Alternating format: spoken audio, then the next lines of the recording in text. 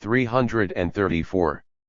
Convinced that if Stalin had lived much longer, Molotov and Mikoyan would have met a disastrous end. I would also like to say something about Beria's relationship with Stalin toward the end of Stalin's life. During the war, Beria had become more brazen than ever. As Stalin lost control, and even lost his will during the period of our retreat from the Germans, Beria became the terror of the party. His growing influence was obvious to me from the composition of Stalin's entourage. When I returned to Moscow from the front during the war, I noticed that Stalin was surrounded by Georgians. There was a Caucasian chef who made shashlik for Stalin. He had been made a major general. Every time I came to Moscow, I saw that this chef had more and more ribbons and medals, apparently in recognition of his skill at cooking shashlik. Once Stalin caught me staring at the chef's ribbons and medals and scowled at me. He knew what I was thinking, and I knew what he was thinking, but neither of us said anything. Everyone felt that having this chef around in his uniform all covered with medals was downright offensive, but we never mentioned it because it wouldn't have done any good. In addition to the major general chef, there was a Georgian in charge of supplying wine, lamb for shashlik, and various other provisions for Stalin's kitchen. He was made a lieutenant general during the war. Whenever I came back from the front, I noticed that he, too, had been awarded 1 or 2 more decorations in my absence. I think everyone else was as revolted by this practice as I was. I remember that once Stalin gave me a dressing down in front of this lieutenant general in charge of provisions. He had gotten drunk with Stalin and the rest of us. This fellow wasn't suitable company for us in any way. It was one thing to let him deliver all kinds of food and drink for our table, but it was another thing to let him sit dovny and eat and drink at the same table with us. Nobody knew him, yet we were supposed to talk intimately and freely in his company. In my opinion, it was during the war that Stalin started to be not quite right in the head. After the war, Beria became a member of the Polit. 335. Bureau, and Stalin started to worry about Beria's increasing influence. More than that, Stalin started to fear Beria. I didn't know at the time what the roots of this fear were, but later, when Beria's entire machinery for eliminating PV was uncovered, it all became clear. The practical means for achieving Stalhn's goals were all in Beria's hands. Stalin realized that if Beria could eliminate anyone at whom Stalin pointed his finger, then Beria could also eliminate someone of his own choosing, on his own initiative. Stalin feared that he would be the RST person Beria might choose. Naturally, Stalin never told anyone about this, but I could sense it nonetheless. I first began to realize the intensity of Stalin's fear one day after the war when I was at Stalin's for dinner. All of a sudden Stalin looked around him at the people waiting on him and asked angrily, "Am I surrounded by Georgians?" Beria was immediately on his guard and said, "Convirade Stalin, these people are your faithful servants, they're all devoted to you." Stalin became indignant. Euros that mean Russians are unfaithful? Does that mean Russians aren't devoted to me? No, answered Beria, I didn't say that, but the people who have been cheated here are all loyal servants. Stalin shouted, I don't need their loyalty. Clear these people out of here. The Georgians, including the Vi1 Ilrakuk and the provisions officer Karad, were immediately whisked away, and Beria shuffled out of the room like a man who had been beaten up. Once he had thrown out all the Georgian help and replaced them with Russians, Stalin probably believed he had closed Beria's access to his kitchen through his entourage. However, Stalin was getting old and didn't realize how powerful Beria still was. For instance, the Minister of State Security, Abakumov, would report to Stalin only after Beria had reported to Stalin himself and received Stalin's instructions. But, as I say, Stalin was getting old, and he didn't understand what was happening. He thought he had found in Abakumov a bright young man who was dutifully carrying out his orders, but actually Abakumov was reporting to Stalin what Beria had told him Stalin wanted to hear. Furthermore, Beria still did in fact control Stalin's entourage, even after the Georgian service personnel had been thrown out. Beria had worked in the Cheka for a long time, and all the Chekists were known to him. They were all trying to get in Beria's good graces, and it was easy for him to use these people for his own aims. Therefore Stalin couldn't even trust his Russian entourage, including his Chekist bodyguard.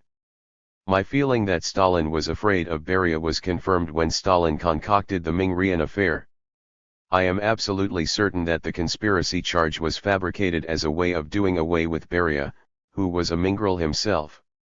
Stalin published a decree saying that the Mingrels had connections with the Turks, and that some of them were politically oriented toward Turkey. Of course the allegation was utter nonsense. Because Stalin was old and sick, he wasn't consistent in following through on his scheme. Beria turned the whole thing around in his favor and shrewdly insinuated himself as Stalin's henchman. None of the rest of us would have dared interfere in a matter relating to the Georgian Republic. Beria assigned himself to go to Georgia and administer the punishment of the Mingrels, the imaginary enemies. Those poor fellows were led to the slaughter like sheep. All this left an awful taste in our mouths.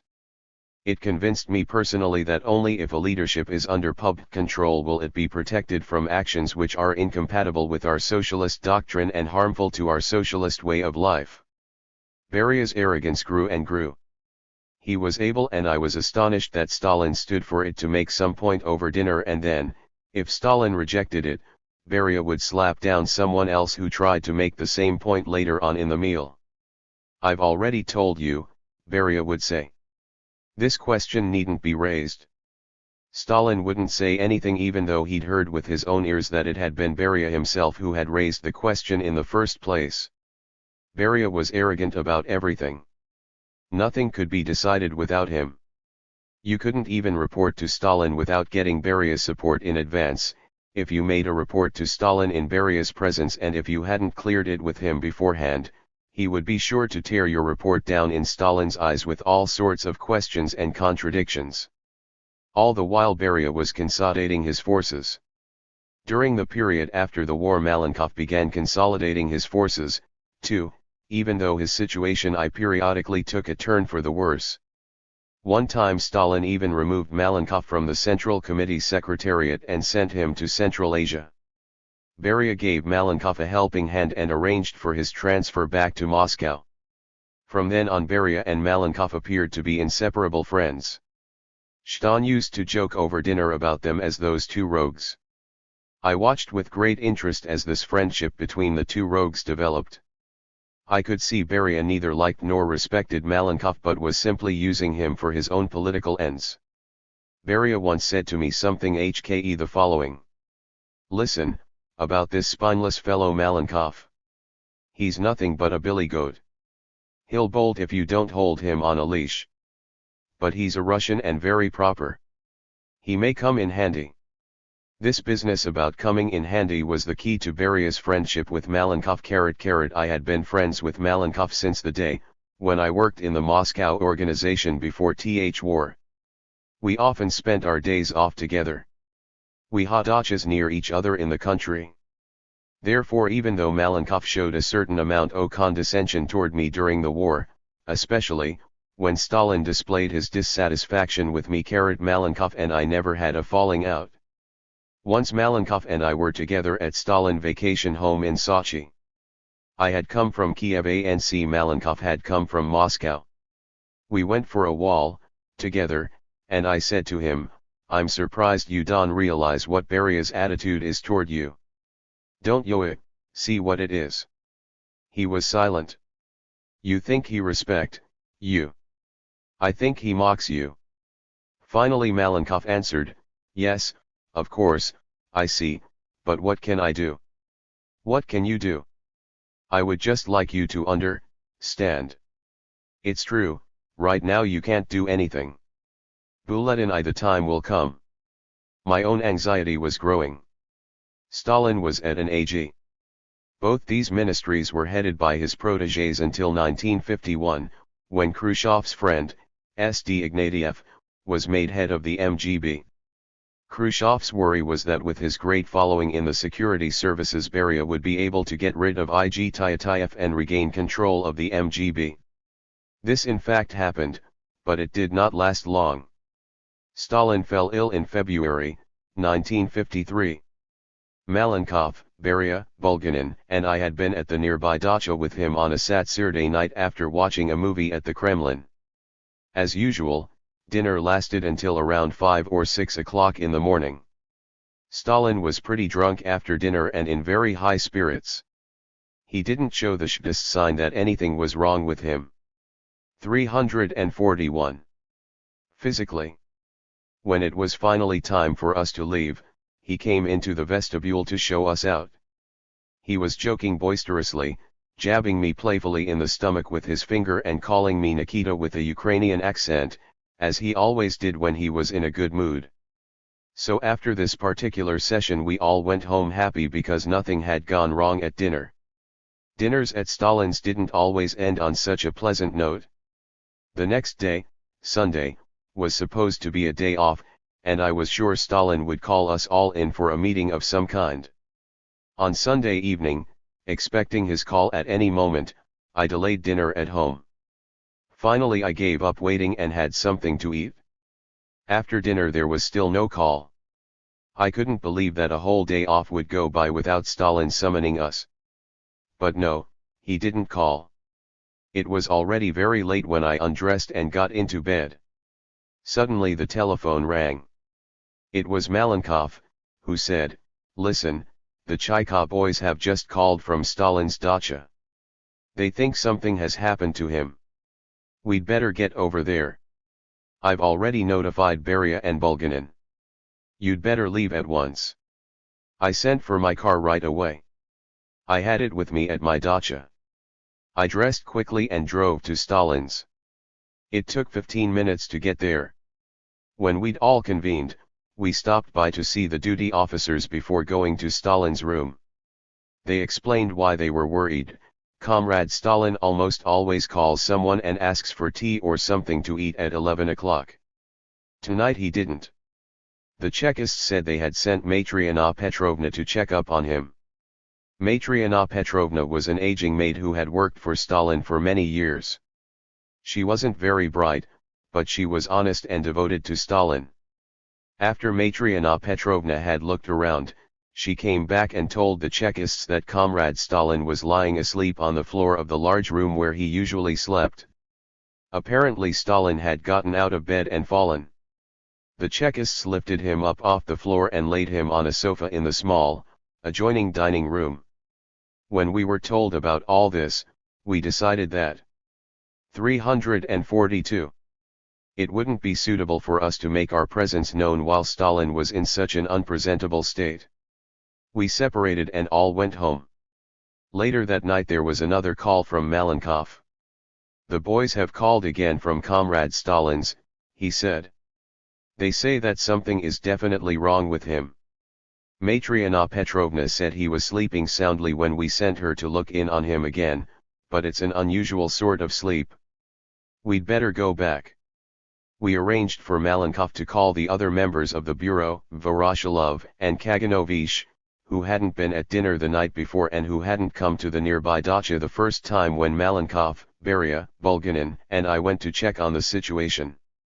We arranged for doctors to come, too. Among them I remember Professor Lukomsky. After meeting at the duty officer's station, we went into the room where Stalin was sleeping on the sofa. We told the doctors to do what was necessary and to find out what condition Stalin was in. Professor Lukomsky approached Stalin very cautiously. I knew what he was thinking. Shaking nervously, he touched Stalin's hand as though it were a hot iron. Beria said gruffly, "You're a doctor, aren't you? Go ahead and take hold of his hand properly." Professor Lukomsky said Stalin's right arm wouldn't move. His left leg was also paralyzed. He couldn't even speak. His condition was grave. They undressed HHN and moved him back into the large room onto the sofa where he usually slept and where there was more air. The doctors arranged a rotating watch over him. We arranged our own round-the-clock vigil among the Presidium Bureau members, dividing it up as follows: Beria and Malenkov were on together, Kaganovich and Voroshilov and Bulganin and I. It was obvious that Malenkov and Beria determined how the vigil would be divided up.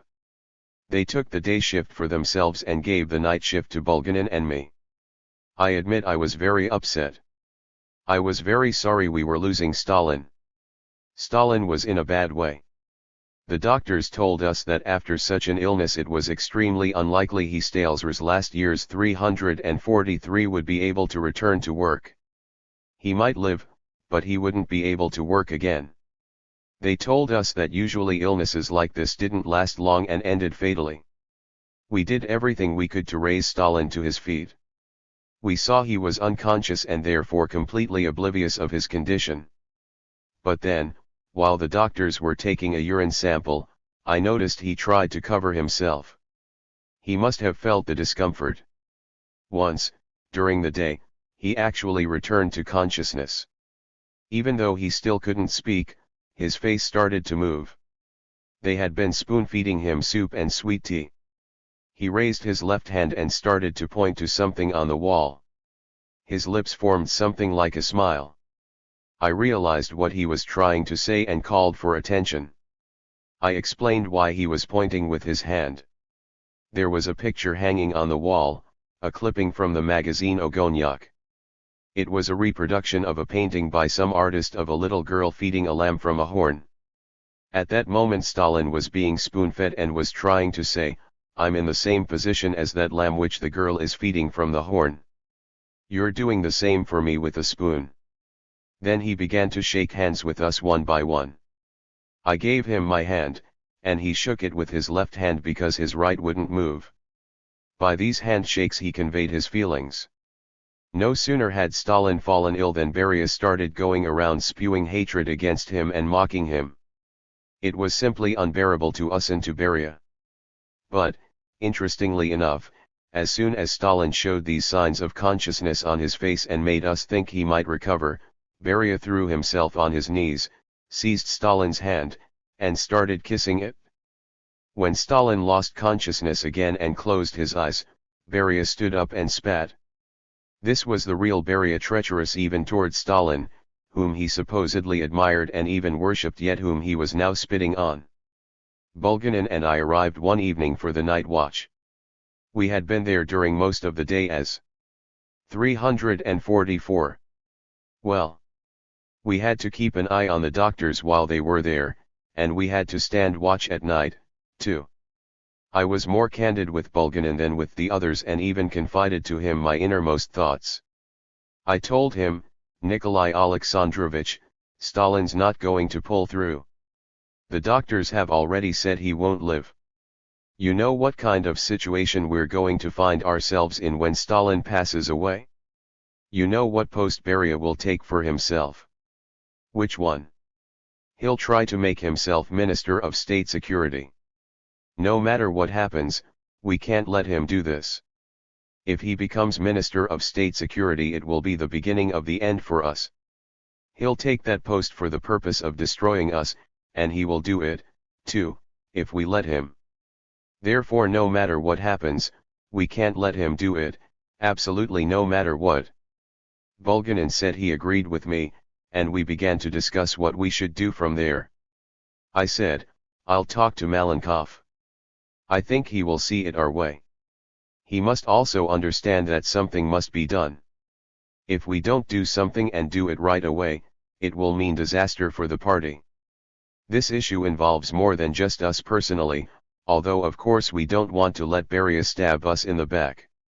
If Beria has his way, he could turn back the clock to 1937 to 38 and he could do worse, too. As I've mentioned, I had already started having my doubts whether Beria was even a true communist. I'd begun to think of him as someone who had wormed his way into the party. I recalled the words of Grisha Kaminsky when he said Beria had been an agent of the English counterintelligence service in Baku in the first years of the revolution. Beria was a wolf in sheep's clothing who had sneaked into Stalin's confidence and been able to secure a high position by deceit and treachery. Bulganin agreed with everything I said. Our watch ended and I went home. I wanted to get some sleep because I hadn't slept for a long time, so I took a sleeping pill and went to bed. No sooner had I lain down than the telephone rang. It was Malenkov, who 345 said, "Come quickly. Stalin has had a setback. Come over here right away." I called for my car immediately and was on my way. When I arrived at the nearby dacha, I found that Stalin was indeed in a very bad way. The others arrived. We could all see that Stalin was near death. The doctors told us that he was dying and that we were watching his death throes. Suddenly he stopped breathing. A huge man came from somewhere and started giving him artificial respiration, massaging him to get him breathing again. I must admit I felt very sorry for Stalin, this man was racking him so. It was painful for me to watch him working Stalin over. I said, "Listen. Stop it, please. Can't you see the man is dead? What do you want? You won't bring him back to life. He's already dead." They gave up trying to resuscitate him. It was true, Stalin was dead. The moment Stalin died, Beria got in his car and drove off. Succession. Plotting Berla's downfall. As far as Khrushchev was concerned, the plotting evidently started while he, his colleagues, and Svetlana Alliluyeva stood by Stalin's deathbed. Once again, Svetlana and Khrushchev agree about Beria's extraordinary attitude. Both were struck by his triumphant smile as he called for his car the moment Stalin was dead, and it was plain that he was in a hurry to be away Jairam Kuntseva to take control of the security forces and put himself in the strongest possible position. There can be no doubt at all that Beria was determined to make a bid for supreme power. So was Malenkov, who emerged for the time being as Stalin's successor as Prime Minister and First Secretary of the Communist Party, with Beria second in the hierarchy. The two men were Tefaporari allies, each no doubt believing that he could use the other. But Khrushchev also had set his sights very high. For the moment he bowed to the coalition of Malenkov and Beria, but within 10 days Malenkov, while still remaining Prime Minister, was compelled to relinquish the first secretaryship of the party, which was formally assumed by Khrushchev 6 months later. Khrushchev's implicit claim to have been the leading spirit in the plot against Beria is no doubt broadly true, but it is permissible to doubt whether it happened quite like that. Others besides Khrushchev. 346. 347. Were aware of Beria's pretensions and the danger arising from the concentration of power in his hands. Apart from individual members of the Presidium, these included, most importantly, virtually the whole of the Army High Command, which also detested Malenkov for the way he had acted as Stalin's spy during the war. It is likely that some of the marshals, many of whom had worked closely with Khrushchev and got on well with him, were far more active in the preliminary plotting than is suggested here. There were also far more serious issues than the proposed dacha building operation at Sukhumi, fantastic and bizarre as that episode was. And the plotting itself must have been a grim undertaking than a simple theater of lobbying the faint-hearted for support. Khrushchev's actual description of the arrest and detention of Beria differs a good deal from Sotny of the more lurid accounts with which he regaled foreign communist visitors from time to time, but it is probably authentic. The official communiques about the trial and sentencing of Beria and a number of his subordinates are included in Robert Conquest's Power and Policy in the USSR. Conquest also offers the fullest and most coherent account of the infighting in the Kremlin between 1945 and 1960, about which Khrushchev has all too little to say in this narrative. Stalin was dead, and at the time, his death seemed like a terrible tragedy, but I feared that the worst was still to come. Each of us took Stalin's death in his own way. I took his death very hard. To be honest, I took it hard not so much because I was attached to Stalin, although I was attached to him. He was an old man, and death had been one step behind him for a long time. After all, death is inevitable. Everyone is bomb and everyone dies. It's a fact of life. More than by his death itself, I was disturbed by the composition of the Presidium which Stalin left behind, and particularly by the place Beria was fixing for himself. It all portended serious complications and some unpleasant surprises, I would even say catastrophic consequences. 348. As soon as Stalin died, Beria was radiant. He was regenerated and rejuvenated. To put it crudely, he had a housewarming over Stalin's corpse before it was even put in its coffin. Beria was sure that the moment he had long been waiting for had finally arrived. There was no power on earth that could hold him back now. Nothing could get in his way. Now he could do whatever he saw fit. You could see these triumphant thoughts in his face as he called for his car and drove off to the city, leaving us at the nearby dacha. I knew that Malenkov had never really had a position or a role of his own and that he was just an errand boy. Stalin used to say very accurately during conversations with his inner circle, "This Malenkov is a good clerk. He can write out a resolution quickly. He's a good person for allocating responsibilities to, but he has no capacity at all for independent thought or initiative." Malenkov had always thought it was profitable to play up to Beria, even though he knew Beria pushed him around and mocked him. And Malenkov was quite right, it was profitable to play up to Beria. It was mainly because he was so close to Beria that Malenkov stayed in favor with Stalin despite Stalin's low opinion of him as a leader. Now that Stalin was dead, Malenkov was sure to come in handy for Beria's plans, as Beria himself had once told me he would. These were the thoughts going through my mind while I stood over Stalin's dead body at the nearby dacha. When Beria had gone, the rest of us decided to call together all the members of the bureau and the presidium. While waiting for them to arrive, Malenkov paced up and down nervously. I decided to have a talk with him then and there.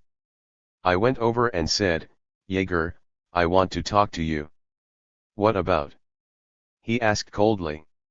"Now that Stalin is dead, we have something to discuss. What do we do now? What's there to talk about? We'll all get together and then we'll talk. That's why we're having a meeting."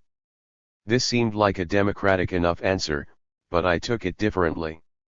I took it to mean that Malenkov had already talked things over with Beria and everything had been decided for some time. "Well, all right," I said, "then we'll talk later." Everyone gathered at the nearby dacha and saw that Stalin was dead. Then Svetlanka arrived. I went over to meet her. She was very upset and started to cry. I couldn't control myself. I started to weep, too, and I wept sincerely over Stalin's death. I wasn't just weeping for Stalin. I was terribly worried about the future of the party and the future of the country.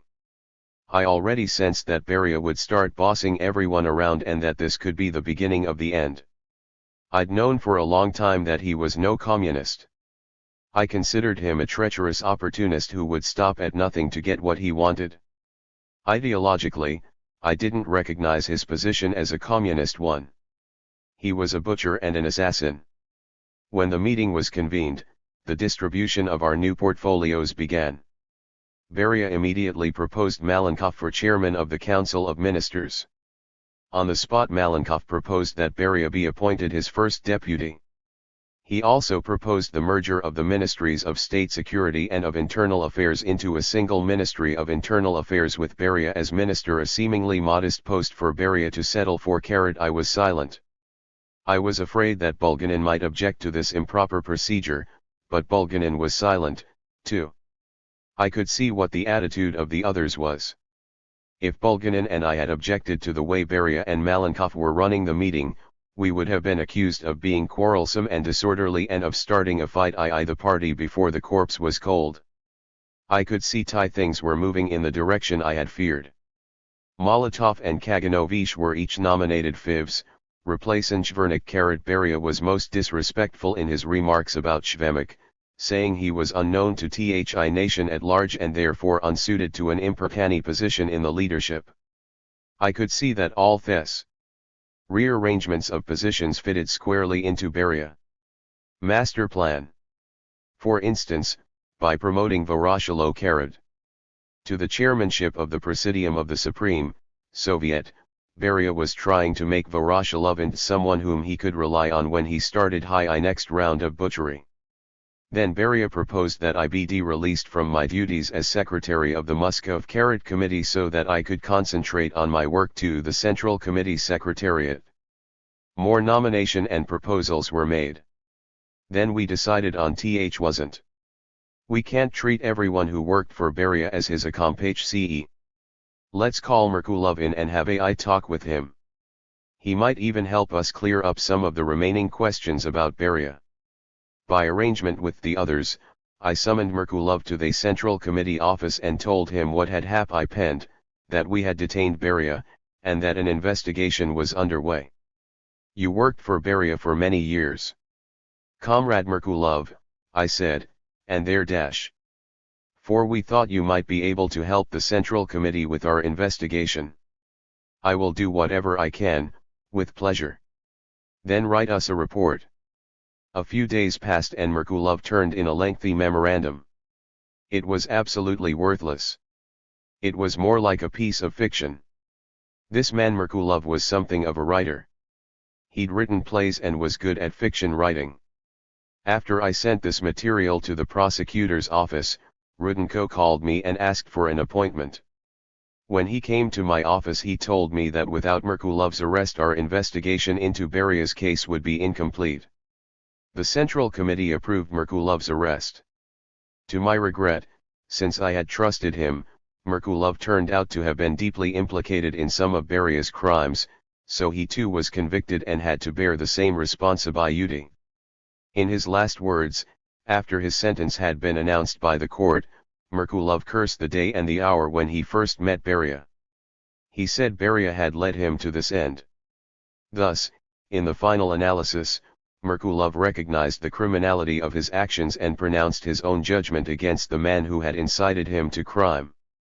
One of the people we were able to return to a useful, active life after Beria's downfall was Alexander Petrovich Dovzhenko, the brilliant film director who was so unjustly disgraced during the war. Shortly after Beria was arrested, Dovzhenko asked me for an appointment. He came by my office and told me the following story. One day the director Truly, who made The Fall of Berlin, asked Dovzhenko to come and see him.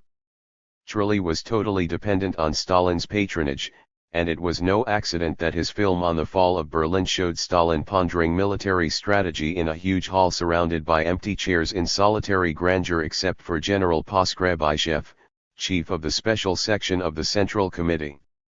In short, Truly was a wretched toady. After Stalin's death and Beria's arrest we sent him off to the Urals. I don't know what place he holds in the 370 world of film arts today or whether he learned any lessons from the criticism that came his way after his protector Stalin died. Anyway, Truly summoned Dovzhenko and told him, Comrade Dovzhenko, I'd advise you to go and see Comrade Beria. He's very interested in you and has a proposition to make. It will be to your advantage to go hear what he has to say. Dovzhenko was perplexed. Why was Truly telling him to go and see Beria? What business did he have with the Ministry of Internal Affairs? In the end he decided not to go. I explained to Dovzhenko, you see, Alexander Petrovich, Truly was trying to recruit you as an agent for Beria. He understood, quite correctly, that you were an influential person and would have been useful to Beria in his plans for the Ukraine. Beria wanted to make you his henchman so that he could count on you when his bloodbath began. His plans could only have been bloody because Beria knew no other methods. I considered Dovzhenko an honest, loyal, upright citizen. He may have sometimes said things which were unpleasant for the leaders to hear, but it's always better to hear such things from an honest man than from an enemy.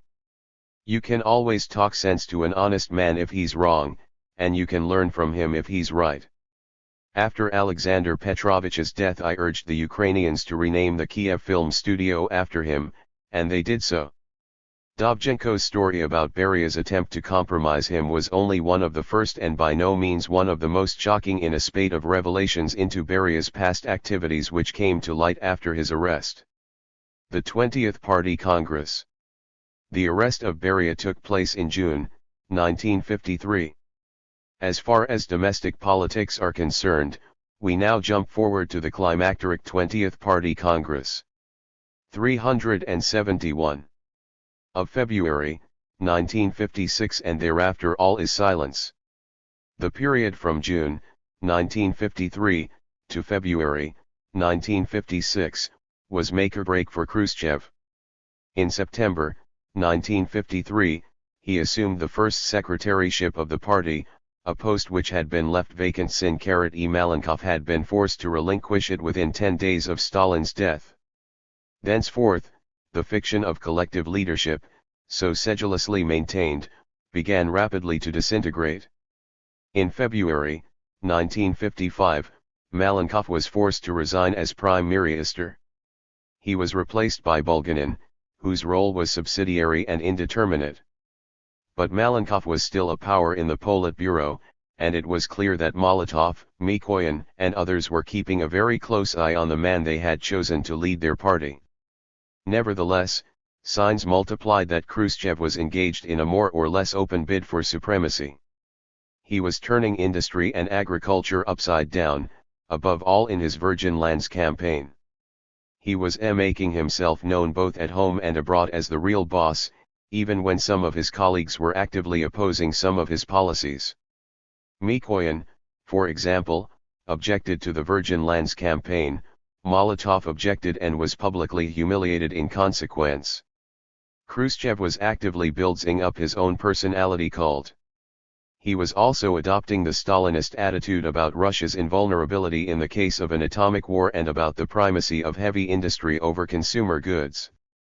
By the time of the 20th Party Congress, Khrushchev had reached a very commanding position indeed, but he had another 16 months to go before he emerged supreme. Even so, he was, unlike Stalin, vulnerable if ever his closest. 372. Colleagues should decide to act unanimously against him, as they were to do in October, 1964. In February, 1956, however, he was still maneuvering on the last stages of his ascent. Few students of Soviet affairs will be satisfied with Khrushchev's account of the background to the famous secret speech attacking Stalin. Khrushchev was obviously forced into a highly opposed position by his colleagues, who were divided in their aims. Some were concerned above all with reminding the party that Stalin was dead and his successors firmly in control. Others, reluctantly perceiving the necessity for this, thought that by forcing Khrushchev to make the speech, he would be the first victim of an inevitable storm. Khrushchev, who had opened the Congress with his formal general report, clearly had no intention of denouncing his late master before the Congress was over. He then determined to turn the tables and by sheer boldness gain the credit for the new course which he had been resisting. It was a touch-and-go affair, but his gamble paid off. An ambiguous situation had arisen. Stalin was dead and buried, but until Beria's arrest, Stalinist policies were still in force. Business went on as usual. No one thought to rehabilitate the people who had gone to their graves branded as enemies of the people or to release the prisoners from the camps, and most of them stayed there until the 20th Party Congress, 3 years after Stalin's death. For 3 years we were unable to break with the past, unable to muster the courage and the determination to lift the curtain and see what had been hidden from us about the arrests, the trials, the arbitrary rule, the executions, and everything else that had happened during Stalin's reign. It was as though we were enchained by our own activities under Stalin's leadership and couldn't free ourselves from his control even after he was dead. Not until 1956 could we rid ourselves of the psychological after-effects of the hysteria which had gripped us during the hunt for enemies of the people. We persisted in believing the delusion perpetrated by 373. Stalin that we were surrounded by enemies, that we had to do battle against them, and that by following the methods justified in theory and established in practice by Stalin, we were intensifying the class struggle and consolidating the gains of the revolution. We couldn't imagine that all those executions during the purges were, from a legal standpoint, crimes themselves. But it was true. Criminal acts had been committed by Stalin, acts which would be punishable in any state in the world except in fascist states like Hitler's and Mussolini's. Then came Beria's arrest and the investigation into his case. There were shocking revelations about the secret machinery which had been hidden from us and which had caused the deaths of so many people. I remember I was particularly shocked at the revelation that Khrushchev had been executed as an enemy of the people. Khrushchev had been the first commander in the north to organize the defense of our country against the English. But even when our eyes were opened during Beria's trial, we refused to believe that Stalin himself could have been behind the terror which Beria oversaw. For a while we gave the party and the people incorrect explanations about what had happened. We blamed everything on Beria. He was a convenient figure. We did everything we could to shield Stalin, not yet fully realizing that we were harboring a criminal, an assassin, a mass murderer. I repeat, not until 1956 did we set ourselves free from our subservience to Stalin. I first sensed the falsity of our position when we went to Yugoslavia and talked with Comrade Tito in 1955.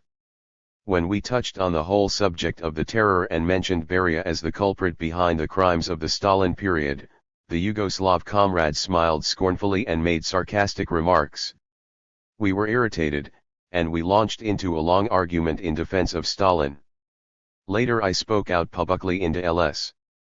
This is the first time that Khrushchev, or any other Soviet politician, has gone to the lengths of equating Stalin's actions with Hitler's. Fence of Stalin when the Yugoslavs criticized him. It's now clear to me that my position was wrong. I didn't fully realize the necessity not only of exposing the crimes but of putting the blame where it belonged so that Stalinist methods would never again be used in our party. I still mourn Stalin as an extraordinarily powerful leader. I knew that his power had been exerted arbitrarily and not always in the proper direction, but in the main Stalin's strength, I believed, had still been applied to the reinforcement of socialism and to the consolidation of the gains of the October Revolution. Stalin may have used methods which were, from my standpoint, improper or even barbaric, but I hadn't yet begun to challenge the very basis of Stalin's claims to a place of special honor in history. However, questions were beginning to arise for which I had no ready answer. Like others, I was beginning to wonder why of all those arrested no one had ever been acquitted and why of all those imprisoned no one had ever been released. I was beginning to doubt whether all the arrests and convictions had been justified from the standpoint of judicial norms. But then Stalin had been Stalin. Even in death he commanded almost unassailable authority, and it still hadn't occurred to me that he had been capable of abusing his power. Nonetheless, partly because of the revelations made during the investigation into Beria's case, I felt an urge to lift the curtain a bit further to find out who exactly had been arrested, what methods had been used in their interrogation, and what evidence there had been for arresting them in the first place. I brought the matter up at a presidium session and proposed that we conduct an investigation in order to get a clearer picture of what had happened under Stalin. I was especially anxious to do this in view of the approaching 20th Party Congress. Not surprisingly, Voroshilov, Molotov, and Kaganovich weren't very enthusiastic about my suggestion. As I recall, Mikoyan didn't support me actively, but he didn't do anything to block my proposal either. I explained to those who were against the idea that since the 20th was to be the first party congress after Stalin's death, we would have to prove that we were able to assume full responsibility for governing the party and the country. That meant we had to know exactly what had happened under Stalin and what had motivated Stalin's decisions on various issues, particularly concerning all the people who had been arrested. One question was sure to come up at the Congress: why were so many people still in prison and what was to be done about them now? In short, we would have to answer both for what happened while Stalin was alive and for problems stemming from his policies, which were still with us after his death. We set up a commission and put Pospelov in charge of it. The evidence gathered by Pospelov's commission came as a complete surprise to some of us. I'm speaking about myself, Bulganin, Pervukhin, Saburov, and some others. I think Molotov and Voroshilov were the best informed about the true dimensions and causes of the Stalinist repressions, and therefore they had the least reason to be surprised by the Commission's findings. Mikoyan was also more prepared than most of us to believe the facts that were brought to light. I can't be certain that he knew everything, but nevertheless he had been very close to Stalin. Many people who worked with Mikoyan and whom he trusted had been eliminated. Knowing Anastas Ivanovich, his perceptiveness, and his ability to generalize about what is happening on the basis of scant indications, I'd say that he must have known what had been going on. If he didn't know, then he at least guessed how little justification there had been for all the arrests and executions. As for Kaganovich, I don't think he knew all the details of what happened. Stalin hardly needed to confide in him. Kaganovich was such a yes-man that he would have cut his own father's throat if Stalin had winked and said it was in the interests of the cause, the Stalinist cause, that is. Stalin never needed to keep Kaganovich reined in. Kaganovich had always been a detestable sycophant, exposing enemies and having people arrested right and left. A word about Malenkov. He had been in charge of personnel for the Central Committee during the purges and had played a pretty active role in the whole business. He had actually helped promote people from the ranks only to have them eliminated later on.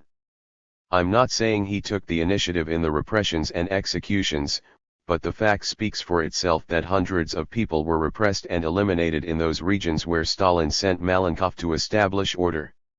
Happy face, we were on the eve of the 20th Party Congress. I didn't want to give the general report at the Congress. It was my opinion that if we were going to announce collective leadership, it was unwise for the general report to be delivered by the first secretary of the Central Committee. At a presidium session just before Congress I proposed that we discuss who should make the general report.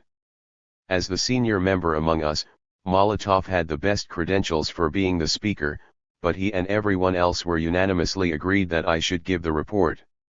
I felt they were saying this sincerely and not just for the sake of appearances. One of their considerations was that it would cause no friction if I, as first secretary of the Central Committee, gave the report, whereas if we chose another speaker and there were plenty of candidates available it would pose complications. After Stalin's death no single man was acknowledged as our leader. There were aspirants, but no clear-cut, recognized leader. That's why I, as first secretary, was instructed to make the general report. I prepared a draft and submitted it at a Central Committee plenum for discussion and approval. The report was the fruit of collective authorship. The Central Committee drew from research institutes and other groups who were, as a rule, called upon to help in preparing general reports. The Congress opened. I delivered the report and discussion started. We were facing a real test. Everyone was asking, what kind of a Congress would this be after Stalin's death? I would say the Congress was going well. One speaker after another approved the Central Committee line. No one sensed any opposition. Registered despite the fact that the Congress was going smoothly and my report had been favorably received, I wasn't satisfied. I was tormented by the following thought: the Congress will end, and resolutions will be passed, all as a matter of form. But then what? The hundreds of thousands of people who were shot will stay on our consciences, including 2/3 of those elected to the Central Committee at the 17th Party Congress. Almost all the active party members of that time were either shot or repressed. In short, the findings of Pospolov's commission weighed heavily on my mind. Finally I gathered myself together and during a recess, when only the members of the Presidium were in the room, I brought the whole matter up. Comrades, what are we going to do about Comrade Pospolov's findings?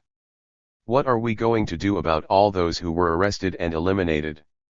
The Congress is coming to a close, and we'll all disperse without having said a single word about the abuses committed under Stalin. We now know that the people who suffered during the repressions were innocent. We have indisputable proof that, far from being enemies of the people, they were honest men and women, devoted to the party, devoted to the revolution, devoted to the Leninist cause and to the building of socialism and communism in the Soviet Union. We can't keep people in exile or in the camps any longer. We must figure out how to bring them back. As soon as I finished speaking, Everyone started attacking me, especially Voroshilov. "What's the matter with you? How can you talk like that?" he exclaimed. "You think you can bring all this out at the Congress and get away with it? How do you think it will reflect on the prestige of our party and our country? You won't be able to keep what you say secret. Word will get out about what happened under Stalin, and then the finger will be pointed straight at us. What will we be able to say about our own roles under Stalin?" Kaganovich chimed in, fiercely opposing me along the same lines. His position wasn't one of profound philosophical analysis of the party issues involved. No, he was arguing against me out of a selfish fear for his own hide. He was motivated entirely by his eagerness to escape any responsibility for what had happened. If crimes had been committed, Kaganovich wanted to make sure his own tracks were covered. I answered these attacks as calmly and convincingly as I could. "Even looking at it from your position," I said, "I still think it's impossible to cover everything up. Sooner or later people will be coming out of the prisons and the camps, and they'll return to the cities. They'll tell their relatives, friends, comrades, and everyone back home what happened. The whole country and the whole party will find out that people have spent 10 to 15 years in prison, and all for what? For nothing. The accusations against them were trumped up. If they were brought to trial, the prosecution's cases against them were conjured out of thin air. I ask you to think about something else, comrades. We are conducting the first Congress after Stalin's death, and therefore we're obliged to make a clean breast to the delegates about the conduct of the party leadership during the years in question. We're supposed to be giving an account of ourselves for the period after Stalin's death, but as members of the Central Committee while STAHN was still AUV, we must tell you about that period as well. How can we pretend not to know what happened? Therefore, comrades, I ask you to support me. The Congress is coming to an end, and the delegates will soon be dispersing. Shortly after we adjourn, newly released prisoners will start coming home and begin informing people in their own way about what happened.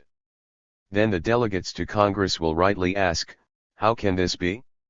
Why didn't you tell us about these terrible things at the 20th Party Congress? You must have known. And they will be quite right. We won't have an answer. To say that we didn't know anything would be a lie. We have Comrade Pospolov's findings in hand, and now we know everything. We know there was a reign of repression and arbitrary rule in the party, and we must tell the Congress what we know.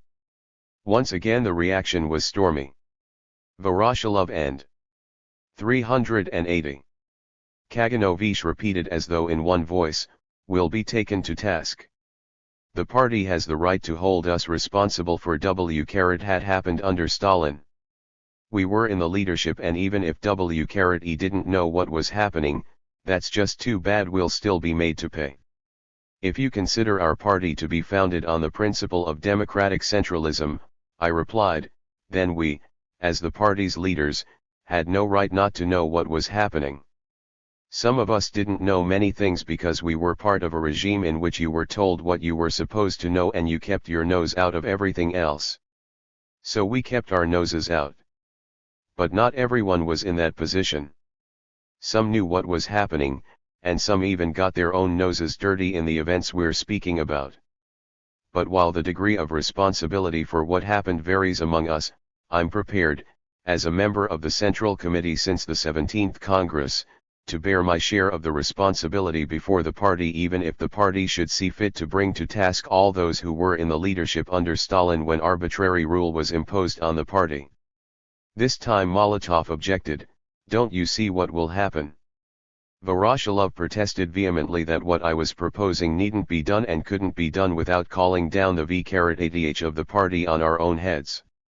He kept saying over and over, who's asking us to do this? Who says we have to tell the Congress these things? No one, I replied. But the crimes have still been committed, haven't they? We have at least to admit that much to ourselves.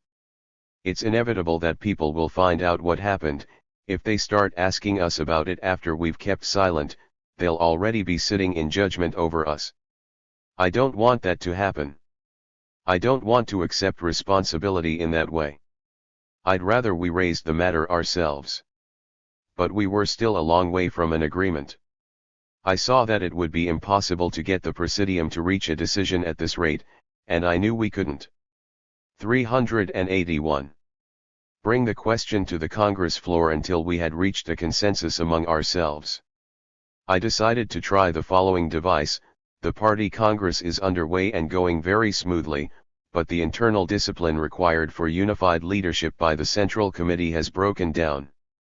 Now that the general report has been given, may I remind you that every Presidium member has the right to speak at the Congress and to express his own point of view, even if it doesn't coincide with the line set by the general report.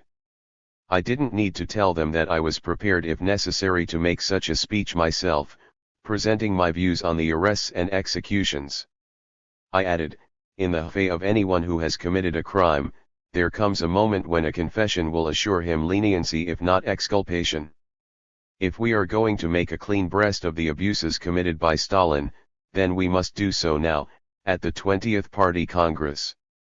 The 21st Congress will already be too late, even if we get that far without being brought to task. We had reached the point where someone took the initiative and said, all right, then, if that's where we stand, someone had better make a speech about Stalin's abuses. Everybody finally agreed reluctantly that a speech should be given. I think Bulganin, Pervukhin, Saburov, and possibly Malenkov gave me their personal support. That left the question of who should actually get up and deliver the speech. I suggested it be Pospelov since he had been the chairman of the commission whose findings we would be using. The others objected. They said I should make the speech. I refused. I had already delivered the general report without saying a word about Pospelov's findings, so how could I now make a new speech based on them? But the others insisted, saying, if Pospelov, another Central Committee secretary, delivers the speech, it will make people wonder, why didn't Khrushchev say anything about this business in his general report? Why is Pospelov bringing up such an important matter now? How could Khrushchev not have known, or if he knew, how could he not have placed any importance on it? If you don't give the speech, it could contribute to the impression of dissension in the leadership. This argument deserved consideration, and finally I gave in. It was decided that I would give the speech based on the Commission's findings. Pospelov was instructed to turn his report into a speech. We arranged for a special closed session of the Congress, and I delivered my speech. The delegates listened in absolute silence.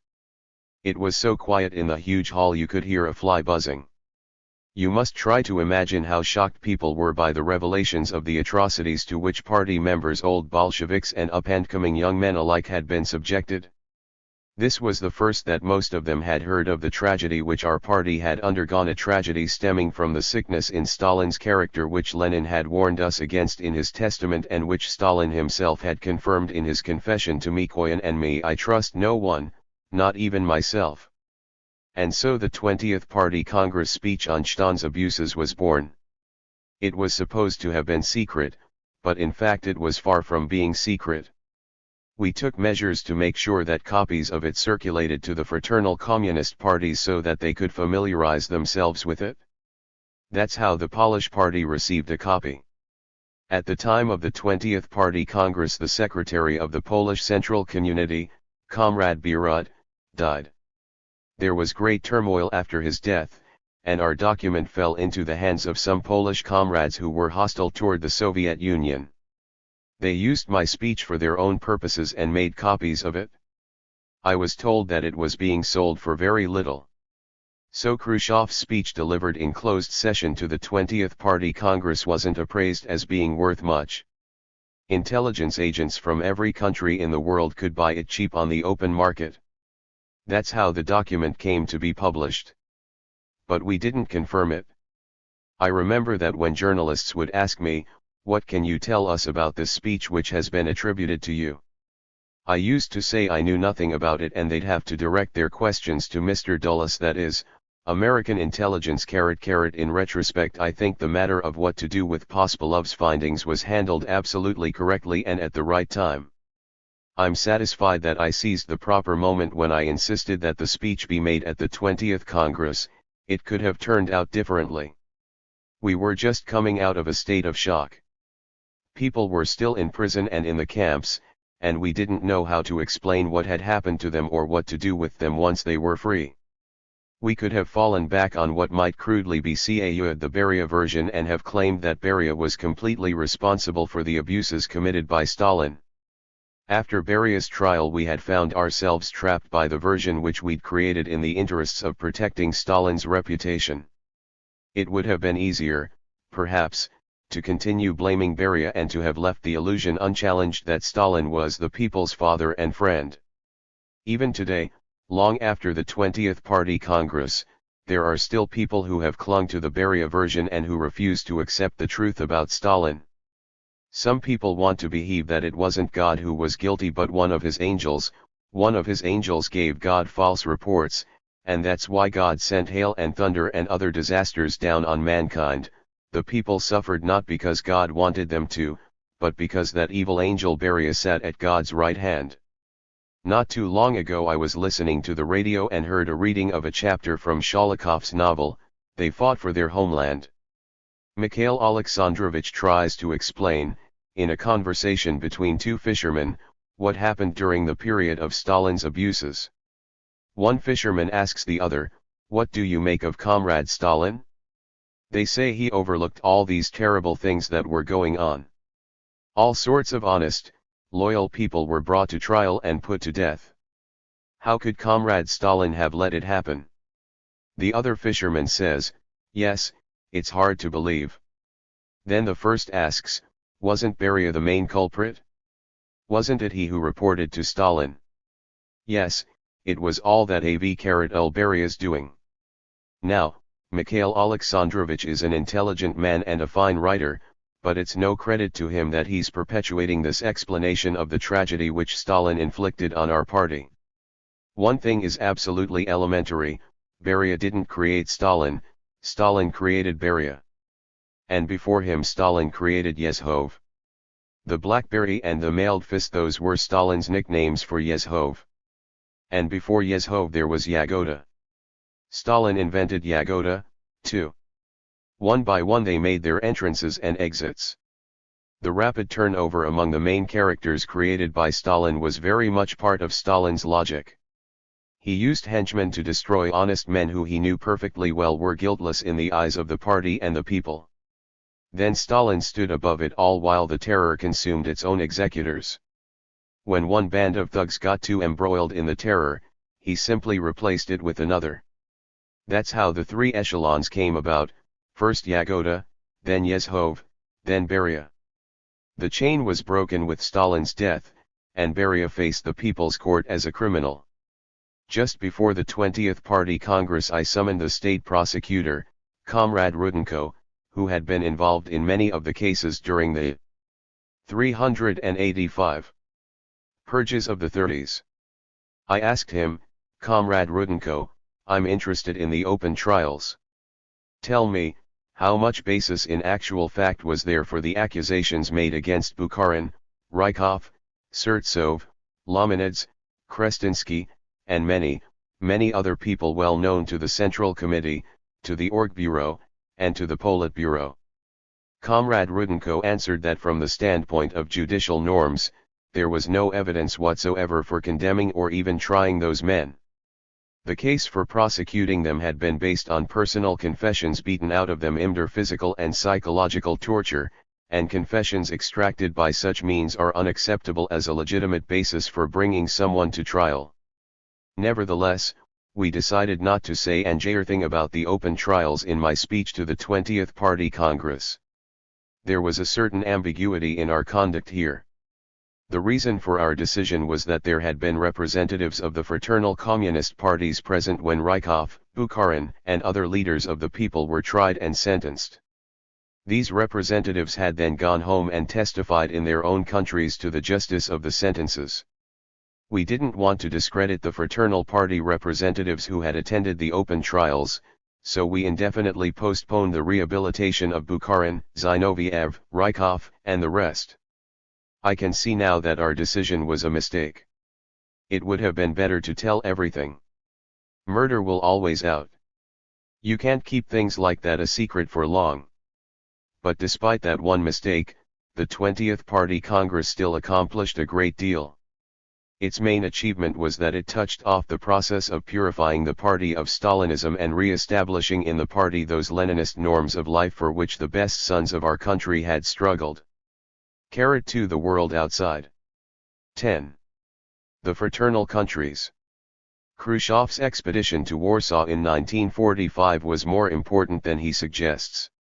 He was chairman of the committee that planned the reconstruction of an appallingly devastated city, whose center then appeared to he nothing more than an immense heap of fire-blackened ruin. Indeed, it says something for Khrushchev that he makes so little of the immense difficulties that faced him in Warsaw and, more intimately, in the ruined towns and cities of his own Ukraine, where sometimes nothing at all was left to show that a town had once existed apart from irregular rows of brick chimney breasts sticking up out of the snow to give the effect of monstrous cemeteries. On the other hand, Khrushchev's account of Soviet relations with the satellites is so remote from reality that, apart from a handful of anecdotes, its chief interest is in the light it throws on the mentality of a man who can blandly say about Moscow's attitude toward Poland, Czechoslovakia, Romania, Bulgaria, and Hungary with their puppet governments. We deliberately avoided applying pressure on other socialist countries. He is referring to a part of the world where communist rule had been established by Stalin's agents backed by the might of the Soviet army, and where the Russians later inspired and supervised the notorious series of trials and judicial murders which were to transform the communist parties of Central and Eastern Europe into faithful replicas of the Soviet Communist Party as it had been shaped by the great purges of the 1930s. 389. 390. In January 1945, Stalin phoned me in the Ukraine and asked, "Can you come to Moscow immediately?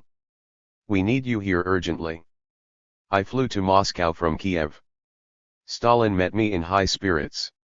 He said, "The Polish comrades have asked us to help them restore their municipal services, especially their water supply and sewage system. We have berated Warsaw, but they're in a helpless situation. They say Warsaw is in ruins, and they don't know what to do or where to begin. You've already had considerable experience with the rapid restoration of essential city services, so we want to send you to Warsaw to oversee the work there." "Very well," I answered. "I will go with pleasure.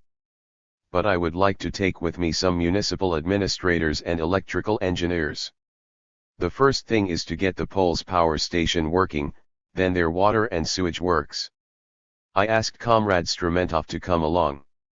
I knew he was a good organizer and an expert manager of electrical facilities. I also included some engineers who specialized in power stations, water supply, and sewage. We all flew to Warsaw. The Polish government, or committee, as it was called at that time, was situated in Praga, a suburb of Warsaw on the right bank of the Vistula. Ossop Komorowski was prime minister, and Comrade Bierut was secretary of the Central Committee of the Polish Communist Party. General Spychalski was mayor of Warsaw. I had met Bierut earlier, but this was the first time I met Spychalski. I liked them both. Spychalski was young, energetic, and hard-working. He was an architect by training. As for Bierut, I considered him an honest communist, devoted to the cause of Marxism-Leninism. He had one weakness: he was too nulled, good-natured, and trusting. This led to some complications in Poland later when his colleagues took advantage of him. Our engineers divided up into three groups with the Polish engineers. One group was detailed to restore electric power as quickly as possible. The second group was to take care of the water supply, and the third was to repair the sewage system. The Poles were to look after cleaning up the city by themselves. Our services weren't required for that job. I put Comrade Strumentov in charge of the whole operation, so he had both Polish and Russian specialists under him. He was to handle all the specific problems which arose and then report to me and the other Polish comrades on the general situation. Our men soon had some good news to report. It turned out that only the outside of the power station had been ruined and the equipment inside was still in working order. The Poles had thought that the station was completely destroyed. The machinery to pump water through the city was also still usable. The sewage system apparently wasn't badly damaged either. I was very glad to hear all this. After a few days of exhaustive investigation into the condition of the machinery and turbines, I jokingly said to Comrade Birut, "Why don't you pay for our trip and our consultations by giving us half the electric power which we will restore in Warsaw? We could certainly use it in Kiev."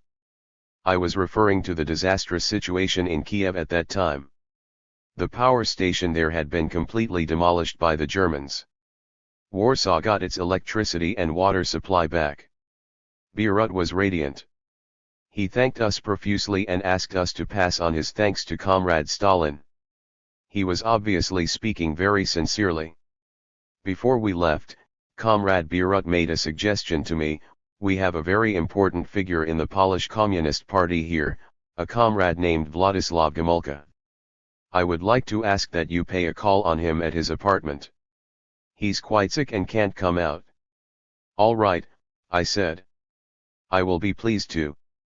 I was given someone to accompany me and went to see Comrade Gomulka. I remember being taken to a gloomy, sooty 392 one-room apartment. Gomulka's wife was washing clothes when we arrived. Gomulka himself was sitting in a chair with some sort of black kerchief drawn up high around his neck. Comrade Gomulka didn't speak Russian very well, but with the help of the interpreter we could understand each other. Gomulka gave me his appraisal of the general state of affairs in Poland and told me how party work was being organized. He impressed me. He seemed to know where to start in organizing the activities of the party and government. In short, he impressed me as being an able political leader and statesman. "I'm sick for the time being," he said, "but I will be up and around before long." When I reported to Comrade Stalin about my trip, I told him about Gomulka. I don't know if Stalin had heard of him earlier. None of the rest of us had, and I doubt Stalin had either. I recommended Gomulka very highly to Stalin. Point 2 Stalin was very satisfied with my report about Poland. He was pleased that we had been able to help the Poles, and he knew this assistance would make good marks for us with the Polish people, especially the citizens of Warsaw. The Treaty of 1939 had deeply wounded the Poles, and the wound was still fresh. Stalin wanted to do everything he could to heal it as soon as possible. Naturally, he didn't say this to me outright, but I could sense what he was thinking. At the end of the war we had troops stationed in Poland and Hungary. Stalin took an active personal interest in the affairs of these countries as well as of Czechoslovakia, Bulgaria, and Romania. The rest of us in the leadership were careful not to poke our noses into Eastern Europe unless Stalin himself pushed our noses in that direction. He jealously guarded foreign policy in general and our policy toward other socialist countries in particular as his own special province. Stalin had never gone out of his way to take other people's advice into account, but this was especially true after the war. The rest of us were just errand boys, and Stalin would snarl threateningly at anyone who overstepped the mark. One reason for Stalin's obsession with Eastern Europe was that the Cold War had already set in. Churchill had given his famous speech in Fulton urging the imperialistic forces of the world to mobilize against the Soviet Union.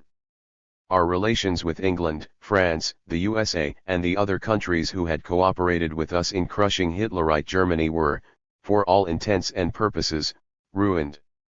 America was conducting its foreign policy from a position of strength.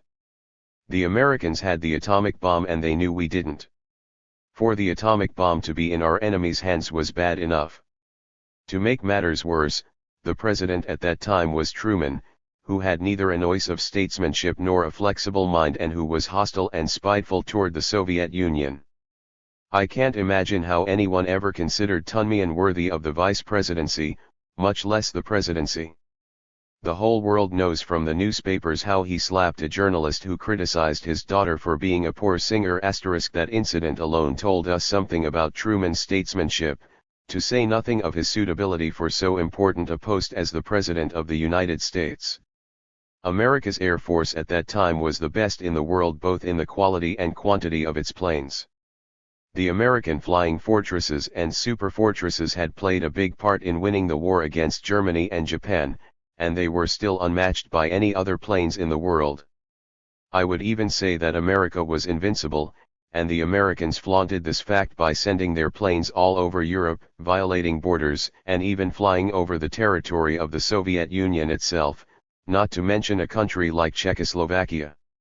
Not a single day went by when American planes didn't violate Czechoslovak airspace.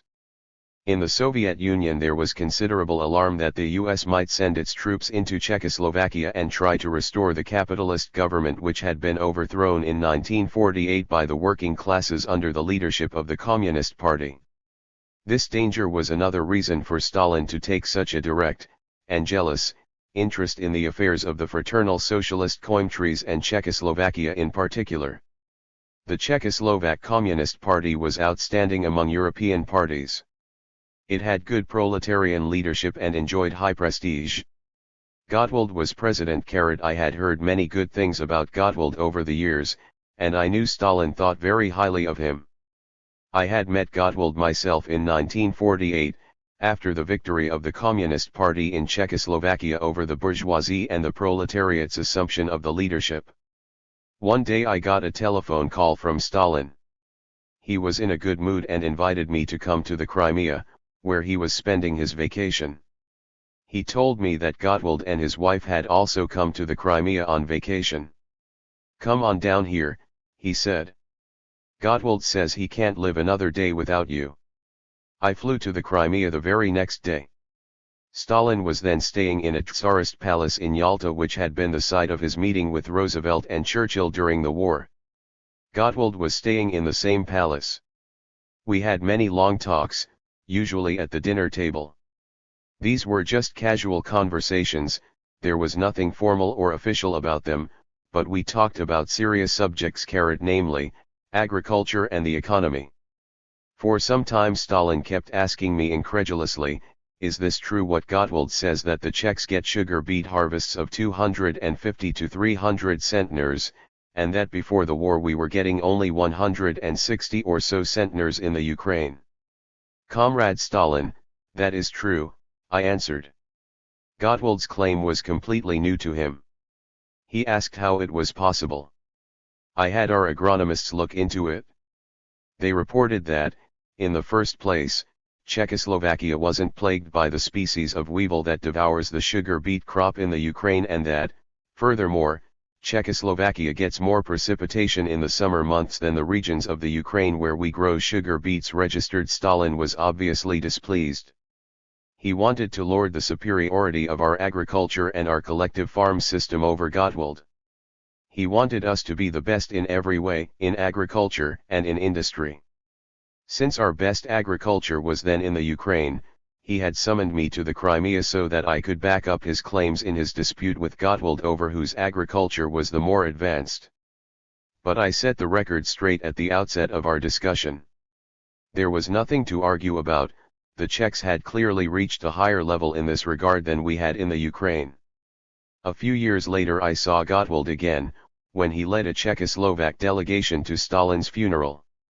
Gottwald fell seriously ill himself in Moscow and had to be taken back to Prague. He died not long afterwards. Bulganin, who was then our Minister of Defense, was instructed to represent the Soviet Union at Gottwald's funeral. When he returned to Moscow he reported that the situation in Prague was very fluid and that it was difficult to predict what Gottwald's successors would be like. Even though our relations with Czechoslovakia were excellent, Gottwald's death caused us some apprehension because our close relationship with him had been the main thread binding our parties and our states together. Zapotocki, who had been prime minister under Gottwald, was made president of the Czechoslovak Republic. After the death, or rather the arrest, of General Secretary Slansky, Novotny became head of the party. I don't know very much about the events leading up to Novotny's ascendancy. I can tell only about the period when I visited Czechoslovakia, after Novotny had already become secretary of the Central Committee.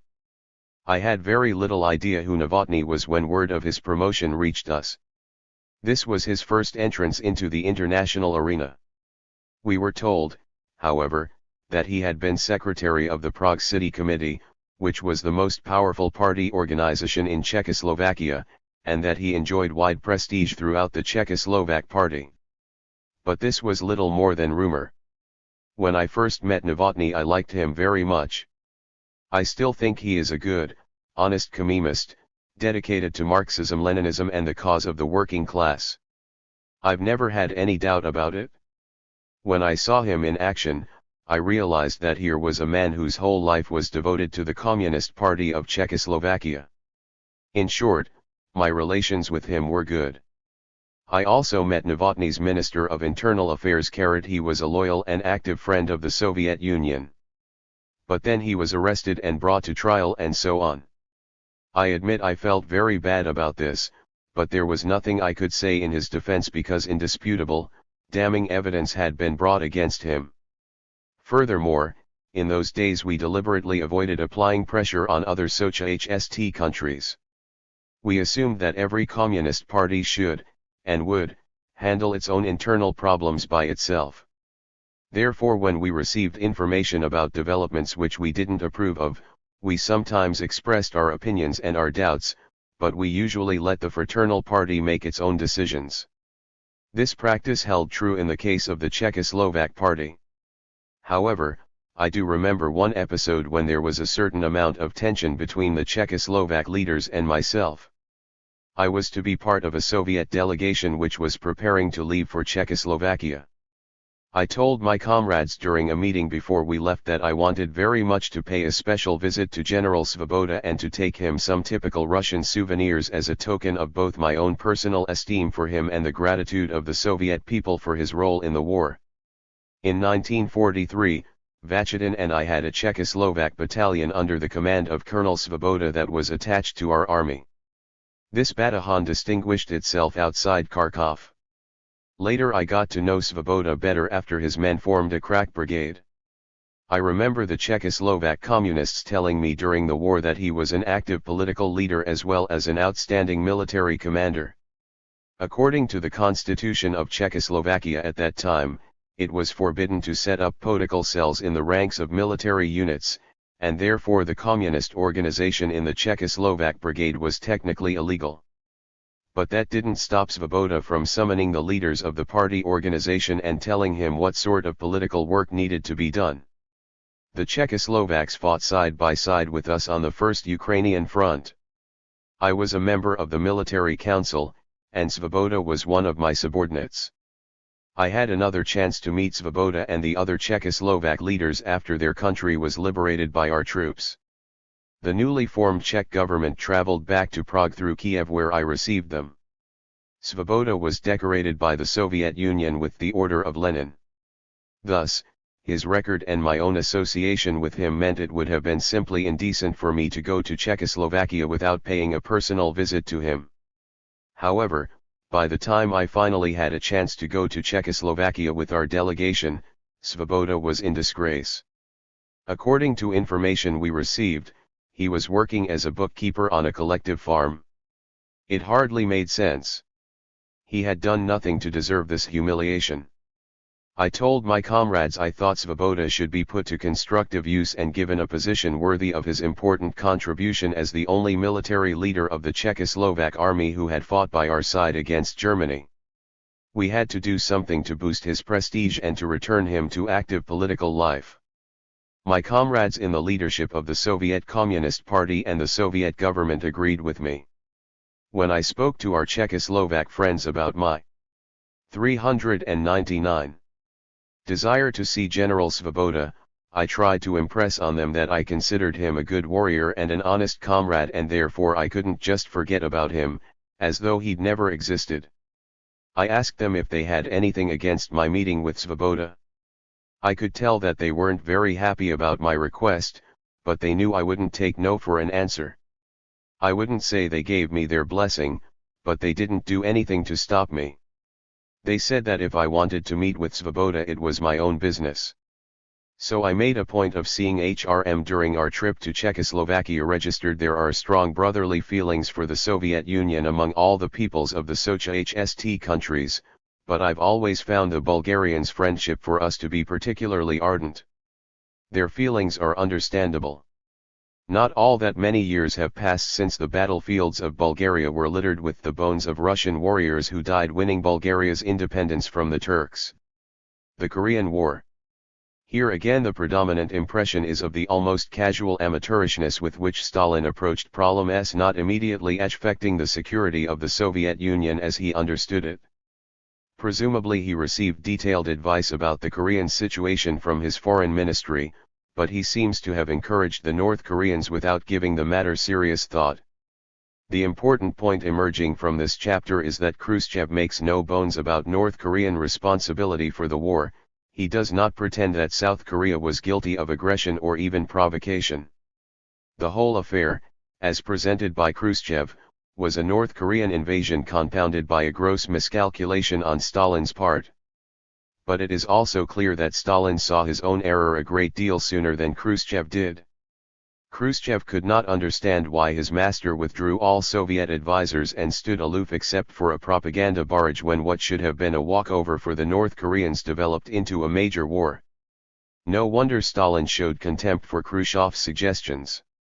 They were the sukharit of a man still wholly ignorant of the actual working of world forces, unaware, even, of the leading role played in the whole affair by the United Nations, as distinct from the USA.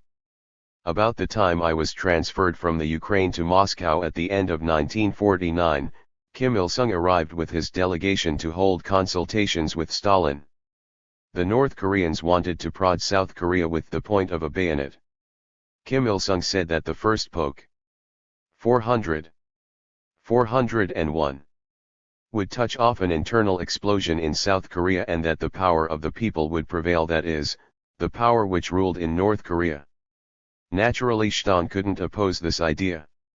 It appealed to his convictions as a communist all the more because the struggle would be an internal matter which the Koreans would be settling among themselves.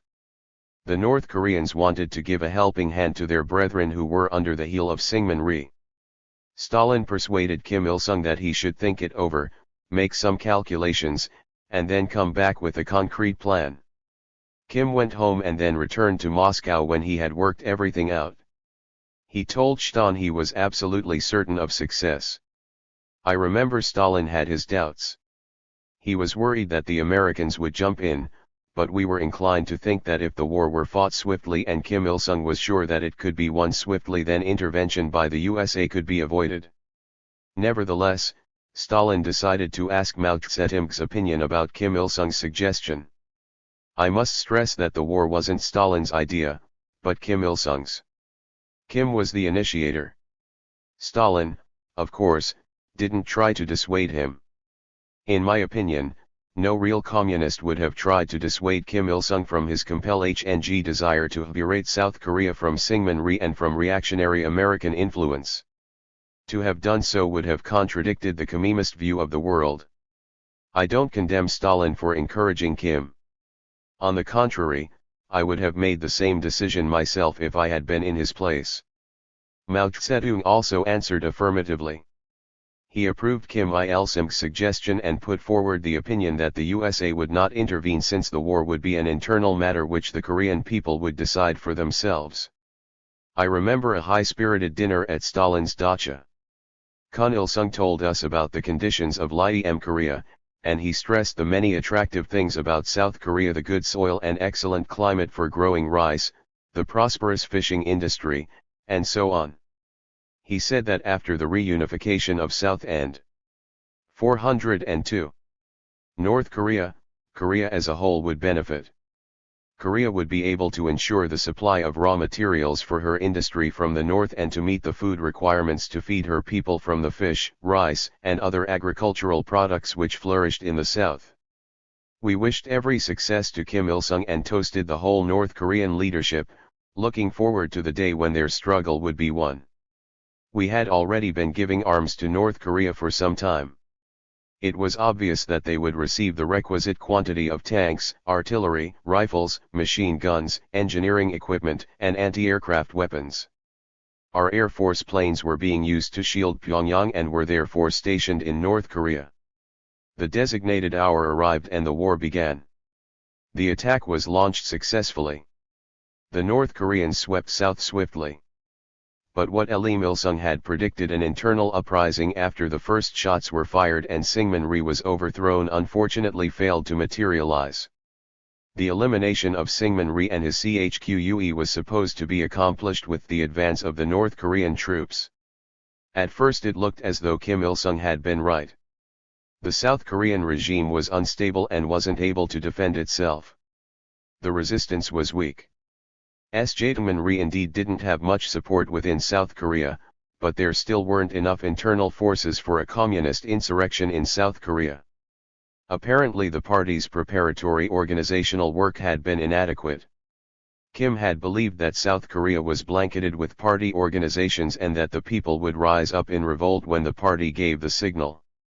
But this never happened. The North Koreans occupied Seoul. We were all delighted and again wished Kim Il-sung every success because this was a war of national liberation. It was not a war of one people against another, but a class war. Workers, peasants, and intelligentsia under the leadership of the Labor Party of North Korea, which then stood and today still stands on socialist principles. 403. Were united in battle against the capitalists. This in itself was a progressive development. However, just as Kim Il-sung's army got as far as Pusan, its strength gave out. This was the last port city in the south. It would have to be seized before the war could end. If it had been seized, Korea would have been united. It would no longer have been divided. It would have been a single powerful socialist country, rich in raw materials, industry, and agriculture. But that didn't happen. The enemy took advantage of the resistance organized by Syngman-rhee in Pusan. He had prepared his troops for a landing at Chemelpo. The landing assault was staged, and the situation became very serious for the North Koreans. Actually, the entire North Korean army in the south was cut off by this landing, and all its weapons fell into the hands of Syngman-rhee. It was a moment of crisis, and the threat of catastrophe was hanging over North Korea itself. Stalin was partly to blame for the precarious situation which the North Koreans were in.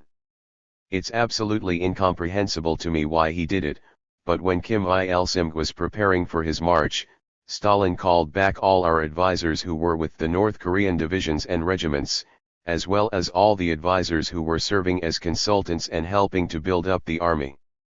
I asked Stalin about this, and he snapped back at me, "It's too dangerous to keep our advisors there.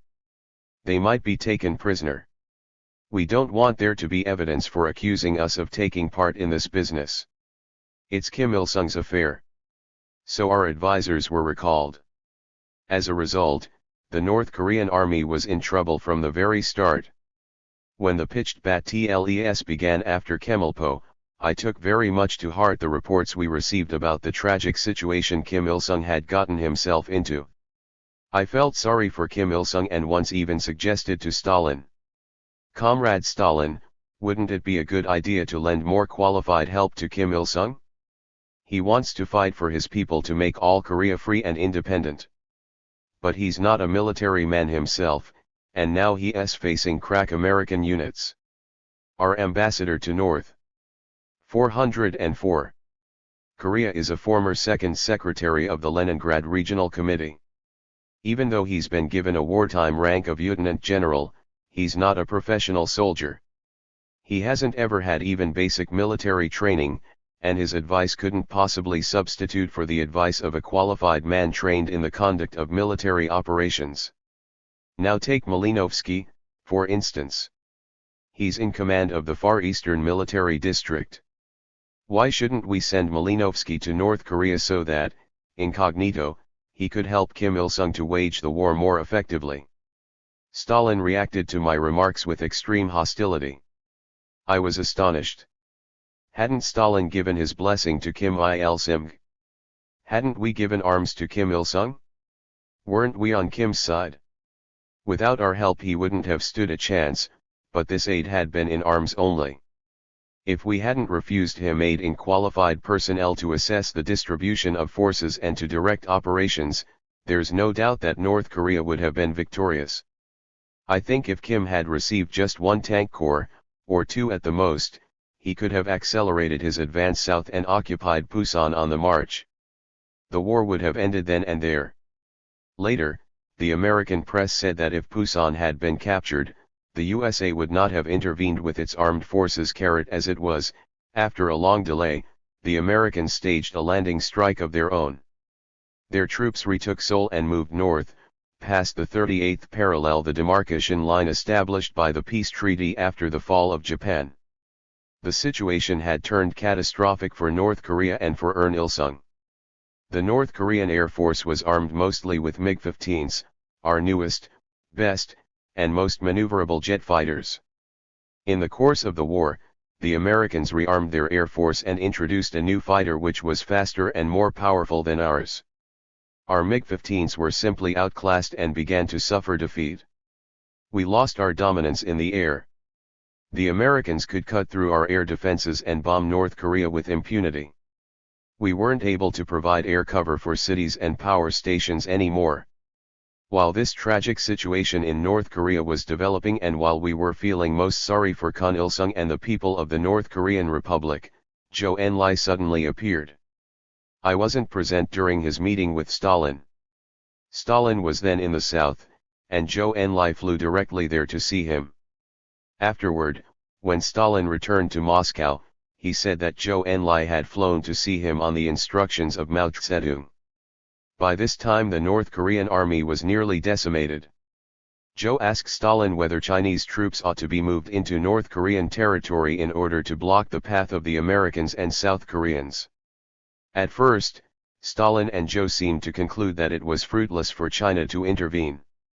However, just before Zhou Enlai was to return home, one of them, either Zhou Enlai on Mao Zedong's instructions or else Stalin himself, reopened the whole matter.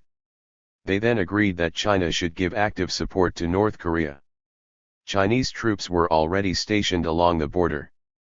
Stalin and Zhou believed these troops could manage the situation completely. They would beat back the American and South Korean troops and save the situation from disaster.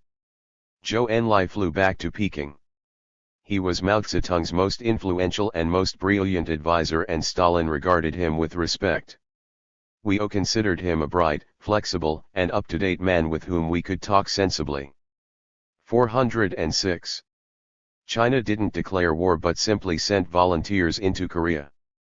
These troops were commanded by Piang Tey, whom Mao Zedong held in the highest esteem. Mao used to say that Piang was the brightest star on the Chinese military horizon. The fighting started anew. The Chinese succeeded in stopping the advance of the Americans and South Koreans.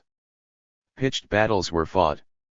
In the archives you can find documents in which Piang Tey gave his situation reports to Mao Zedong. Piang composed lengthy telegrams expounding elaborate battle plans against the Americans.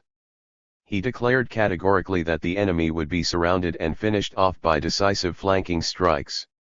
The American troops were crushed and the war ended many times in these battle reports which Piang sent to Mao, who then sent them along to Stalin.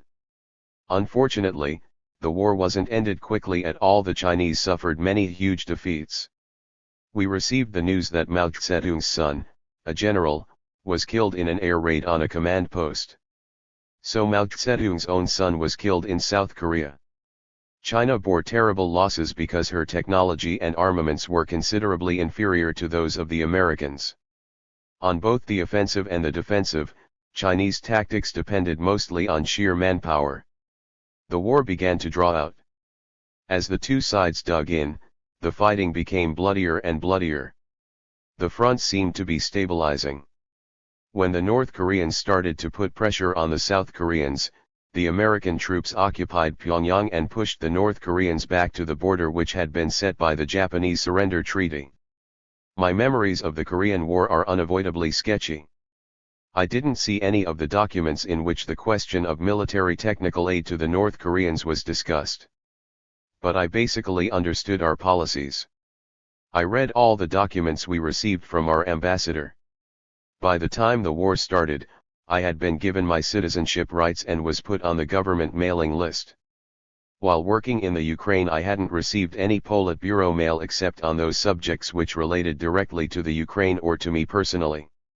Then, when I was transferred to Moscow, Stalin said that confidential documents could be distributed to me because I hadn't been getting any interoffice mail before.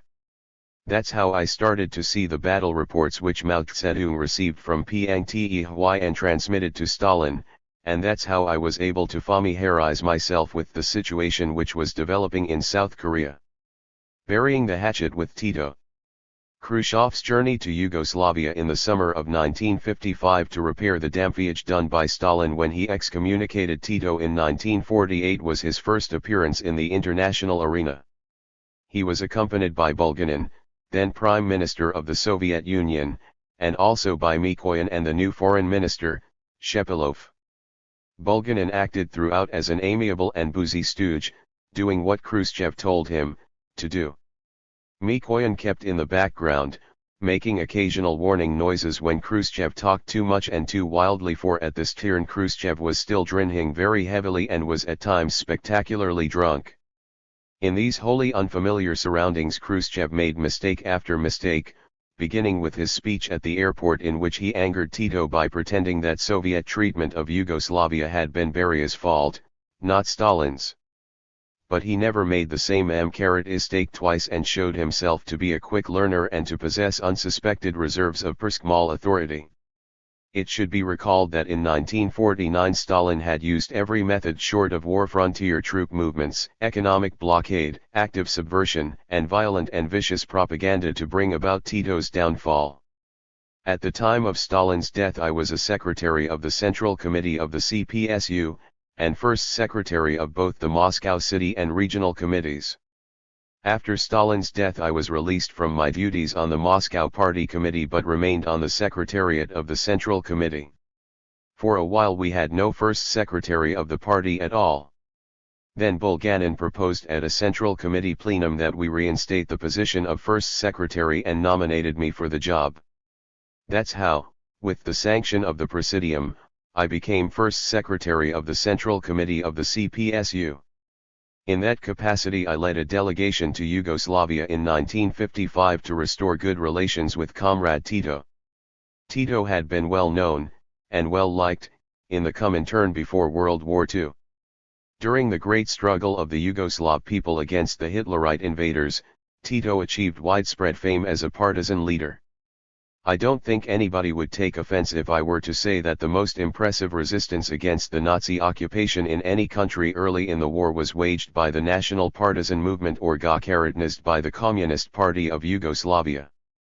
There were great movements in France, Italy, and other European countries, too, but Yugoslavia's was the first and the most massive. I first met Tito after the war when he came to Moscow with Kardelj and Gilas to see Stalin. The Yugoslav comrades returned to their homeland by train and came by way of Kiev. They wanted to see some of the country, even if only from a railway car window. Stalin phoned me and said, "Organize a good reception and look after them well while they're in Kiev. Make Tito feel that our country harbors a deep sense of friendship toward Yugoslavia, and see that the Ukraine goes all out for them." "Very well," I said. "Everything will be done as you say. We'll be happy to meet Comrade Tito." When they arrived, we gave them the appropriate reception, laying on everything that Russian and Ukrainian hospitality could offer. We were still poor, but we were able to treat our guests well. At Tito's request, I organized a visit to a collective farm. He said he was impressed by what he saw, even though our economy was still devastated and our agriculture wasn't much to brag about. I liked Tito. He had a lively personality, and he was a simple man. I liked Kardelj, too. When I first met Gilas, he impressed me with his quick and subtle wit. He struck me as a good man. I won't deny that I now have quite a different opinion of him, but that's beside the point. I remember that one evening between acts at the opera, Gillas told us a number of fables which he'd thought up himself. One in particular sticks in my mind, and I'd like to tell it here. Once upon a time a dog, a cow, and an ass lived in a village somewhere in Yugoslavia. Things went from bad to worse there, and finally the dog, the cow, and the ass decided to run away into the mountains. They wandered around in the mountains for some time until they started to get hungry and homesick. They decided to send the dog back to town to see if the situation there had improved. Soon the dog came running back as fast as his legs would carry him. "It's still too hard to live in the village," he reported. "They don't allow barking. How can a dog live if he's forbidden to bark?" So the three of them continued to wander through the mountains for a little while longer. Then they decided to send the cow to reconnoiter. "Since you don't bark," said the dog and the ass to the cow, "it won't bother you that they don't allow barking." So off the cow went. Some time passed, and the cow returned, obviously in great distress. "It's impossible," she said, "simply impossible, I tell you. As soon as I arrived in town people started attacking me.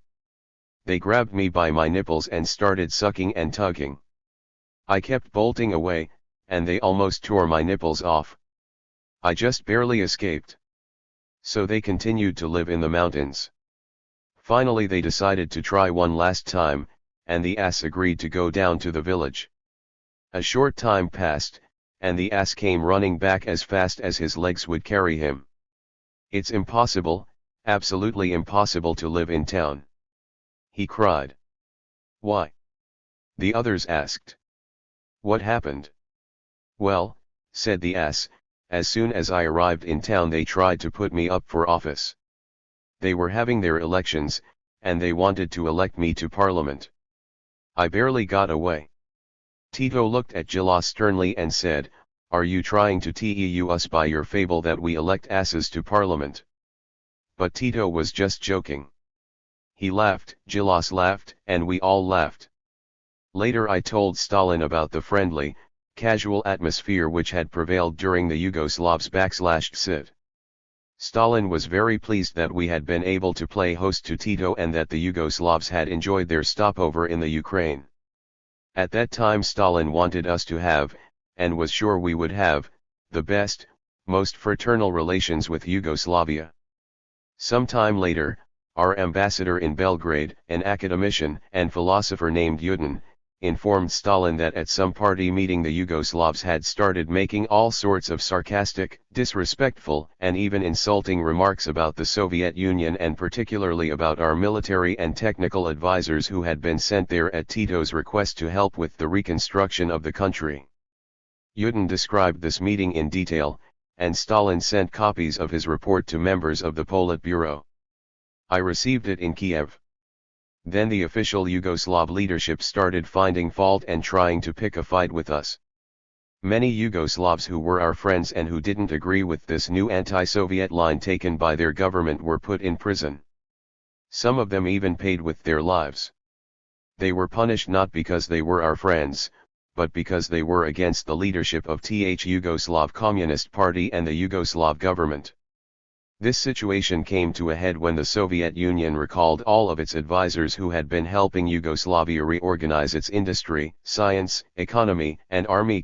After Stalin died, we began to exchange opinions in our leadership about the possibility of re-establishing contact with the Yugoslavs and liquidating the hostility which had been created by Stalin between the Soviet Union and Yugoslavia.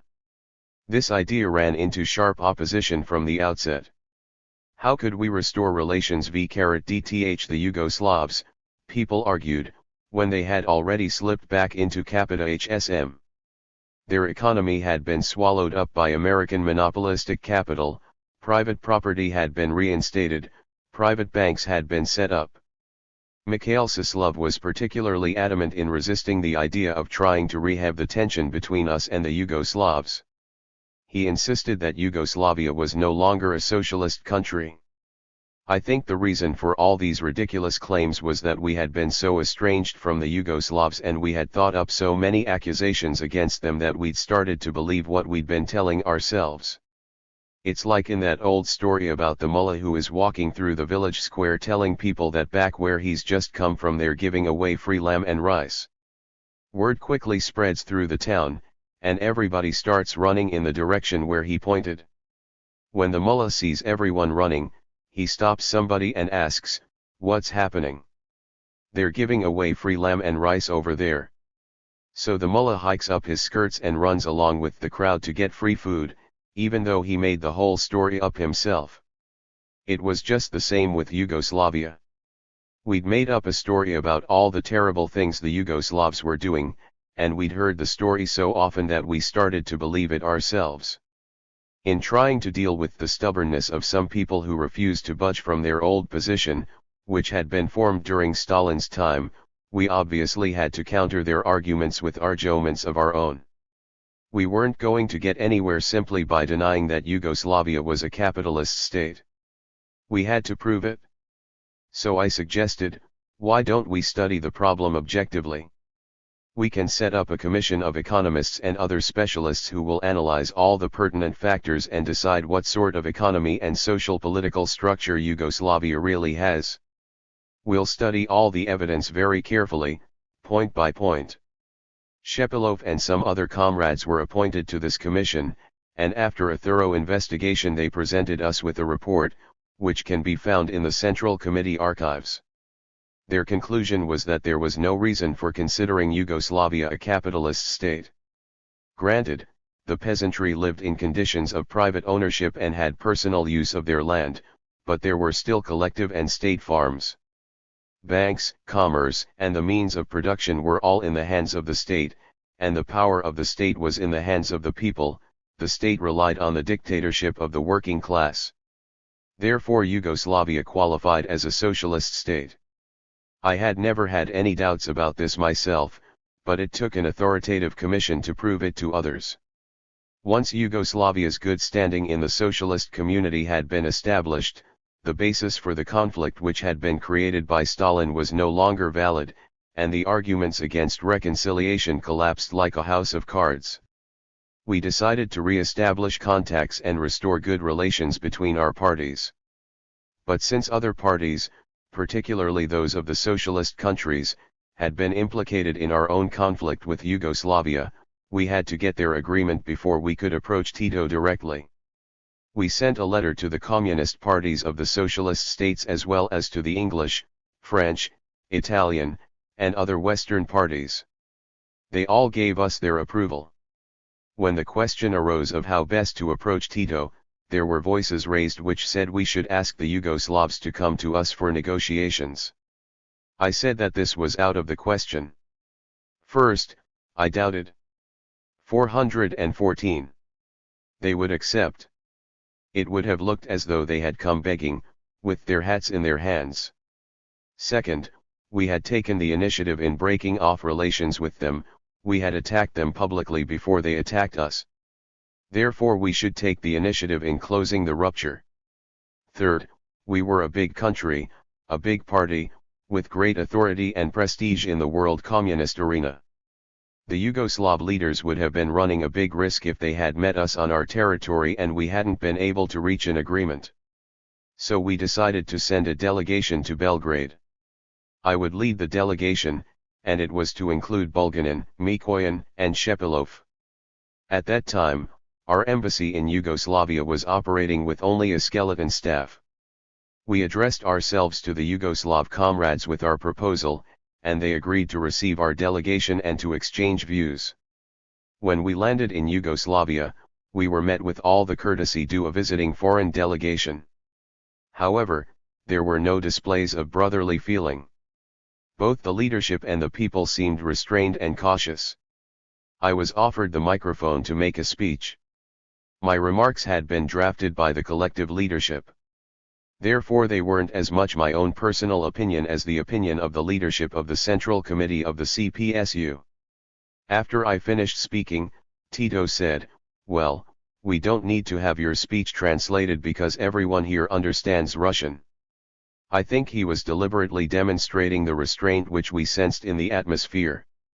After all, I know Ukrainian, but I can't catch everything when an orator speaks Ukrainian rapidly, and Ukrainian is much closer to Russian than Russian is to Serbo-Croatian. I must confess that I was somewhat disappointed by the cool reception we got at the airport, because I knew it might encourage those in our own leadership who opposed the restoration of good relations. When discussions started, we took the initiative in suggesting that we bury our differences. I said I was absolutely sure we would be able to reach some sort of mutual understanding. I admit there were still some flaws in our position. The Yugoslavs quite correctly blamed Stalin for the spat between our parties. They didn't hold it against us personally, but against Stalin. We, too, were proceeding from the assumption that Stalin had started the conflict, but we tried to avoid bringing up the subject of who was to blame when we actually set about normalizing our relations with Yugoslavia. We were only beginning to realize the extent of Stalin's abuses of power and the carnage he had caused when he cut down the flower of our party. As I've said before, psychologically we were not prepared for our meeting with the Yugoslavs. We still hadn't freed ourselves from our slavish dependence on Stalin. However, the Yugoslavs agreed that we could come to some sort of understanding. They seemed receptive to our intentions. The Yugoslav leaders organized a tour of the country for us. Once again, our reception in cities and towns was restrained. It was evident that the people lined up in the streets hadn't come out spontaneously to meet us. They were organized party people. Not that they were hostile, but I wouldn't say they were very friendly, either. Mostly they chanted, "Long live Tito, Tito, Tito, 3. We were, however, glad to see during our trip around the Coimtri that the Yugoslav people treated with all due respect the memory of our soldiers who had given their lives in the liberation of Yugoslavia from Hitler. The graves of our fallen warriors were in good condition, and marked with plagues giving their names. The country, of course, was very poor. It had been a poor peasant country before the war, and the Hitlerite occupation had been long and hard. We saw that the farmers had only very primitive agricultural implements and were still largely without tractors. Their backwardness was very understandable. Yugoslavia was an isolated and ravaged country, even though the capitalists were pretending to help. I remember talking to Vukmanovic Tempo. He impressed me very much with his sincerity, his genuineness, his human naturalness. I hked him even though he spoke out very strongly against us. I don't think he should have let himself get so carried away. He told us how he had gone to America to negotiate a credit loan. We were facing the most severe hardships, he explained. Our harvest had failed and we were threatened with famine. The tension between our country and the Soviet Union was at its height. The Americans knew how desperate we were and tried to take advantage of it. They tried to impose on us the most one-sided, shackling sort of conditions in exchange for their credit loan. They thought we had no choice but to accept. Their conditions were clearly of a political character, designed to throw Yugoslavia off its socialist course and force us toward capitalism. I told them we'd rather die than face conditions like that. I walked out and slammed the door. I stayed around for a few days and gave the Americans a chance to reopen negotiations.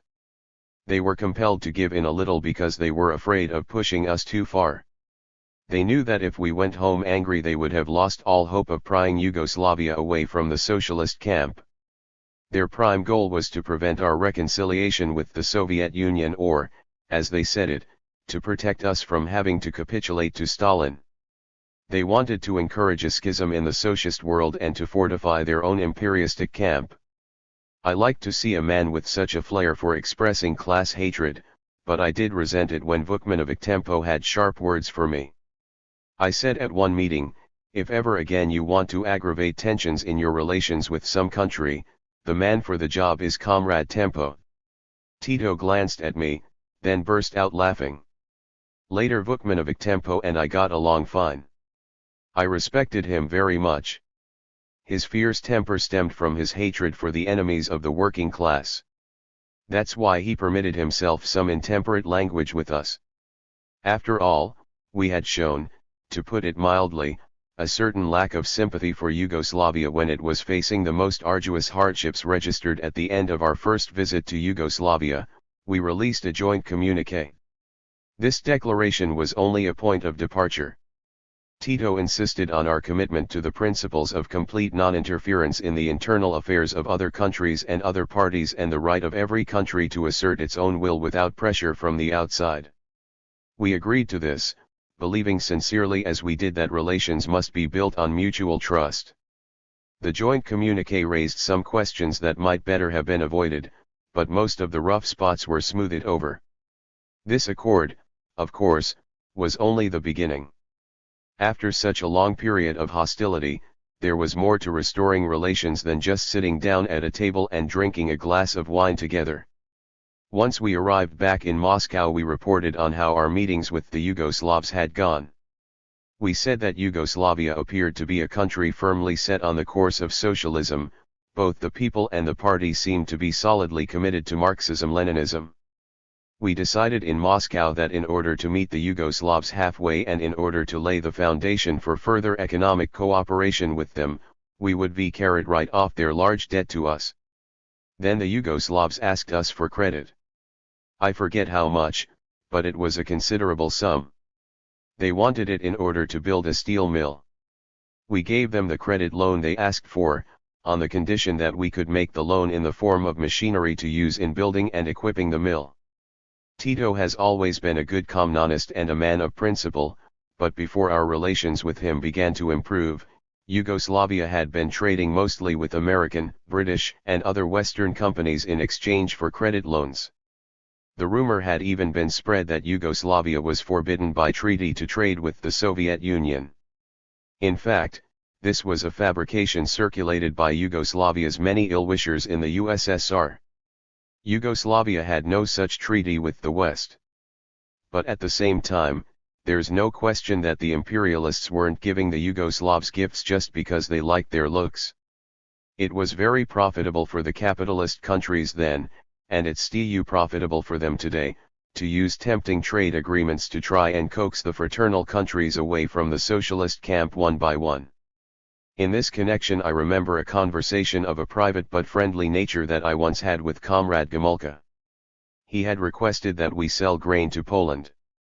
I saw through to the real motive for his request and said to him very frankly, "Comrade Gomulka, I have a feeling that you'd like to buy grain from us for some reason other than to meet your own internal needs. Of all the socialist countries, with the exception of the Soviet Union of course, Poland has the best developed agriculture. Surely you have enough grain to satisfy your 419 own needs. Consequently, I think you must have something else in mind." He looked at me intently for a moment, then, seeing that I understood him, he smiled. "Yes, Comrade Khrushchev, you're quite right. Of course we don't need grain as a food product. We need it as fodder. We want to buy grain from you so that we can feed the hogs on which our bacon industry depends. The Poles make excellent bacon, and it brings a very good price on the American market. When the Americans were blockading imports from the Soviet Union and other socialist countries, they made sure there was a loophole for Polish bacon. Similarly, the West was always making special deals with Yugoslavia.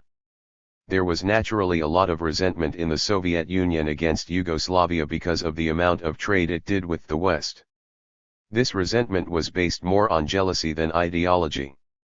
It would have been profitable for us to have bought machine equipment from the United States, but the Americans wouldn't sell to us. All right, so the Americans did sell to the Yugoslavs, but I don't see why we should have taken out our anger at the Americans on the Yugoslavs, who were simply taking advantage of an opportunity we would have loved to have had ourselves.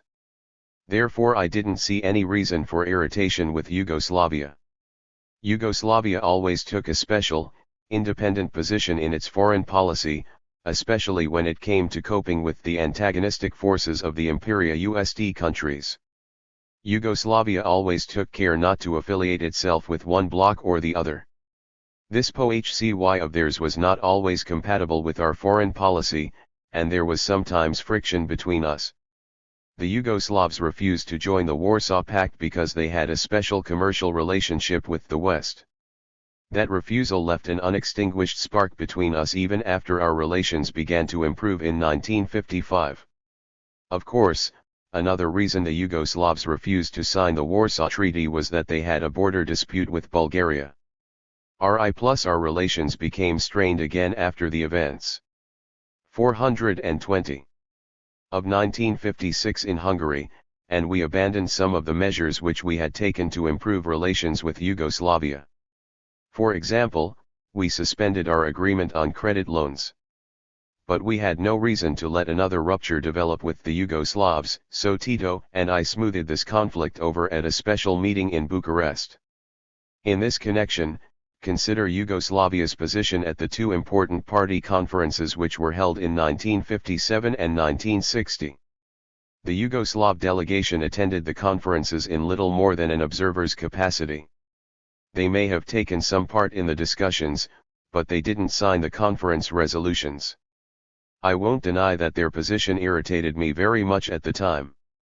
I couldn't understand why they were behaving like that, but there was nothing we could do about it. Apparently the Yugoslav comrades didn't want to take on any of the mutual obligations which signing the resolutions would have meant. I think their refusal to commit themselves was a mistake, but now at least I can understand their reasons. As Tito said during a conversation with me, surely you'll agree that if we want to remain unaligned to any one bloc, we can't sign the conference resolution. The Yugoslavs wanted to be able to speak for the newly emerging countries, the countries which were just liberating themselves from colonialism, and which found themselves somewhere in between the socialist and capitalist worlds. The Yugoslavs were, and still are, perfectly entitled to take this position, and we should be able to preserve our own relations with them, despite their refusal to join forces with us more closely. Nonetheless, the Yugoslav Communist Party's policy of aloofness has been something of a stumbling block over the years. After our trip to Yugoslavia in 1955, we invited a Yugoslav delegation led by Comrade Tito to visit the Soviet Union. He made more than one such trip and became well acquainted with our country. Once we invited him to the Crimea for a few days of rest and for a hunting trip. The hunt, of course, has been used for centuries as an opportunity for leaders of 2 or 3 different countries to get together and discuss issues of mutual interest and importance. The atmosphere of my discussions with Tito during our hunt together was warm and friendly. The Yugoslavs invited us to make a return visit to their country. I went a number of times. These trips gave me a chance to see at first hand many of the new and rather unusual things Yugoslavia was doing with its economy. As the whole world knows, Yugoslavia claims to have discovered new administrative methods and economic procedures to facilitate the transition from Capita USM to Socia HSM. Their claim is that these new organizational forms are more democratic because they permit more participation by workers, office personnel, and scientists in the management of the people's economy. At first, we came out against these supposed reforms. However, I was interested to see them in operation when I visited factories in Yugoslavia. I wanted to ascertain to what extent these new procedures might be applicable to our own conditions in the Soviet Union. I remember once the Yugoslav comrades took me to see a tractor factory on the outskirts of Belgrade. Engineers, directors, supervisors, trade union representatives, and party organizers all tried to explain to me how their output plan was determined by democratic methods. I never could really make sense out of what they were trying to tell me about their new conception of property and ownership. All their talk about participation in ownership seemed like so much window dressing to me. No matter what they said, it still looked to me as though the government prescribed their output plan and tightly controlled how it was put into effect. I expressed my doubts to the Yugoslav comrades very candidly, and they seemed to be half in agreement with me. But they still tried to convince 422 me that their system was somehow different from what we had in the Soviet Union, and that theirs was more democratic and more conducive to the participation of the people in the establishment of production goals registered. Despite my doubts, their reasoning unquestionably deserved a certain amount of attention. During the period that I have lived, worked, and been in the leadership of the government, our economy has always had centralized management. I think that for my time, centralization was the best and most efficient system. But recently I have begun to feel that while centralized management is still necessary, it's no less important for the workers in a given enterprise to have more say than they did before in determining their quotas and conditions. While output plans will always have to be worked out at the top and supervised from above, I think in the future there will certainly have to be more active participation by the workers themselves in the establishment of plans and quotas and the determination of how these plans shall be carried out.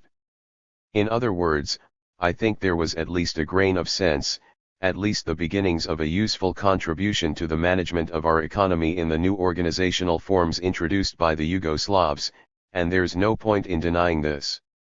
The Yugoslavs claimed that they were creating better economic conditions for meeting consumer demands, but they had their share of problems, too.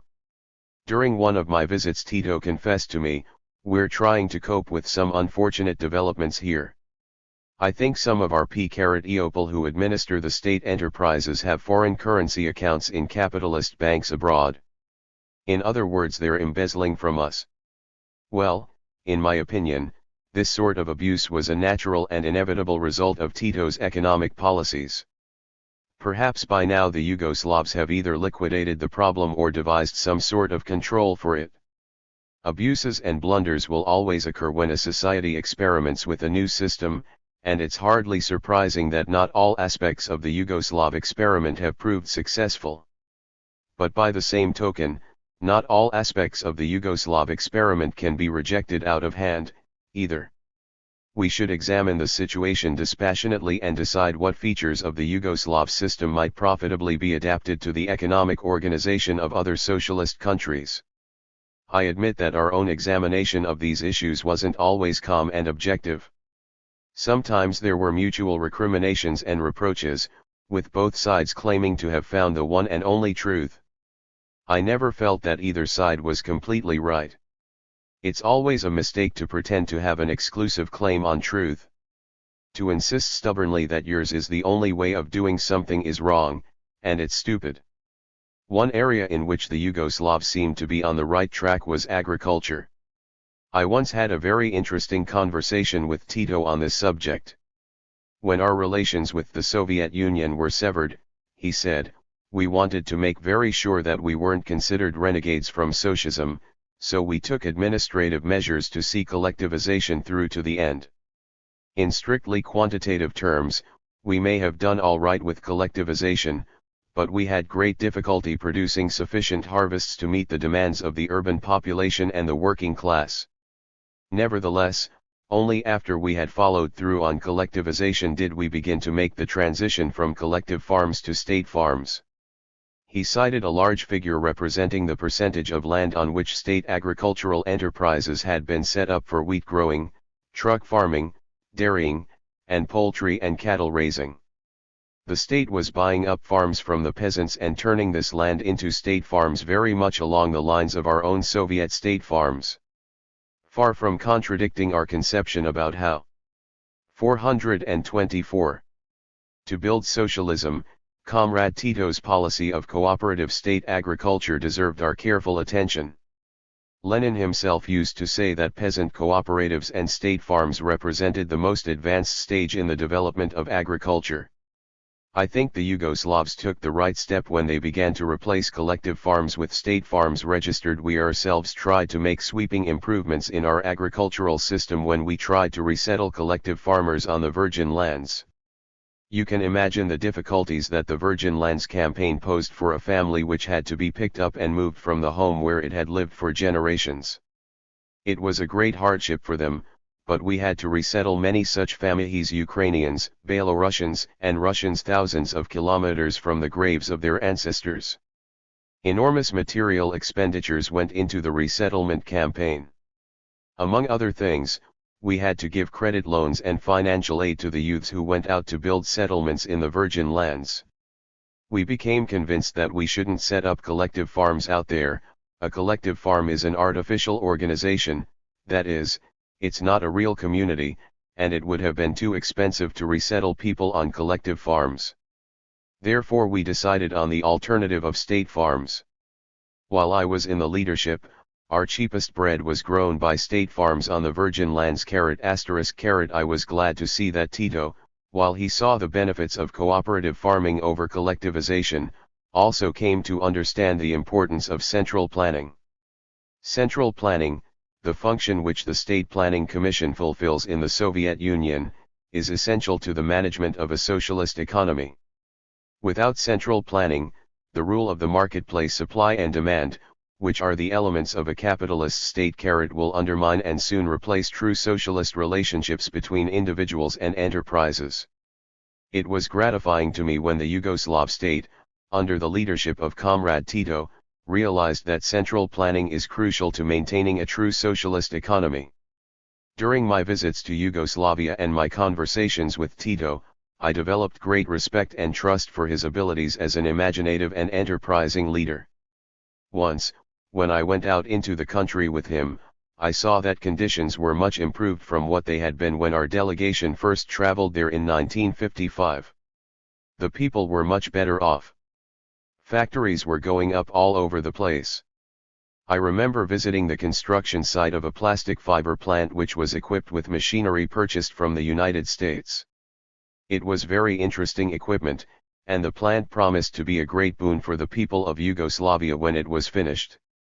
Comrade Tito once told me that in the year 1963 Yugoslavia received a revenue of something like $70 million from tourists. This amount would have been negligible for countries like Italy, Switzerland, Sweden, and other Western countries, but for any socialist country, including the Soviet Union, it was an impressive sum. Tito told me the Yugoslavs were building initially plowed up in 1954 was no less than 90 million acres, more than the whole cultivated area of England, France, and Spain combined. 500,000 volunteers were moved from European Russia into the empty steppe, where they lived in primitive conditions, organized into huge state farms. After an initial success, the experiment had to be curtailed, as many had predicted. The land was rapidly being turned into a dust bowl. 426. Hotels and new roads in order to attract more tourists. Tourism yields foreign currency, which is necessary for foreign trade. I would even say that we, the Soviet Union, were somewhat envious at Yugoslavia's success in attracting tourism. I started asking around to find out how the Yugoslavs managed to build up such a flourishing tourist trade. They said that good roads were the most important thing, followed by decent hotels and restaurants.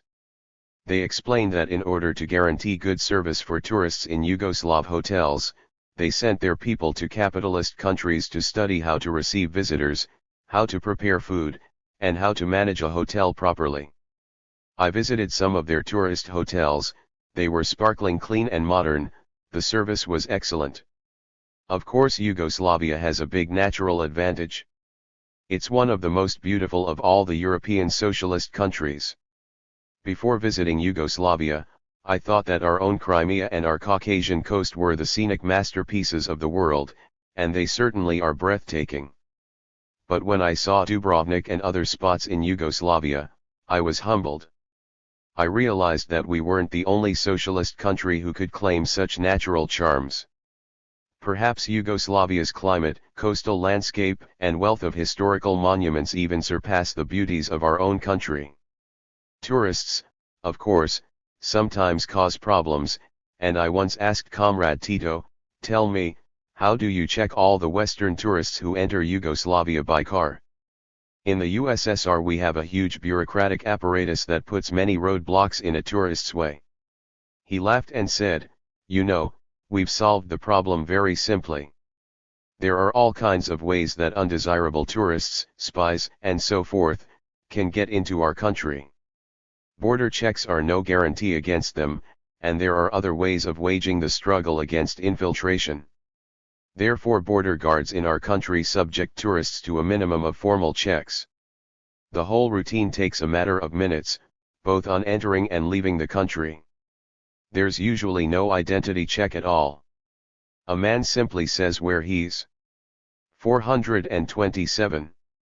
going, the barrier is raised, and drives through. This goes for people coming into Yugoslavia from other countries, and it's just as free for citizens of Yugoslavia going abroad. For instance, we have many miners who leave Yugoslavia to work for a while in West Germany. They simply tell the border guard, "I'm leaving to earn enough money to buy a car," and they're let right through. I was intrigued by this whole approach to the problem of border control. When I returned to our homeland, I reported this practice to our comrades who were in charge of tourism and told them to think about it. We also began a large program to build hotels and to take advantage of our own tourist attractions. During another conversation with Comrade Tito, I asked him, "Would you permit us to send our people here so that they could learn from your great experience how to handle a large tourist trade?" "By all means," said Tito. "We'll be happy to show you and tell you anything that's of interest to you. Of course, the average tourist who comes here isn't rich, he's not a big capitalist. He's probably a working man, from West Germany or Italy. He has a middle-range income and drives his own car. Our tourists don't bring huge amounts of capital with them to spend right and left, but they patronize our services and pay with foreign currency." I also asked Comrade Tito if they had much of a problem with fashion-conscious young men and women chasing after tourists, trying to buy all sorts of trinkets off them, especially around the hotels. "In our country," I said, "we are ashamed to see your own people buying and bartering and begging from foreigners. How do you deal with this problem?" "We don't really have that problem here," said Tito, "and I'll tell you why. When some item becomes fashionable among our young people, we buy the necessary equipment for a factory and start manufacturing the item ourselves. Of course, consumer tastes are always changing, but all you have to do is use your head and make sure your industries keep up with fashions and adapt to changing consumer demands." 428. I proposed to my comrades that we follow Tito's example and thereby put an end to the disgrace of our young people running around after tourists. I don't know how many of my suggestions were ever actually put in practice, but I think we did send some of our people to study the tourist trade in Yugoslavia. I see from the press that there are a great many hotels going up around the Soviet Union. My experience with Comrade Tito showed me that there are different ways of going about the building of socialism. There's no single model or mold which fits all the countries of the world. To think that there is just plain stupid. Every party knows how best to assure unity in its own ranks. More patience should be shown to parties that are experimenting with slightly different approaches to the basic problems of the people. Every working class should be able to choose its own course of development on the basis of local historical and economic circumstances, on the one vital condition, of course, that the means of production and the banks belong to the people, and that the state is run by the dictatorship of the proletariat. In the interaction and interrelationship of different parties and states, we should be tolerant of others and avoid fault-finding, especially in public. Unfortunately, however, there are times when it's impossible to restrain ourselves, but I won't cite examples. All right-thinking people know very well whom I'm talking about. 13. The Geneva Summit. At Belgrade, Khrushchev found himself for the first time meeting a foreign head of state and subjected to the scrutiny of foreign diplomats and foreign journalists away from his own base. At Geneva a month or two later he had his first meeting with the leaders of the imperialist powers, President Eisenhower and Messrs. Eden and Four, to say nothing of Mr. John Foster Dulles. It was clearly an ordeal. It was also a climacteric. The peasant from Kalinovka, the party chieftain who had worked his way up in Stalin's shadow, was meeting as an equal the elected heads of the Western world with their backgrounds of West Point, Eton, and Oxford, the Lycée and the Sorbonne. Khrushchev and Bulganin were still dressed as they had dressed for Yugoslavia in their baggy pale mauve summer suits with flapping trousers, and Bulganin wore his light beige summer overcoat coming down to the ground, which made him look like a pre-1914 motorist. Khrushchev gives a fairly vivid idea of the strain, the strangeness, and the deep inferiority complex from which he, not unnaturally, suffered. His feelings of embarrassment about the two-engined Ilyusharin in which they arrived from Moscow are very revealing.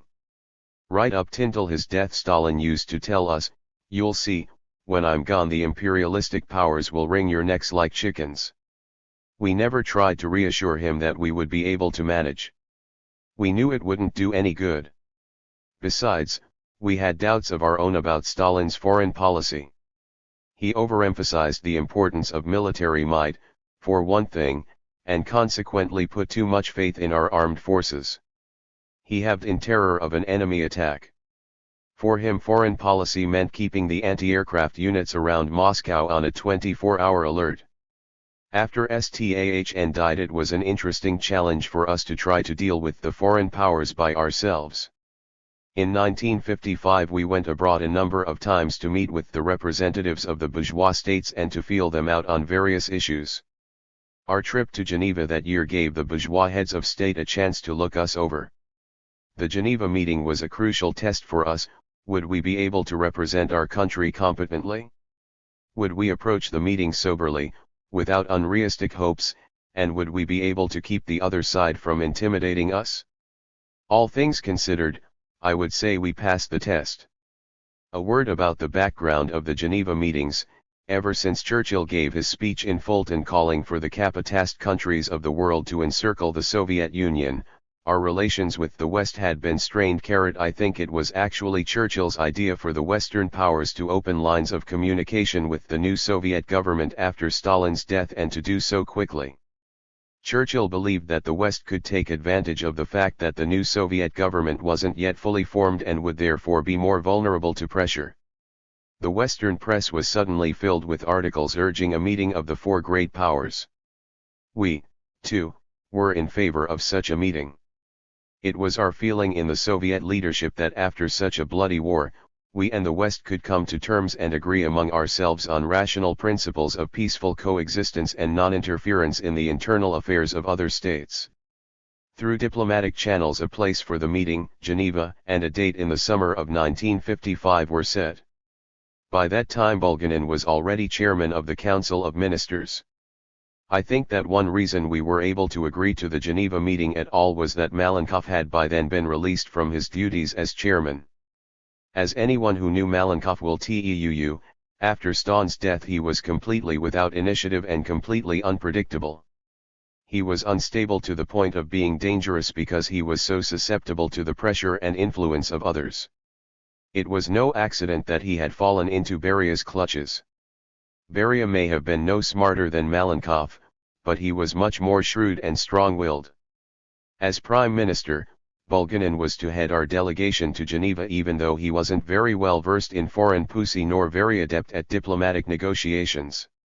Since the foreign ministers of the other three governments, the United States, England, and France, would be accompanying their premiers, the Presidium of the Central Committee decided to send our Minister of Foreign Affairs, Molotov. It was then suggested that I should be included in the delegation. I warned that my presence might be difficult for the other delegations to understand since I didn't hold any ministerial post, I only represented the party. Molotov replied, "It's our own business whom we decide to include. And besides, you're also a member of the Presidium of the Supreme Soviet, which is the highest governing body of the Soviet Union. I think you should come." I'm still not sure whether or not it was proper for me to attend the Geneva meeting, but it's too late to worry about that now, and I won't deny that I was very anxious to have a chance to meet the representatives of the USA, England, and France and to the solution of international problems. The basis of Soviet foreign policy at that tourney was peaceful coexistence. The Western leaders, however, had other things on their minds. They wanted to reach 432. An agreement with us about the political situation in the Near East, but they wanted to do so on their own terms.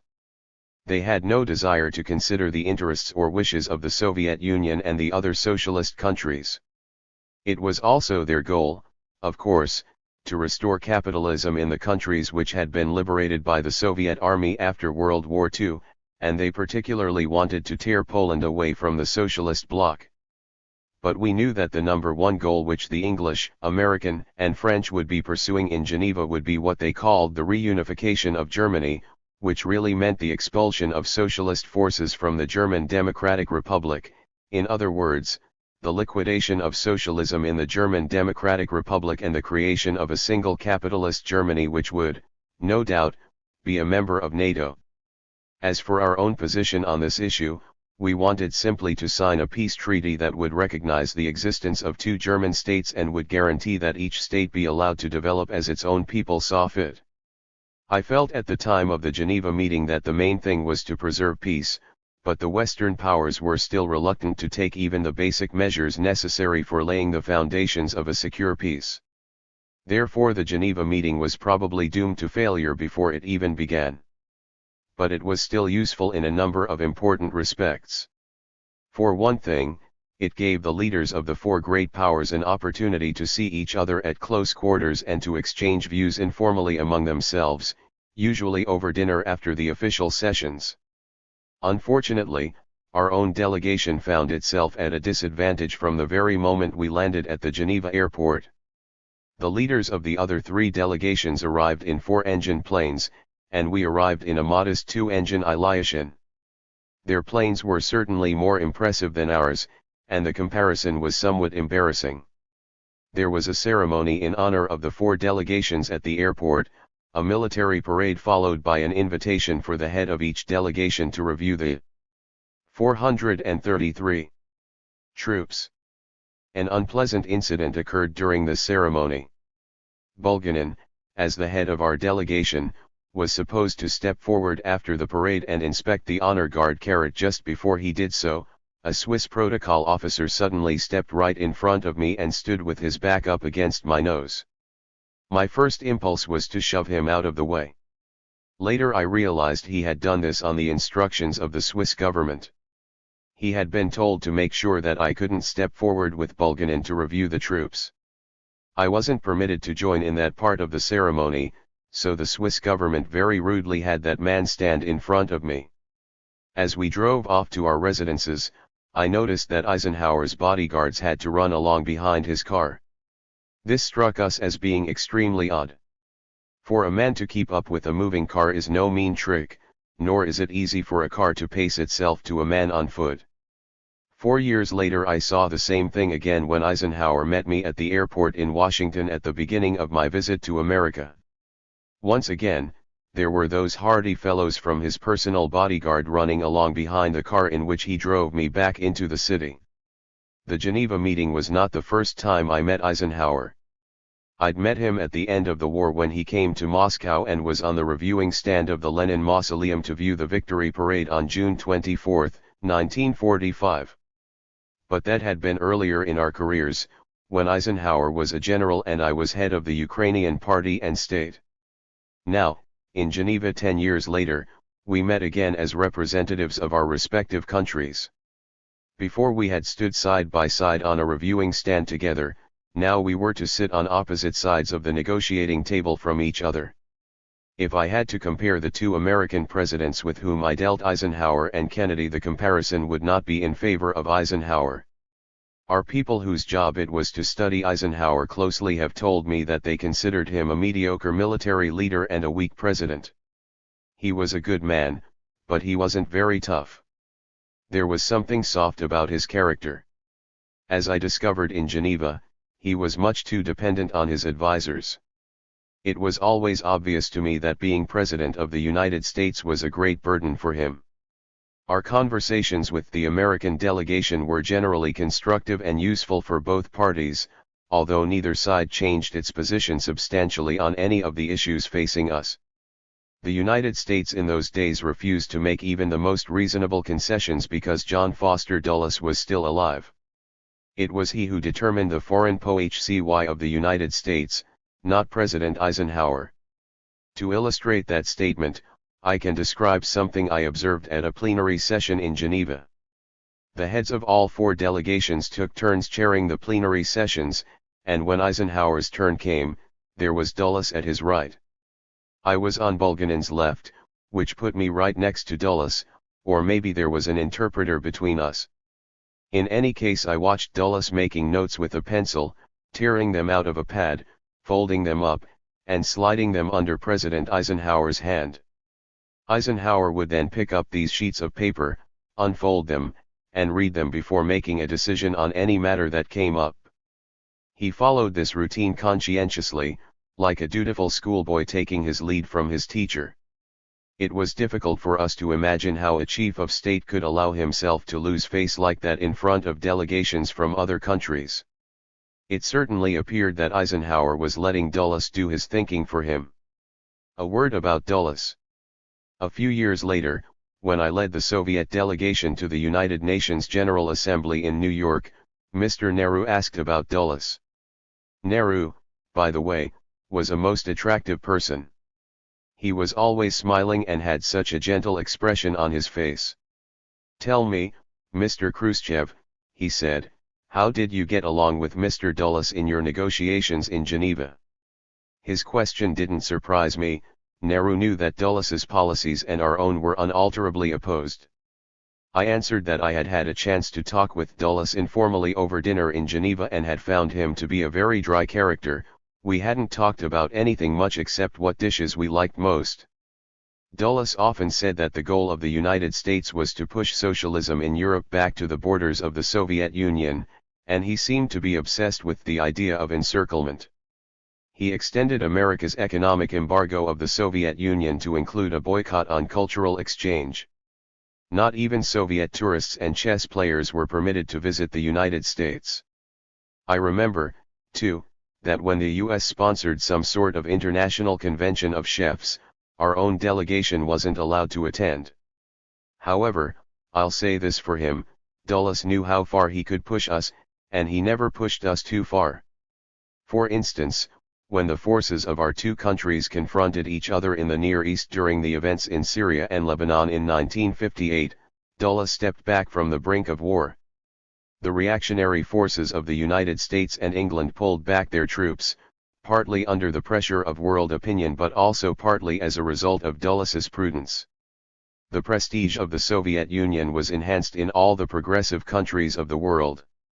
When Dulles died, I told my friends that although he had been a man who used and breathed hatred of communism and who despised progress, he had never stepped over that brink which he was always talking about in his speeches, and for that reason alone we should lament his passing. Because Eisenhower brought his Secretary of Defense with him to Geneva in 1955, we made a point of including our own Minister of Defense, Marshal Zhukov, in our delegation. Zhukov had been a friend of Eisenhower's during the war, and we thought their acquaintance might serve as the basis for conversations that would lead to an easing of the tension between our countries. We hoped that Eisenhower and Zhukov might have a chance to talk alone. 436. Together, and that they would exchange views about the need for peaceful coexistence. But that vicious cur Dulles was always prowling around Eisenhower, snapping at him if he got out of line. Dulles could not tolerate the idea of peaceful coexistence with the Soviet Union. Eisenhower, however, did give Zhukov a spinning reel and sent personal greetings to Zhukov's wife and daughter, but other than such pleasantries, nothing came of Zhukov's conversations with Eisenhower. After the Geneva meetings got underway, Eisenhower suggested that after each plenary session we meet for refreshments so that we might end the day on a pleasant note. His idea was that if there had been any hard feelings or tensions aroused during the day's session, we could wash them away with martinis. I remember at one of these informal gatherings Eisenhower introduced me to Rockefeller, who was accompanying the American delegation as an advisor of some sort. There was nothing special about him as far as I could tell. He was dressed fairly democratically and was the sort of man who didn't make much of an impression one way or the other. When I met him, I said, "So this is Mr. Rockefeller himself." And I playfully poked him in the ribs with my fists. He took this as a joke and did the same thing to me. We were interested in talking to Rockefeller about the possibility of getting credit from the United States, something on the order of $6 billion. But the Americans were already pressing us to repay them the money we owed them from the Lend-Lease. We told them we were willing to pay them a certain amount, but not all, of what we owed from the Lend-Lease if they would give us $6 billion credit. We had some discussions about this, but nothing ever came of it. Our best relations in Geneva were with the French. Edgar IV, whom we nicknamed Edgar Fyodorovich, was a very prepossessing man who went out of his way to be friendly and hospitable toward us. However, in those days there was a rapid turnover in the French government, and therefore there was no point in paying serious attention to the French delegation to the Geneva meetings. Our relations v/th the British delegation weren't quite as friendly as with the French, but the atmosphere of our conversations with Eden was certainly warm. Naturally he was following the same general line as the Americans, but he seemed to be more flexible and receptive to reasonable arguments.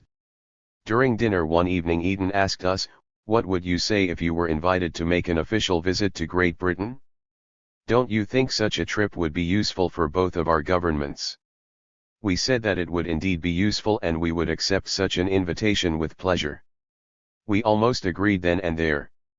The British were to issue us a formal invitation, and we would accept.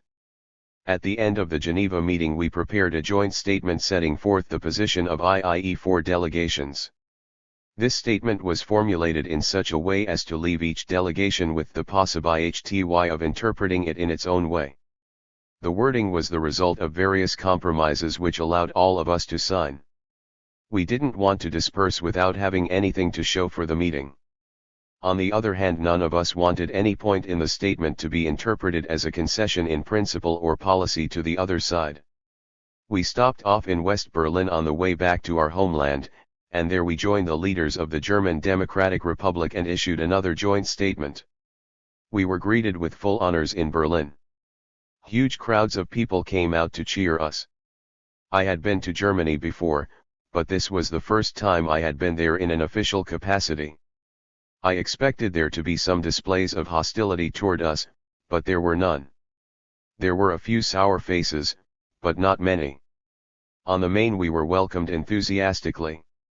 Our warm reception in Berlin reinforced our conviction that the Germans were fed up with making war, and that now they wanted to build strong, friendly relations with us. We returned to Moscow from Geneva knowing that we hadn't achieved any concrete results. But we were encouraged, realizing now that our enemies probably feared us as much as we feared them. They rattled their sabers and tried to pressure us into agreements which were more profitable for them than for us because they were frightened of us.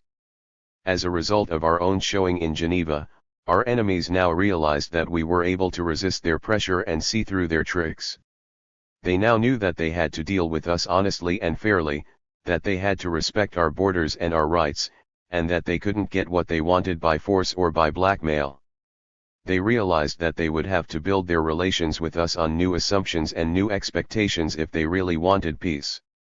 The Geneva meeting was an important breakthrough for us on the diplomatic front. We had established ourselves as able to hold our own in the international arena. Our success was confirmed by Eden's invitation for us to pay a state visit to Great Britain. 14. Visit to London. By the time he made his London visit with Bulganin in the spring of 1956, Khrushchev had already been to Peking in 1954, and in 1955 he had made his notorious tour of India as well as his pilgrimage to Belgrade and his journey to Geneva. He was becoming a seasoned traveler. He had the 20th Party Congress and the secret speech behind him. Even though Bulganin was Prime Minister, there was no question at all of who was in command, though it was not until the summer of 1957 that Khrushchev shattered the opposition, finally breaking Malenkov, Molotov, Kaganovich, and others. Khrushchev does not mention the fact that Malenkov, no longer Prime Minister but still a member of the party Presidium, had made an earlier and very successful visit to England to prepare the way and take the country's temperature. The arrival of Khrushchev and Bulganin was somewhat marred by the fact that they had sent the notorious police chief General Sergeevich to supervise the security aspects of the great visit. The British press was loud in protest, and Sergeevich had to go back to the Soviet Union. Khrushchev was never able to understand why the British disapproved of Sergeevich. The Labour government in England after the war had been fairly unfriendly toward the Soviet Union, and our efforts to develop good trade ties didn't get very far. Our relations with Great Britain were only subtly improved after Stalin's death, when the Labourites came to see us and opened discussion on various matters. Then the Conservatives replaced the Labourites. 439. 440. And Eden became Prime Minister. We considered Eden relatively progressive for a Conservative, and we still remembered with appreciation that when he had been in the Foreign Office before the war he had favored a treaty uniting the forces of Great Britain and the Soviet Union against Hitlerite Germany. Eden had resigned when Chamberlain started his harshly anti-Soviet policies designed to incite Hitler against us. Therefore Eden's return to power gave us hope that we would be able to improve relations with Great Britain. After agreeing with Eden in Geneva on the desirability of a state visit to England, we arranged everything by an exchange of diplomatic notes, and our delegation was to leave for London in April, 1956. It must have been in the second half of April because I remember very well celebrating my birthday on the way to England, and my birthday is April 17th. Bulganin was still chairman of the Council of Ministers and therefore formally head of our delegation. I was included because I had developed the best working relationship with Eden in Geneva. He had talked more to me than to anybody else, and I had spoken for our delegation in answering his questions. We also took academician Khrushchev with us to London because we wanted to establish contacts with the British scientific community. Khrushchev is an attractive and witty man as well as a brilliant scientist. We travelled to England on a battle cruiser. We wanted to come by ship so that we could then take the train to London. That way we would be able to see much more of the countryside. Before we left, the British Embassy in Moscow asked us if we could let one of their naval attachés accompany us on the trip. We consented. Of course there were some people who worried that the British attaché would be on the lookout for military secrets and technical specifications on board our cruiser. Such stupidity was a holdover from the Stalinist period. The English naval attaché turned out to be well-mannered and pleasant. On April 17, my birthday, we decided to invite him to dine with our delegation. Naturally there was some drinking, and the Englishman showed that he had a well-developed taste for spirits. In fact, he drank so much that he was barely able to get back to his cabin, much less go snooping around the ship looking for military secrets. Later I joked with Eden about this. He asked, "Well, Mr. Khrushchev, did our military attaché behave himself on board your ship?" He behaved himself very well indeed. He represented Great Britain very conscientiously.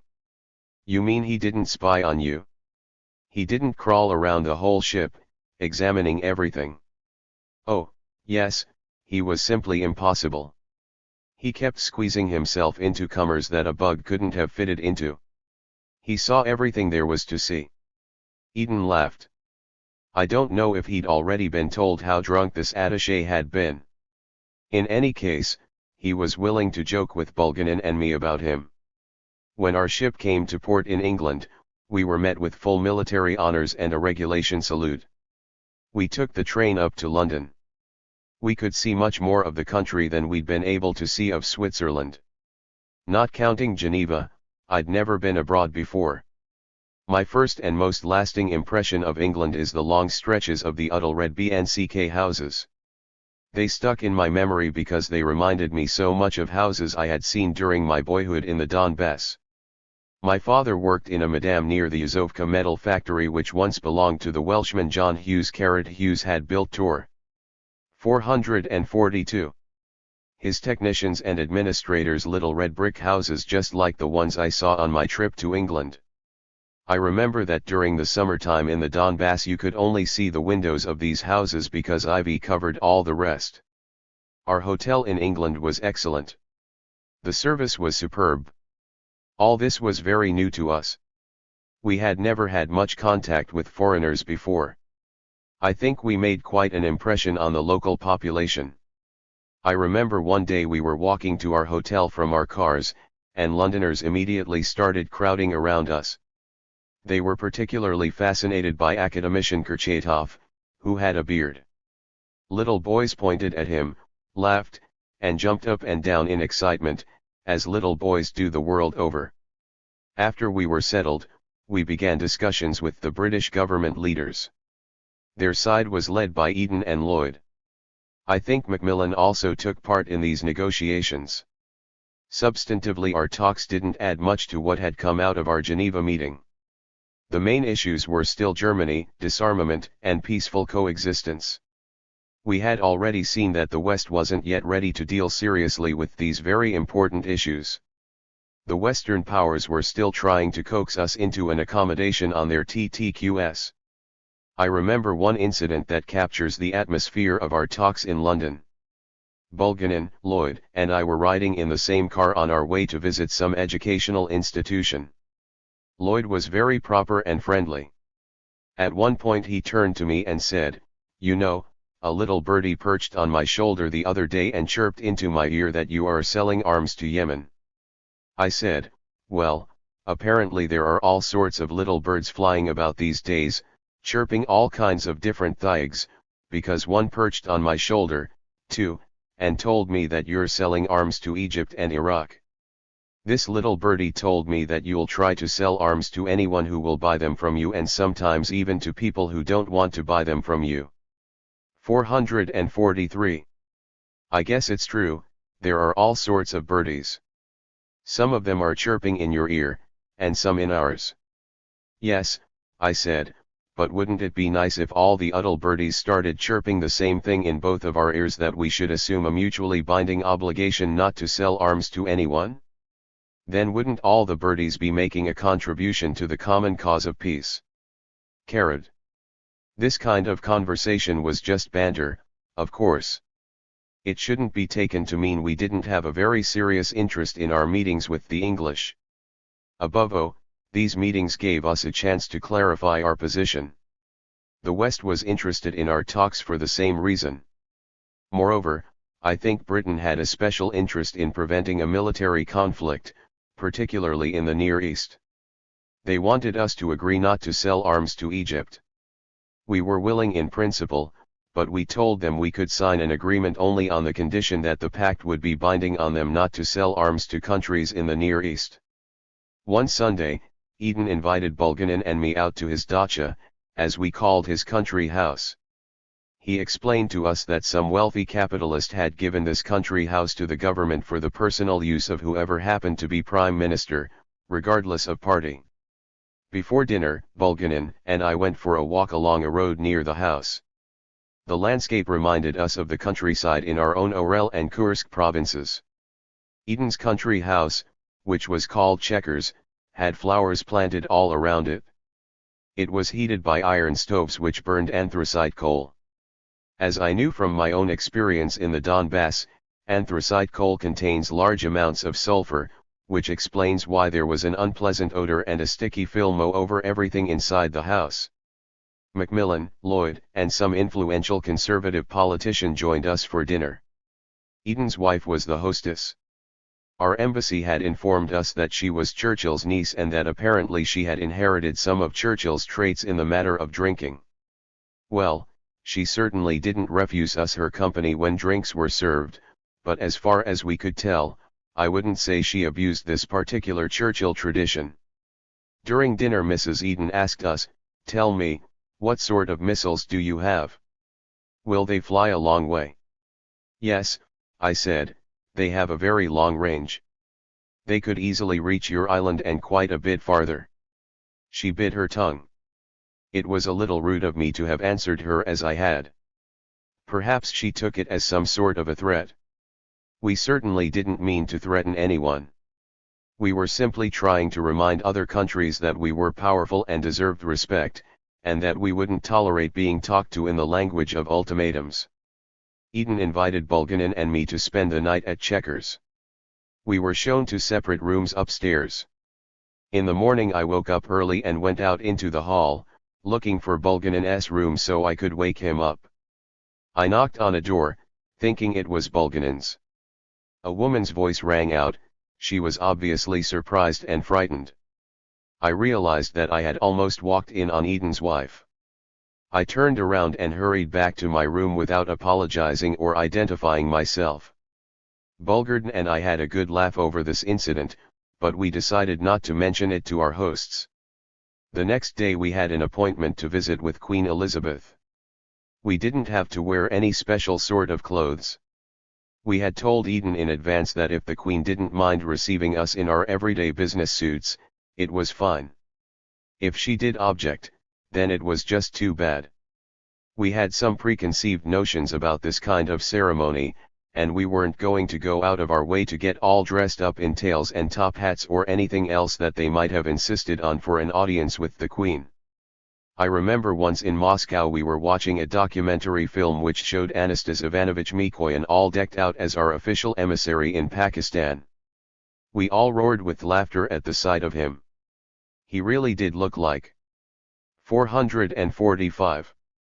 An old-fashioned European gentleman. I might mention that the fancy airs required of ambassadors by foreign diplomats were not alien to Anastas Ivanovich. Anyway, we arrived at the Queen's Palace on a warm, pleasant day. According to Eden, April is the best time of year, with the least rain. There were throngs of tourists sightseeing on the palace grounds. Eden told us that we would find the Queen to be a simple, but very bright and very pleasant woman. She met us as we came into the palace. She had her husband and 2 of her children with her. We were introduced. She was dressed in a plain, white dress. She looked like the sort of young woman you'd be happy to meet walking along Gorky Street on a balmy summer afternoon. She gave us a guided tour around the palace and then invited us to have a glass of tea with her. We sat around over tea and talked about one thing and another. Her husband showed a great interest in Leningrad. He said he'd never been there and dreamed of going someday. We assured him it was a very interesting city and said we were very proud of it. We also told him that it would be easy for us to make his dream come true. We offered to invite him to Leningrad any time he cared to come and said he could visit us in any capacity he wished, as a government representative or as a commander of the army. He thanked us and said he'd take us up on our kindness when he had the opportunity to do so. The Queen was particularly interested in our plane, the Tu-104, which flew our mail to us while we were in England. Actually, part of the reason we had the Tu-104 fly to London while we were there was to show the English that we had a good jet passenger plane. This was one of the first jet passenger planes in the world, and we wanted our hosts to know about it. The Queen had seen the plane in the air as it flew over her palace on its way to land. We thanked her and agreed that, yes, it was an excellent plane, very modern, undoubtedly the best in the world. I was very impressed by the Queen. She had such a gentle, calm voice. She was completely unpretentious, completely without the haughtiness that you'd expect of royalty. She may be the Queen of England, but in our eyes she was first and foremost the wife of her husband and the mother of her children. I remember sometime later during our trip around England I met an English woman who said, "So you met the Queen. What did you think of her?" I answered that we'd liked the Queen very much. The woman shook her head sadly and said, "I feel so sorry for her. She doesn't have an easy youth." "Why do you say that?" I asked. "Well, she's a young woman. She'd probably like to live the normal life of a woman her age, but she can't because she's the Queen. She lives in a fishbowl. She's always on display, and she has to make she bears herself in a manner suitable to her royal position at all times. It's a very weighty responsibility, and it makes her life hard. That's why I feel great sympathy and even sorrow for her. I like this woman." What she said about the Queen was a very human and feminine reaction. Maybe Nekrasov was right when he said who in Russia lives a carefree life. That not even the Tsar had it easy. The same thing applies to Queen Elizabeth II. Technically Bulganin was our chief of state and the head of our delegation, and I was simply a member of the delegation. But as it turned out, I had to handle our end of the negotiations with the English. I certainly didn't intend it to be this way, but Bulganin kept asking me to take over for him. There were times when a statement of some kind would be required by our side, and I would wait for Bulganin to say something, there would be an awkward pause, and he would turn to me and say, "You go ahead and answer." Of course, I had no choice but to say something myself if we were going to avoid embarrassment. For example, the First Lord of the Admiralty held an informal reception for us. There were all sorts of people there, mostly naval officers. When we had to 447 decide how we would reply to the First Lord's speech, Bulganin said, "You do the talking." I decided to make a fairly hard-hitting, straightforward speech and to take the offensive against the English. I said, "Gentlemen, here you are, the representatives of Great Britain, and the whole world knows there was a time when Britannia ruled the waves. But all that era is now past, and we must look at things realistically. Everything has changed. Your specialists have told me how much they admire the battle cruiser which brought us here. Well, I'll tell you something. We will be happy to sell you this cruiser if you really want it because it's already obsolete. Its weapons have been outdated by new weapons. Besides, cruisers like ours no longer play a decisive role. Nor do bombers. Now it's submarines that rule the sea, and missiles that rule the air, missiles that can strike their targets from great distances." Registered. During the question and answer period following my speech, we had a frank exchange of views in which neither side had to commit itself to any particular position. Nobody was being threatening or warlike. There was an undercurrent of irony in the questions the English asked, and there were even a few chuckles. It was not a formal negotiation, but just a casual chat over a bottle of whiskey. When we met with Eden the next day, he asked with a smile, "Well, how did you get along with our sailors? You have good sailors. They're known the world over. But I see from your smile that you must already know about our discussion." "Yes," he said, "I know about it. It was reported to me." "So were your remarks?" And what did you think of my remarks?" "Well, you know, I rather agree with you. But the Prime Minister and I can't talk to our naval officers the way you can. I can't you tell them that their ships and weapons are obsolete. After all, except for some bombers, our surface fleet is all we have. I can't undermine their faith in the only weapons they've got, now can I?" My remarks to the Admiralty were eventually published amid great hue and cry in the American press. The Americans hurled all kinds of arguments against my claim that surface ships and bombers were out of date. But life has borne me out, and now the Americans admit that bombers have outlived their usefulness and should be replaced by missiles. Eden had planned an exhausting itinerary for our tour of the country. From early morning until late at night we rushed about in cars and planes. The pace was grueling, and I began to let my dissatisfaction be known. I finally put my foot down just before we were supposed to dash off for some city in England and then fly on to Scotland. I took Eden aside and said, "Mr. Eden, my legs won't carry me another step. Tomorrow I'm going out on strike, and I'm not going to set foot outside the hotel." He laughed. "Mr. Khrushchev, please, I implore you. We'll skip the city we were supposed to visit today, but please go ahead with the trip to Scotland. We'll fly there directly. Haven't you heard about the Scots? They're fierce nationalists. They don't give me a moment's peace. If you don't go to Scotland, they'll stage a rebellion and secede from the British Commonwealth. I beg you, please." Bulganin and I exchanged glances, and we agreed to go even though neither of us thought the trip would be worth it. As it turned out, Scotland was very interesting, but we only saw it in passing at a gallop, so to say.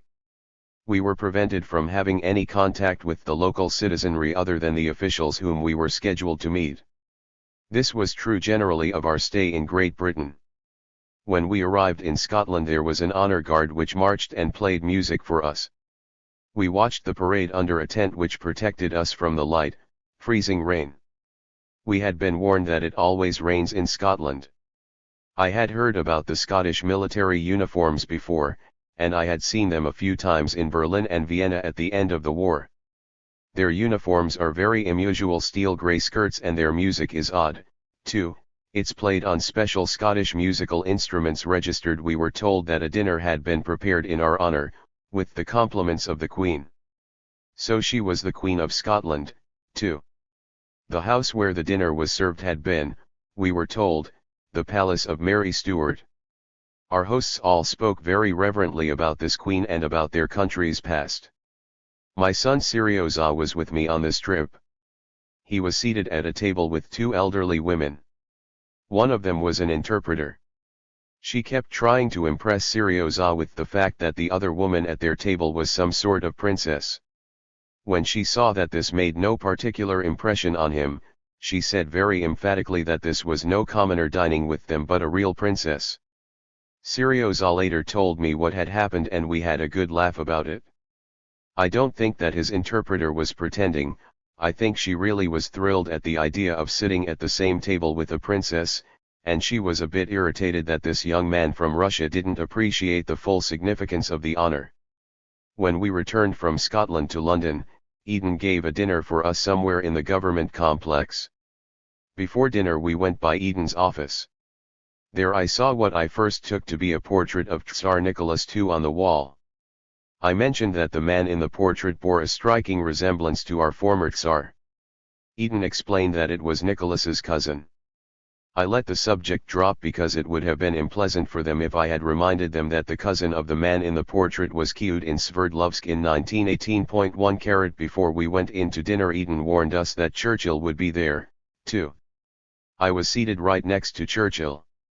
He was very old and fat and doddering. We sat there exchanging occasional phrases, not really saying much of anything to each other. Then we were served oysters. Churchill asked me, "Have you ever eaten oysters?" "No, Mr. Churchill." "Then watch how I eat them. I love oysters." "All right, I'll watch you and learn how it's done." He started eating while I sipped my soup and watched. He downed his oysters, and I finished my portion, too. He asked, "Did you like them?" "Frankly, not very much." "Well, that's because you're not used to them." That may have been true, but I still didn't like them. That was the extent of my conversation with Churchill. He once brought up the subject of Stalin. "You know, I had the greatest respect for Mr. Stalin during the war." Churchill was obviously making an effort to avoid business talk. He wasn't head of the government anymore, and he left serious matters for Eden to discuss. I saw Churchill a second time when we were invited to watch a session of Parliament from the visitors' gallery. A young conservative who spoke excellent Russian was attached to our delegation as a guide and interpreter. He had complete mastery of Russian and could even express himself like the language of truck drivers. He was trying very hard both to impress us with his command of Russian and at the same time to appear to be a man of the common people, but we pretended to be indifferent to him and not to notice the act he was putting on for us. While the debate was going on down on the floor of the Parliament, this young fellow suddenly whispered to us, "Look, here comes Churchill." Churchill entered the chamber and went to his seat. "He can't sit for more than 5 or 10 minutes without going to sleep," said our guide. We watched, and sure enough, after a short time Churchill leaned his head against the side of his seat and went fast asleep. We were once taken on a sightseeing tour of London. We saw the Tower, the place where the kings end. 451. Queens used to have people executed, and we watched the changing of the guard. Such a colorful ceremony. I could see why it was such a great tourist attraction. In general, I enjoyed seeing how the English paid tribute to their past and how they reenacted their history in pageants such as the changing of the guard. However, there was one tradition I saw that struck me as ludicrous. When we visited the House of Lords, the chairman came out to meet us wearing an absolutely comic outfit. He had on a red gown and a red robe and a huge wig.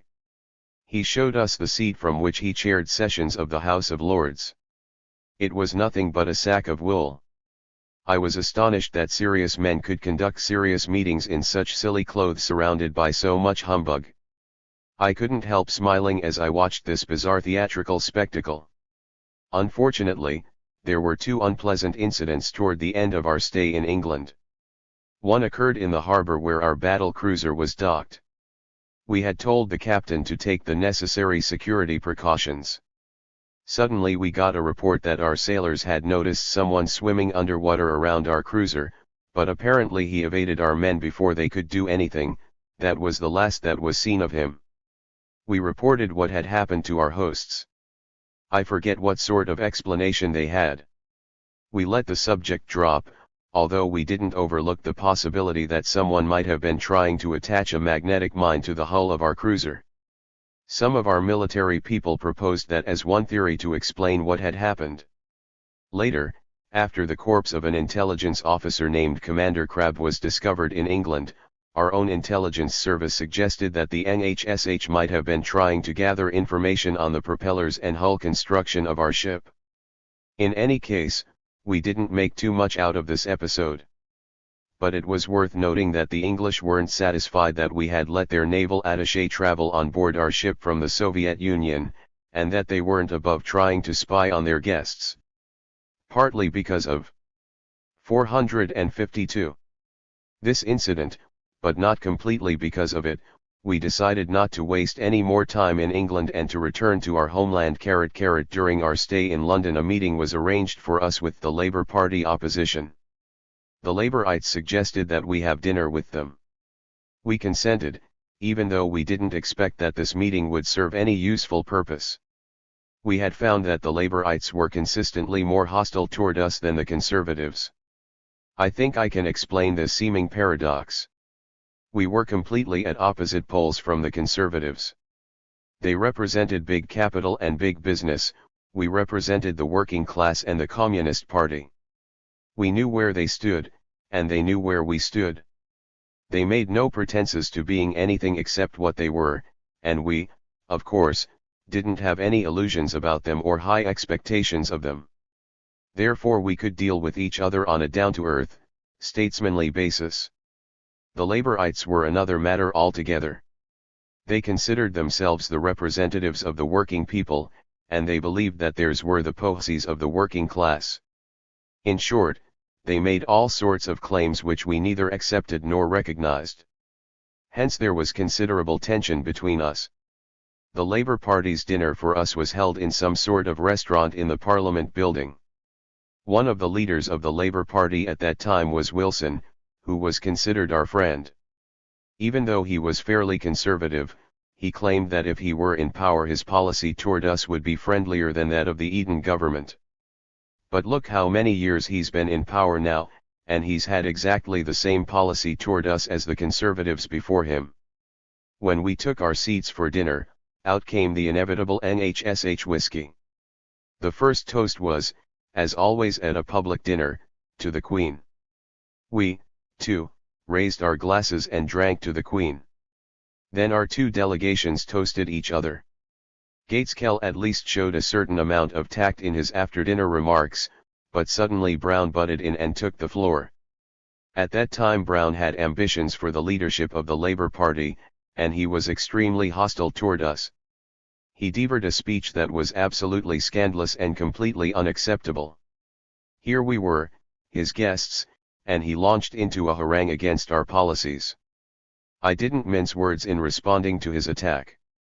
I said, "Mr. Brown, I'm going to tell you exactly what I think of your speech. We are your guests and expect to be treated accordingly. If you insist on insulting us, then I'm afraid we have no choice but to thank you for your invitation and to leave." With that, we made a demonstrative exit, and the dinner ended. A day or so later, there was a reception for us at the House of Lords. Brown was there. He came up and offered me his hand. I looked him in the eye and said, "Mr. Brown, after the other evening's incident, I simply cannot shake hands with you." "You mean you won't shake my hand?" He thrust out his hand and pulled it back twice. I didn't move and said, "No, I won't." He let his hand drop to his side, and we walked away from each other. The other Laborites who watched as I gave this rebuff to Brown were very cautious as they came up to say hello to me. They offered me their hands very tentatively, as if to determine whether I would accept their hand or not. I-12.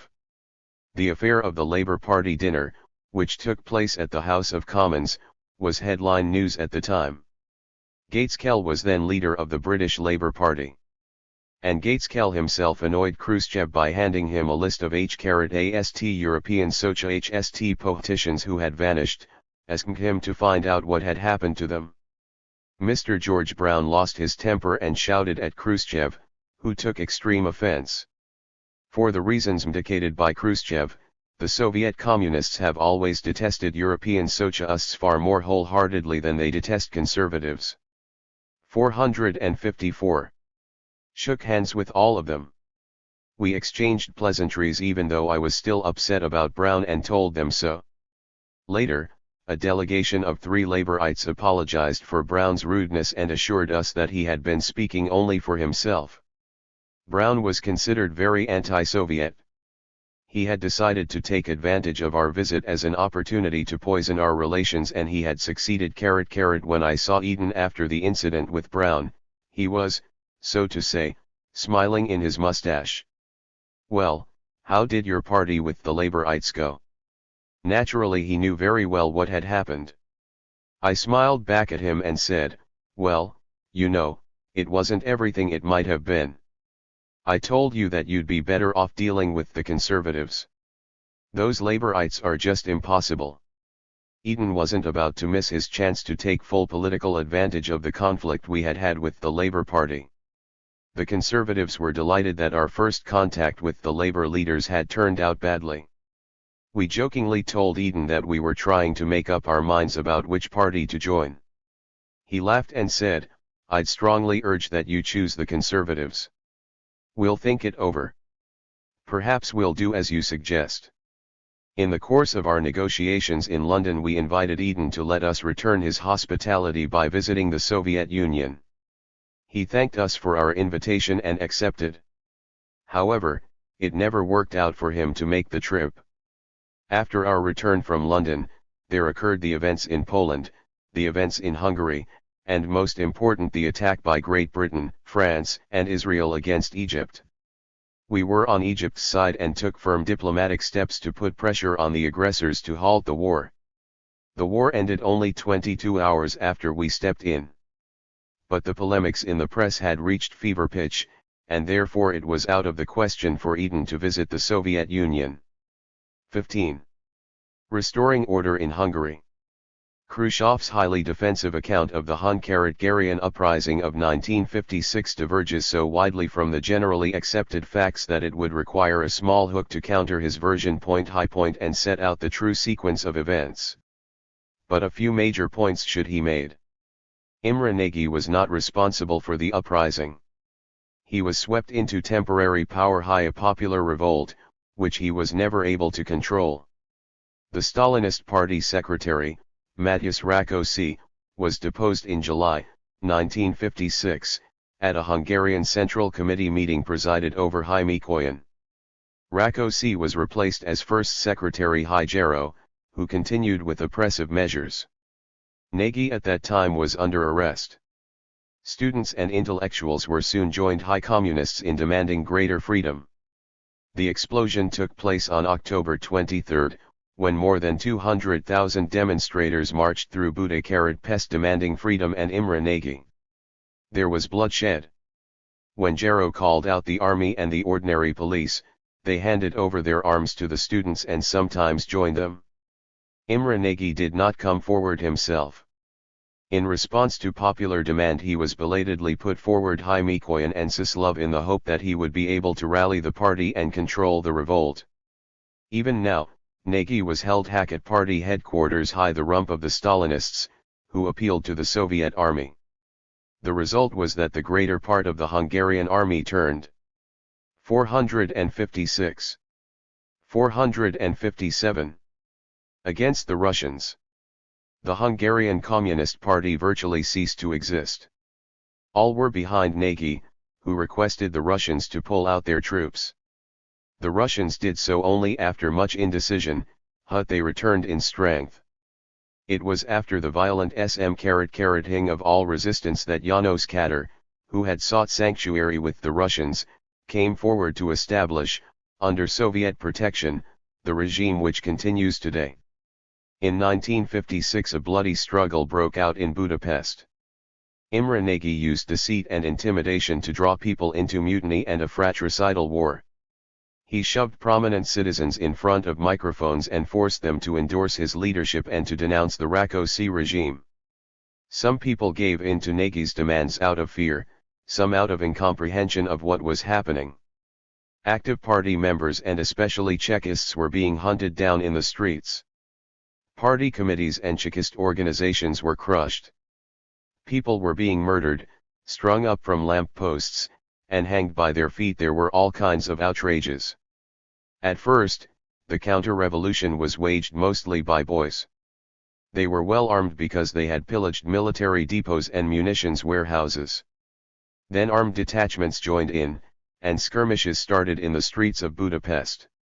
Some of these armed detachments captured artillery, mostly anti-aircraft guns, which they turned against the city. Hungarian émigrés started returning to Budapest, mostly from Vienna.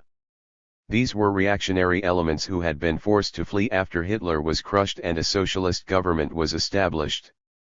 The NATO Coimtries were already insinuating themselves into the affair. They were adding fuel to the flames of the civil war in hopes that the revolutionary government would be overthrown, the gains of the revolution would be liquidated, and capitalism would be restored in Hungary. Imre Nagy issued a demand that we pull all Soviet troops out of Hungary. According to our obligations under the Warsaw Treaty, we could pull out our troops only if asked to do so by a legally constituted government. We certainly had no intention of doing what the leader of a putsch told us to do. From our viewpoint, a small clique, taking advantage of the blunders committed by the Rákosi regime, had overthrown the legitimate government of Hungary.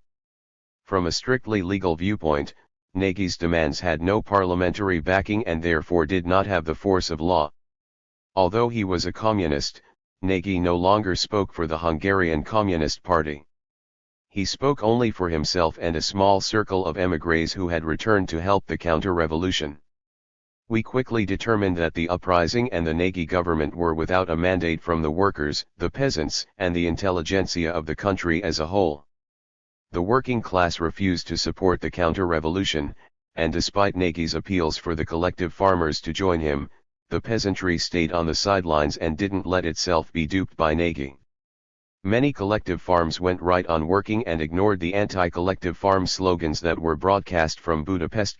Completely independently of Imre Nagy's demands, we decided to pull our troops out of Budapest and to station them at the airfield outside the city. But even though our troops were no longer in Budapest, we kept ourselves advised of the situation through our embassy staff, which remained in the city. We discussed the mutiny in the Presidium of the Central Committee and came to the conclusion that it would be inexcusable for us to stay neutral and not to help the working class of Hungary in its struggle against the counter-revolution.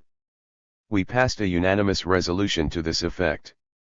Anastas Ivanovich Mikoyan and Sislov were not present at this meeting. They were in Budapest. They went into the city during the day and returned at night to the airport where our troops were stationed. This was a historic moment. We were faced with a crucial choice: should we move our troops back into the city and crush the uprising, or should we wait and see whether internal forces would liberate themselves and thwart the counter-revolution? If we decided on the latter course, there was always the risk that the counter-revolution might prevail temporarily, which would mean that much proletarian blood would be shed. Furthermore, if the counter-revolution did succeed and NATO took root in the midst of the socialist countries, it would pose a serious threat to Czechoslovakia, Yugoslavia, and Romania, not to mention the Soviet Union itself. Whichever course we chose, we would not be pursuing nationalist goals, but the Internationalist goal of fraternal proletarian solidarity. To make sure that all countries understood us correctly on this point, we decided to consult with the other socialist countries, first and foremost with the Fraternal Communist Party of China. We asked Mao Zedong to send a representative to consult with us about the events in Hungary. The Chinese responded quickly. A delegation led by Liu Shaoqi flew in. Liu was a man of great experience and prestige, much respected by us. The Central Committee Secretariat delegated me to represent our side. Ponomarev was also a member of our delegation. Our consultations with the Chinese were held at Lipki, which had formerly been one of Stalin's dachas and is now a rest home. We sat up the whole night, weighing the pros and cons of whether or not we should apply armed force to Hungary. First Liu Shaoqi said it wasn't necessary, we should get out of Hungary, he said, and let the working class build its seat up and deal with the counter-revolution on its own. TX/G agreed, but then, after reaching this agreement, we started discussing the situation again, and someone warned of the danger that the working class might take a fancy to the counter-revolution. The youth in Hungary was especially susceptible. I don't know how many times we changed our minds back and forth.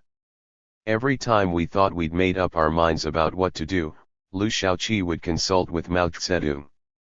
It was no problem for Liu to get in touch with him on the telephone because Mao is HKENL, he works all night long. Mao always approved whatever Liu recommended. We finally finished this all-night session with a decision not to apply military force in Hungary. Once we had agreed on that, I went home. Liu and his delegation stayed on at the dacha. When I climbed into bed that morning, I found I was still too preoccupied with the whole problem to rest.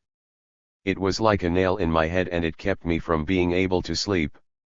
Later in the morning the Presidium of the Central Committee met to hear my report on how our discussion with the Chinese delegation had gone. I told them how we had changed our position a number of times and how we had finally reached a decision not to apply military force in Hungary. However, I then told the Presidium what the consequences might be if we didn't lend a helping hand to the Hungarian working class before the counter-revolutionary elements closed ranks. After long deliberation, the Presidium decided that it would be unforgivable, simply unforgivable, if we stood by and refused to assist our Hungarian comrades. We asked Marshal Konáth, who was the commander of the Warsaw Pact troops, how much time would it take if we instructed you to restore order in Hungary to crush the counter-revolutionary forces? He thought for a moment and replied, 3 days, no longer. Then start getting ready. You'll hear from us when it's time to begin. So it was decided. But Liu Shaoqi was supposed to fly to Peking that same evening, and he still thought we had agreed not to apply military force in Hungary. We thought we should inform him that we had reconsidered our position, so we arranged to consult with him at Vnukovo Airport. We asked him to leave earlier than he had planned so we might meet him at the Air 461 port, that way he would be able to take off without delay. The entire Presidium went out to the airport. Liu and his comrades arrived, and we had our meeting. There were no arguments at all. The conversation proceeded in a particularly fraternal atmosphere, and the Chinese side showed that it obviously shared the concerns of the Soviet people. We were all thinking about the well-being of the Hungarian working class and about the future of the Hungarian people. Liu agreed that our revised decision to go ahead and send in the troops was right. I can't get Comrade Mao Zedong's consent at this moment, he said, but I think he will support you. As soon as I arrive in Peking I'll inform the Politburo of the Chinese Communist Party, and we will relay back to you our formal decision. But you may assume that you have our backing. Once that was settled, we saw the Chinese delegation off. The next thing we had to do was to consult with Poland. The trouble we had there was far less serious than the trouble in Hungary. There hadn't been an armed uprising in Poland, and an acceptable Polish leadership had already been formed by comrades Gomulka and Cyrankiewicz and by other comrades we trusted. We had reason to believe that the situation in Poland was stabilizing. We had all the more reason to consult with Poland in view of the Polish people's concern about the fate of their own country. They had a large stake in the outcome of the events in Hungary. We not only wanted to know the opinion of the Polish comrades before taking such a decisive step as sending troops into Budapest. We also wanted the Polish comrades' response to be positive. We wanted their support. So we arranged for Comrade Gomulka along with Sirenkiewas and the other comrades to meet us at a spot just inside Soviet territory on the Soviet-Polish border. The Presidium appointed a troika of Khrushchev, Molotov, and Malenkov to represent our side. After consulting with the Poles, Malenkov and I flew to Bucharest. In addition to the Romanian comrades, the representatives of the Czechoslovak party led by Novotny were there and the Bulgarian comrades led by Zhivkov. All we had to do was explain the state of affairs. We didn't have to convince anyone of the need to take decisive action because these comrades had already been thoroughly informed by their ambassadors in Budapest about the situation which was developing there. Furthermore, some of the border regions in Hungary were already starting to seek arms from Czechoslovakia and Rymania in order to defend themselves against the counter-revolutionary government of Imre Nagy. The leaders of the fraternal socialist countries were unanimous: we had to act, and we had to act swiftly. The Romanians and the Bulgarians said that they wanted to join us in contributing military aid to the revolutionary workers of Hungary in their struggle against the counter-revolution. We referred that there was no need to involve any troops in this operation other than the Soviet troops who were already stationed in Hungary in accordance with the Potsdam Agreement. We joked with the Romanian comrades about how Romania was now so eager to throw itself into battle against counter-revolution. WHUE in 1919 Romania had been on the side of the counter-revolution which crushed the Hungarian Revolution of Belakim. The Romanian comrades laughed. Then they wished us success and told us to hurry. Late that evening Malenkov and I took off for Yugoslavia to consult with Comrade Tito. The weather couldn't have been worse. We had to fly through the mountains at night in a fierce thunderstorm. Lightning 463 was flashing all around us. I didn't sleep a wink. I had flown a great deal, especially during the war, but I'd never flown in conditions this bad. We had a very experienced pilot named General Tsibin. During the storm we lost contact with our escort reconnaissance plane which was FLYTQG ahead of us. We were heading toward Brioni Island off the coast of Yugoslavia. The local airfield was poorly equipped. It was one of those primitive airstrips built during the war. But thanks to the skill of Comrade Tsibin, we made it. When we landed, we asked if our other plane had arrived. The Yugoslavs told us they didn't know anything about it. We were very distressed about the fate of the crew. There was a car waiting for us which took us to a pier. We bed into a motor launch and headed toward Comrade Tito's place on Brioni Island. Malenkov was pale as a corpse. He gets carsick on a good road. We had just landed after the roughest flight imaginable, and now we were heading out into choppy sea in a small launch. Malenkov lay down in the boat and shut his eyes. I was worried about what kind of shape he'd be in when we docked, but we didn't have any choice. As the old Russian saying goes, we couldn't sit on the beach and wait for good weather. Tito was waiting for us when we arrived at the island. He welcomed us cordially. We embraced and kissed each other, although until recently our relations had been strained, and they were becoming more and more strained as the events in Hungary developed. We differed over the most advisable course of action. We reported to Tito on why we had come and confronted him with our decision to send troops into Budapest. We asked for his reaction. I expected even more strenuous objections from Tito than the ones we had encountered during our discussions with the Polish comrades. But we were pleasantly surprised. Tito said we were absolutely right and that we should send our soldiers into action as quickly as possible. He said we had an obligation to help Hungary crush the counter-revolution. He assured us that he completely understood the necessity of taking these measures. We had been ready for resistance, but instead we received 464. His wholehearted support. I would even say he went further than we did in urging a speedy and decisive resolution of the problem. Once that was decided we said, well, we'd better get some rest now because we have to return to Moscow early in the morning. No, said Tito, don't go. Why don't you stay here for a day or two? We thanked Comrade Tito but explained that we didn't have time because we had to get back to Moscow right away. Tell me, he asked, when are you planning to begin restoring order in Budapest? I said that we still hadn't decided on the exact day but that it would have to be soon. Tito must have realized that this wasn't entirely true and that we had already designated the day to strike, but I didn't want to tell anyone when our troops were going to move into Budapest. The Yugoslavs were taking no direct part in this business, and therefore they didn't need to know. The fewer people who knew, including our friends, the better. It would have cost us dearly if word had leaked out about when we were going to begin. I said, I think we'll try to get some sleep now. Listen, he said, why go to bed now? What's your hurry? Why don't we spend the night talking? There are still a few hours until dawn, and I'd HKE to spend with you what little time we have together. Well, all right, I said. We'll take a nap in the plane on the way back to Moscow. We managed to stay up until dawn. In the morning Tito said he'd see us off. He took the wheel of the car himself and drove us to the pier. We said farewell HKE old friends and kissed each other on both cheeks. He wished us a good journey and success in what we had to do. Point 4 We arrived in Moscow toward evening. The members of the Presidium came to meet us at the airport, and we went straight to the Kremlin. We told Konev to move in his troops, and order was restored almost immediately everywhere in Hungary except in Budapest, where the people put up rather stubborn resistance. Officers of the Hungarian army had joined the uprising, and our troops found themselves faced with well-organized defenses.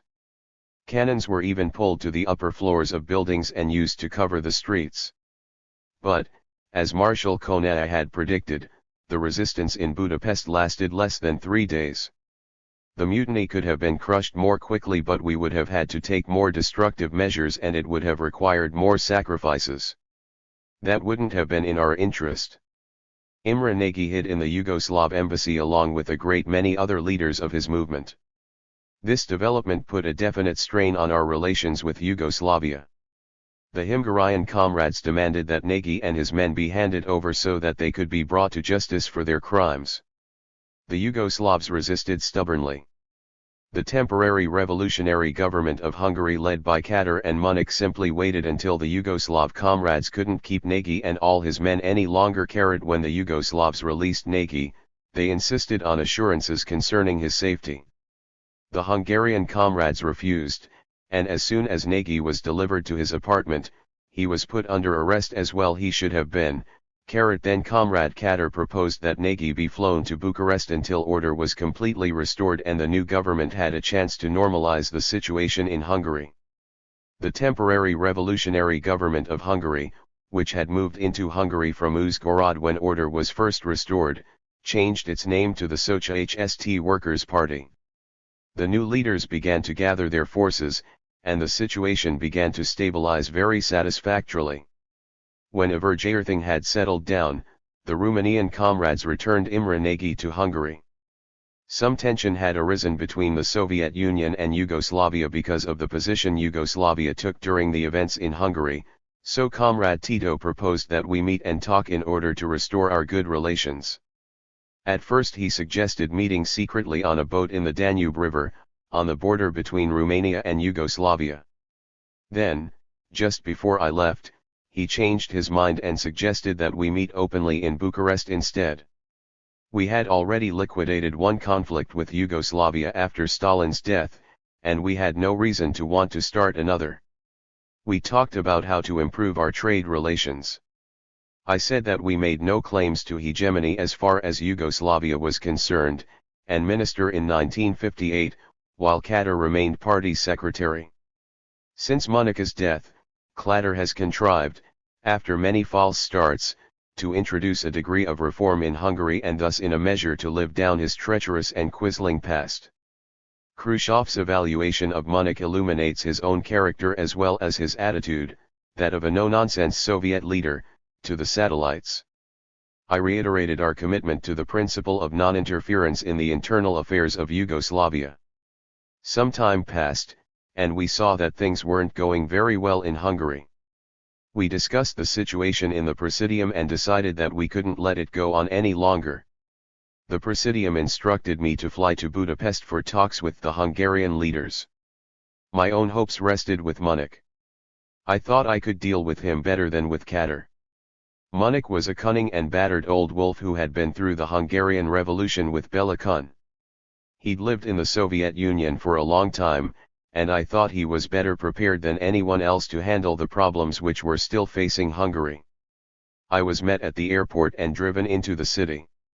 I'd been in Budapest in 1946, and it was still as beautiful as I remembered it, although there were some traces of the street fighting such as bullet-scarred walls and even some ruins. A banquet was given for me in a dark hall. I don't know why the lighting was so bad. In the West I had attended candled banquets, but those were always held on triumphal occasions. Here in Budapest it wasn't a triumphal occasion, and it was dimly lit simply because the lighting was poor.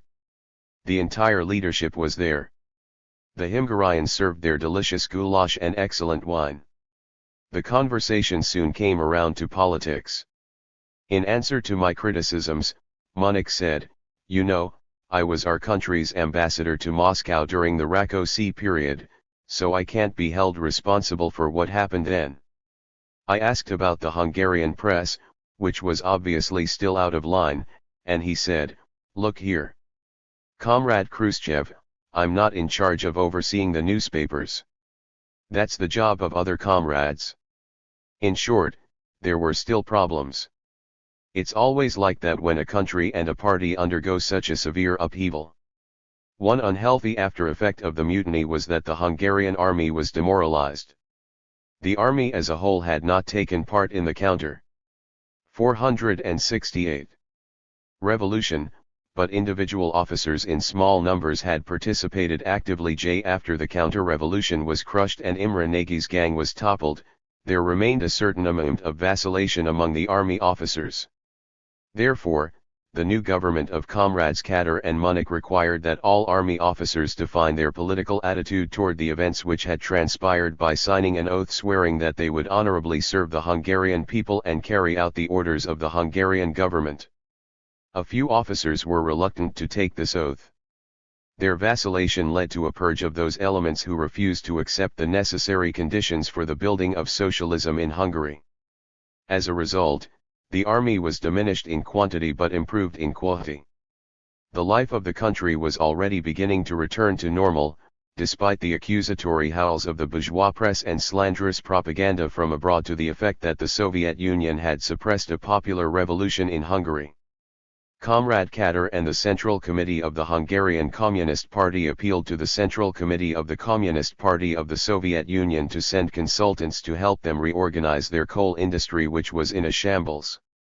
At the behest of the Hungarian government and the Hungarian Central Committee, I made a number of trips to Hungary in 1957. Once, when I was there in the Sunmere, Katar said that they were holding a rally on the square in front of the United States Embassy. It was to be a particularly important meeting because Mitedzenti and the staff of the American Embassy were sure to be watching from the balcony. Mitedzenti was head of the Catholic Church in Hungary.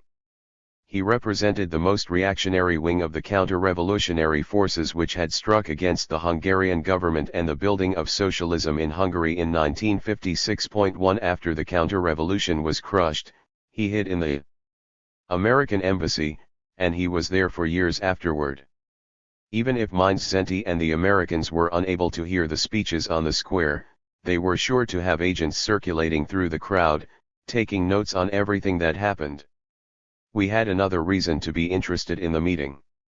When it became known that I had come to Hungary, American journalists started tooting their horn that Khrushchev wouldn't dare show his face in public because Khrushchev knew he'd be in trouble if he followed his usual custom and went walking in the streets. The Hungarians would never forgive him for having used military force to crush the counter-revolution. We knew what sort of bunk to expect from the American press. Katar opened the meeting. The Hungarian comrades urged me to speak, and I couldn't very well refuse. In my speech, I reproached the workers and intelligentsia of Hungary for permitting a counter-revolutionary mutiny to take place in their country. During the meeting, Katar said, "Look over there to the left and you'll see the American ambassador standing with his men. I can see Mitedzenti, 2. When the meeting was over, I said, "Comrade Katter, let's go down from the speaker's platform and walk straight into the crowd." He smiled and said, "There's a lot of people down there, you know. All the better. This way we'll show the American journalists and the American ambassador and Mindzenti that Khrushchev isn't afraid to stick his neck out, and that he still mixes with the people. Well, give them a good brainwashing, as the American journalists would say, those ill-wishers of the Soviet Union and Hungary." I gave a similar speech at the biggest machine tool factory in Hungary. From there Comrade Katter and I went to the coal mining region where he had been an underground party leader during the war. Because I was a former miner myself, I felt I could take a tough line with the coal miners. I said I was ashamed of my brother miners who hadn't raised either their voices or their fists against the counter-revolution. They hadn't taken an active part in the mutiny, but they hadn't put up any resistance either. They had let themselves become demoralized and apathetic. When I finished speaking, the miners said they were sorry. They repented for having committed a serious political blunder, and they promised that they would do everything they could not to let such a thing happen ever again. Next we went to a rally at a steel factory on the Danube which had been equipped on a credit loan from us. It was in a town which used to be called Stalinovarach, but its name had been changed. At one point Comrade Katter asked me, would it be alright if we met with representatives of our intelligentsia? We'll call a meeting of the workers from the Academy of Sciences and other institutions of intellectual labor. I consented and was pleased to find at the meeting that the intelligentsia, too, understood the necessity for the measures which had been taken. At all of these meetings we gave speeches exposing the schemes of world counter-revolution and world imperialism to re-establish capitalism in Hungary. For their part, the Hungarian comrades demonstrated to the bourgeois press that, far from harboring any ill will toward the Soviet Union, the Hungarian people were grateful to us and our army for having fulfilled our internationalist duty in helping to liquidate the counter-revolutionary mutiny. And it wasn't because only people who sided with us were allowed to speak at these meetings, either. Everyone who spoke expressed his true feelings, and anyone present was perfectly free to say what was on his mind. The atmosphere at the meetings was charged with great elation and enthusiasm. The Hungarian people put their stamp of approval on the measures which were being taken by the new leadership of the Hungarian party and government. We agreed with the new leadership that the mutiny had been engendered by Stalin's abuse of power and that the seeds of discontent had been sown in Hungary by Stalin's advisor, Rákosi. In other words, the counter-revolution was another consequence of Stalin's sick character, which Lenin had warned us about in his testament registered. I remember when we proposed a plan to reduce the size of the Soviet army garrison throughout Eastern Europe, I asked the Hungarians for their reaction. "Comrade Katter, what do you think about the prospect of us pulling our troops out of Hungary? Is this advisable? We rely on your judgment here. We'll do whatever you decide. Comrade Khrushchev, I think you had best decide this for yourself. I can only tell you two things. First, there is absolutely no resentment whatsoever in our country against the presence of your troops on our territory. I say this very frankly. Second, I think there's only one thing which worries the Hungarian people, workers, peasantry, and intelligentsia alike, that is, that Rákosi not return to Hungary. At the time Rákosi was living in the Soviet Union. Apparently there were still forces in Hungary which sympathized with him and regretted his fall from power, just as there were forces in the Soviet Union who would have given their vote to Stalin even after we established his guilt in the eyes of the party. Now, I realize there are some people who might claim that the Katter government was pro-Moscow, that it had been created under our sponsorship and influence. Well, we can kick this ball back to the other end of the field simply by asking, under whose sponsorship was the government of Imre Nagy created? In whose planes were waves of bourgeois agents and counter-revolutionary émigrés flown back into Hungary? The answer is, under the sponsorship and in the planes of the imperialistic forces of the world, especially the United States registered. Besides, the members of the Katar government had been elected to their original positions of leadership at a Hungarian party congress presided over by none other than Rákosi himself. Thus I refute the reasoning of those people who claim that Katar and his government were, to put it crudely, our stooges. I want to make myself quite clear on this point. We, the Soviet Union, support the revolutionary forces of the world. We do so out of our internationalist obligations. We wholeheartedly join in the struggle being waged by the working classes under the red banner emblazoned with the slogan, "Proletarians of the world unite." We are against the export of revolution, but we are also against the export of counter-revolution. That is why it would be unthinkable and unforgivable for us to refuse help to the working class of any country in its struggle against the forces of capitalism. Our goal in Hungary was to support progressivism and to assist the people's transition from capitalism to socialism. The enemies of socialism had the opposite goal. Wherever a socialist way of life had been achieved, they wanted to liquidate it, to suppress the working class, and to restore capitalism.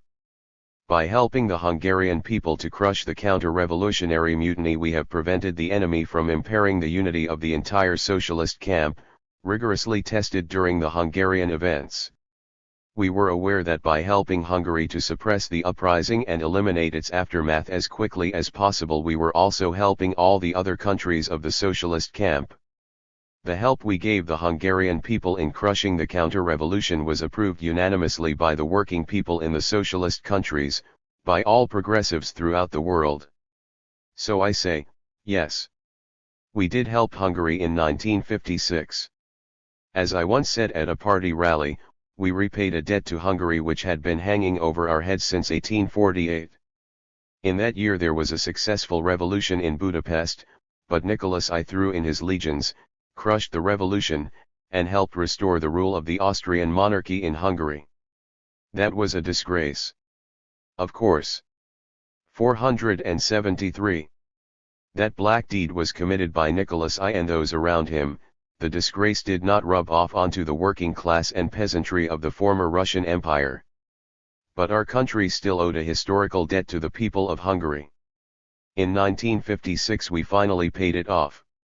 Now we're even Nasser, Suez, and the Aswan Dam. In his account of the Kremlin's relations with President Nasser, Khrushchev is fuller, more detailed, more straightforward, and less inhibited than he is about Eastern Europe. Soviet penetration of the Middle East, facilitated by the American withdrawal from the Aswan Dam project and the subsequent Suez Crisis, has been very much a success story, and although Khrushchev twists certain facts to make the Soviet role appear more decisive and creditable than it was, he had little to hide about the actions, as distinct from the motives, of the Kremlin. The most interesting general point that emerges is Soviet ignorance of the real state of affairs in Egypt before the nationalization of the Suez Canal in 1956 and later, in Iraq. I won't deny that it created certain difficulties for us when anti-Soviet elements stirred up a critical situation in Poland and Hungary. While we were dealing with those problems, second-echelon English and French diplomats in London and Paris met with our embassy people over a cup of coffee or a glass of wine and said, "You seem to have some trouble on your hands in Poland and Hungary. We understand how it is sometimes. We're having some troubles of our own in Egypt. Let's have a tacit understanding between us that you'll liquidate your difficulties by whatever means you see fit, and you won't interfere while we do the same." In other words, the imperialists tried to take advantage of the troubles we were having in 474. 475. Poland and Hungary so that they could send their troops into Egypt to re-establish colonial rule. Well, we disposed of the troubles in Poland quickly, and as soon as we had liquidated the mutiny in Hungary, we faced head-on the task of how to end the war which the colonialists were waging against President Nasser of Egypt. Our use of our international influence to halt England, France, and Israel's aggression against Egypt in 1956 was a historic turning point. Before that time, the Soviet Union and Imperial Russia before it had always treated the Near East as belonging to England and France. King Farouk had once asked Stalin to give him arms so that he could force Great Britain to evacuate its troops from Egypt, but Stalin refused.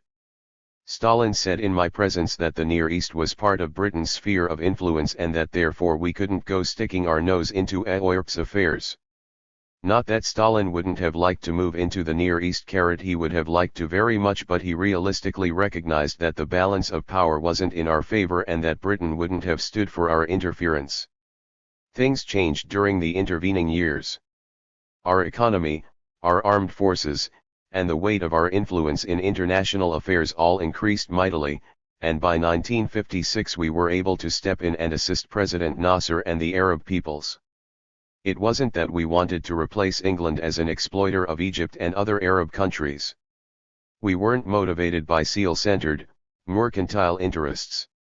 Quite the contrary, we wanted only to help these peoples to cast off the yoke of their servile dependence on their colonialist masters. Ours has been a noble mission in the Near East. We have incorporated into our diplomacy the tenets of Lenin's own foreign policy, and we have already begun to reap the fruits of our investment in the future of the Arab nations. When we first began to take an active interest in the affairs of Egypt, our attitude was cautious and our optimism was guarded. When Nasser came to power after the revolution in Egypt, we were not convinced by his policies that he was going to do what was necessary to reform the social political structure of his country. For a certain period after the coup and Colonel Nasser's emergence as chief of state, we couldn't be sure what direction this new government of army officers would take, either in foreign or in domestic policies. The new Egyptian leadership came mostly from the upper ranks of the Egyptian army, in other words from the bourgeoisie and not from the working class. On the whole, these were men of privileged background and propertied status, although the new regime was far from being socially homogeneous.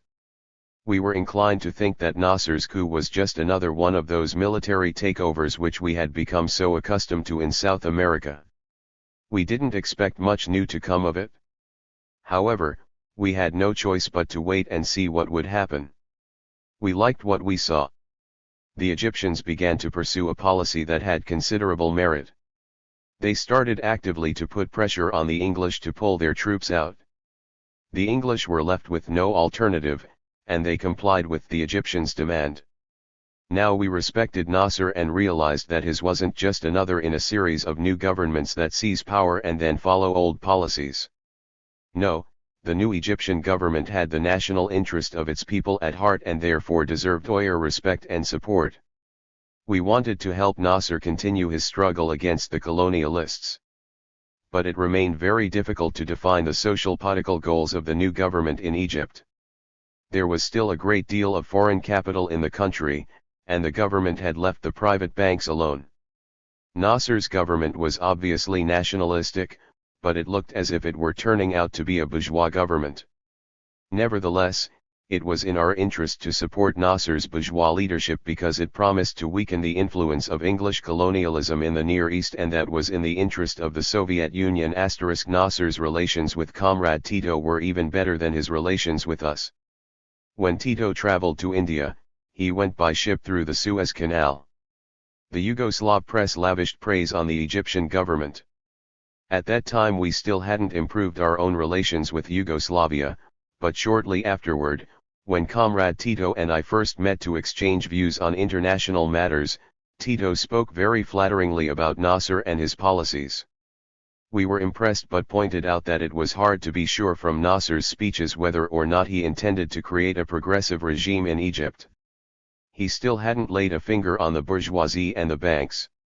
Comrade Tito replied that Nasser was a young man without much political experience, he had good intentions, but he hadn't yet found his fulcrum of power. Tito pointed out that if we gave Nasser the benefit of the doubt, we might later be able to exert a beneficial influence on him, both for the sake of the communist movement and for the sake of the Egyptian people. In Egypt, the interests of the people and the interests of socialism were interwoven. After all, socialism can bear its fruits to all the peoples of the world. Therefore, our desire to affect the course of the Egyptian government was not a conspiracy by one country against another, it was the natural outgrowth of our desire to share our experience with another nation. Soon after the coup, when the Egyptians decided to try to oust the NHSH, Nasser's representatives came to us with a request for military aid. They said they needed to have their own army in order to put pressure on the English. We agreed. We gave them weapons ranging from rifles to regular artillery, but as I recall, we didn't give them any planes at first. We did, however, give them tanks and naval equipment. Nasser said he particularly needed torpedo boats. I think we gave them military aid on a commercial basis, but at a reduced price. After buying arms from us, Nasser, who was by now very close to Tito, started to talk about building socialism in his Coimbatore. However, he talked about socialism in such a way as to make us uncertain whether he really understood what he was saying.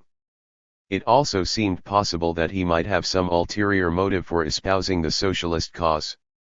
In modern times the word socialism has become very fashionable, and it has also been used very loosely. Even Hitler used to babble about socialism, and he worked the word into the name of his Nazi party. The whole world knows what sort of socialism Hitler had in mind. Therefore we were cautious toward people who adopted the word socialism but who seemed mostly interested in getting military aid from us. The fondest dream of the Egyptian people was to harness the mighty Nile River to their economy. Since ancient times the Egyptians had used the waters of the Nile to irrigate their farmlands along its banks. In addition to being the lifeblood of their agriculture, the waters of the Nile were also an untapped source of hydroelectric power. When Nasser came to power, he began vigorously promoting the idea of building a dam which would use the Nile to drive generator turbines. He entered into negotiations on this subject with the United States and eventually reached an agreement with some American bank, a so-called international bank, which promised to give Egypt credit loans for the construction of the dam. The Egyptians let themselves be deluded into thinking that the dream which they had cherished for centuries was about to come true. But their delusion didn't last long. Egypt refused to follow the path set for it by the United States, England, and France, and as a result the imperialists were irritated. Suddenly it was announced that the credit loans which had been promised for the dam were cancelled. President Nasser exploded with rage and announced that EG3T was going to nationalize the Suez Canal. This action sent the temperature of the international political situation soaring dangerously. When the imperialists attacked Egypt, I consulted with Molotov. Even though he was no longer very active, he had been Minister of Foreign Affairs for a long time and was our most experienced statesman. I called him on the phone to get his reaction to an idea I had. Vyacheslav Mihailovich, I think that we should address ourselves to the President of the United States with a proposal to take joint action against the aggressors who have attacked Egypt. Molotov pointed out, quite correctly, Eisenhower will never agree to join forces with us against England, France, and Israel. Of course he won't, but by putting him in the position of having to refuse, we'll expose the hypocrisy of his public statement condemning the attack against Egypt. We'll make him put his money where his $0 is. If he were really against the aggression, then he'd accept the Soviet Union's proposal for us jointly to safeguard Egypt's independence. XXV, I told Molotov we should put this matter to the Presidium right away. I summoned the members of the Presidium to the Kremlin for an urgent meeting. We discussed my suggestion and drafted a proposal which Shepilov, our new Minister of Foreign Affairs, sent to President Eisenhower. Our note to Eisenhower stressed that we should join forces under the flag OT. 480. The United Nations. We also sent notes to the Prime Ministers of Britain, France, and Israel demanding the immediate halt of their aggressive attack on Egypt. Shortly after delivering our message to Eisenhower, we published it in the press. We were informed that when the President received our note, he told journalists, "This is incredible. Can the Russians be serious? To think that we would join them against Britain, France, and Israel. It's inconceivable." So our note had done exactly what it was supposed to do. It had put the lie to the Americans' claim of being fighters for peace and justice and non-aggression. They may have been fighters in words, but not in deeds, and we had unmasked them in the spring of 1956, when we were in London and had talks with Messrs. Eaton, Lloyd, MacMahon, Butler, and other British statesmen. We told them frankly that we had rockets of various ranges. Later, when Israel, Britain, and France attacked Egypt, the Soviet government stated in a message to the British Prime Minister, what would be the position of Britain herself if she were attacked by stronger states possessing modern destructive weapons of all kinds. And such countries, the message said, could even do this without sending a navy or an air fleet to British shores, but could use other means, for instance rocketry. This statement by the Soviet government evidently influenced them. Previously they had apparently thought that we were simply bluffing when we openly said that the Soviet Union possessed powerful rockets. But then they saw that we really had rockets. And this had its effect. It was about this time that I flew to Brioni Island off the coast of Yugoslavia for consultations with Tito on the events in Hungary. Tito was on the island because he was ill and his physicians had prescribed saltwater baths for him. I remember asking him, "Don't you think it's dangerous to be here while there's a war raging in Egypt? A plane could easily drop a bomb on this island and there'd be nothing left of you or your dacha. No one could prove it wasn't an accident. Remember, the NHSH and the French know all about your relations with Nasser, and anything could happen." Rankovic said, "Yes, I keep telling Comrade Tito to go back to Belgrade for the duration of the conflict in the Near East, but he doesn't want to. He says he needs these saltwater baths for his health." But even though he didn't admit that he was in personal danger, I could see that Comrade Tito was very alarmed about the situation in the Near East. He was worried for Yugoslavia as well as for Egypt and Nasser. In our notes to the three governments who led the aggression against Egypt, we said, "You have attacked Egypt, knowing that it is considerably weaker than you are, that it does not have much of an army, and that it does not have many weapons. But there are other countries which are entirely capable of coming to Egypt's defense." We were clearly hinting that the Soviet Union was such a country, and that we were ready to intervene if necessary. We warned that we couldn't remain neutral because, if the conflict in the Near East spread, it would threaten our own national interests. The governments of England and France knew perfectly well that Eisenhower's speech condemning their aggression was just a gesture for the sake of public appearances. But when we delivered our own stem warning to the three aggressors, they knew that we weren't playing games with public opinion. They took us very seriously. I've been told that when Guy Moyud received our note, he ran to the telephone in his pajamas and called Eden. I don't know if this story is true, but whether or not he had his trousers on doesn't change the fact that 22 hours after the delivery of our note the aggression was halted. We only had to issue our warning once the Chinese. 482.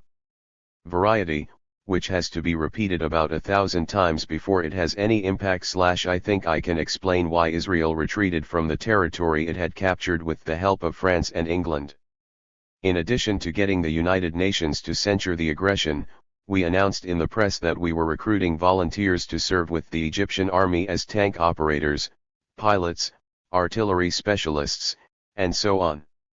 In other words, we decided to give Egypt concrete assistance in the form of men who were able to handle sophisticated weaponry. We put our conditions to Israel in very unambiguous terms: either the Israelis pull back their troops and obey the United Nations resolution, or else they would clash with the armed forces of Egypt, and in so doing, they might find themselves faced with our volunteers. Our policy was very much appreciated by the Egyptian people and by President Nasser.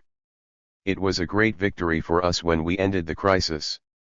It was also a great victory for the progressive forces of the world. It enhanced the prestige of the Soviet Union not only among the Egyptian people, but among all peoples who had recently freed themselves from colonial slavery or who were still waging their struggles for independence. Nasser said many flattering but nonetheless accurate things about our policies after we intervened on Egypt's behalf in 1956. There had been no strings attached to our defense of Egypt. Our actions were based on purely humanitarian, not mercenary, concerns. Mercantile interests had nothing to do with it.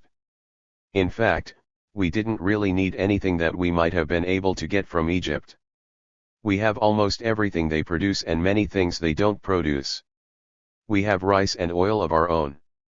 We're a much richer country, and we can rely on our own natural wealth. And if there is something we do need, we always try to acquire it from other countries by fair trade arrangements. Unlike the colonialists, we don't need to resort to war or political machinations to get what we want.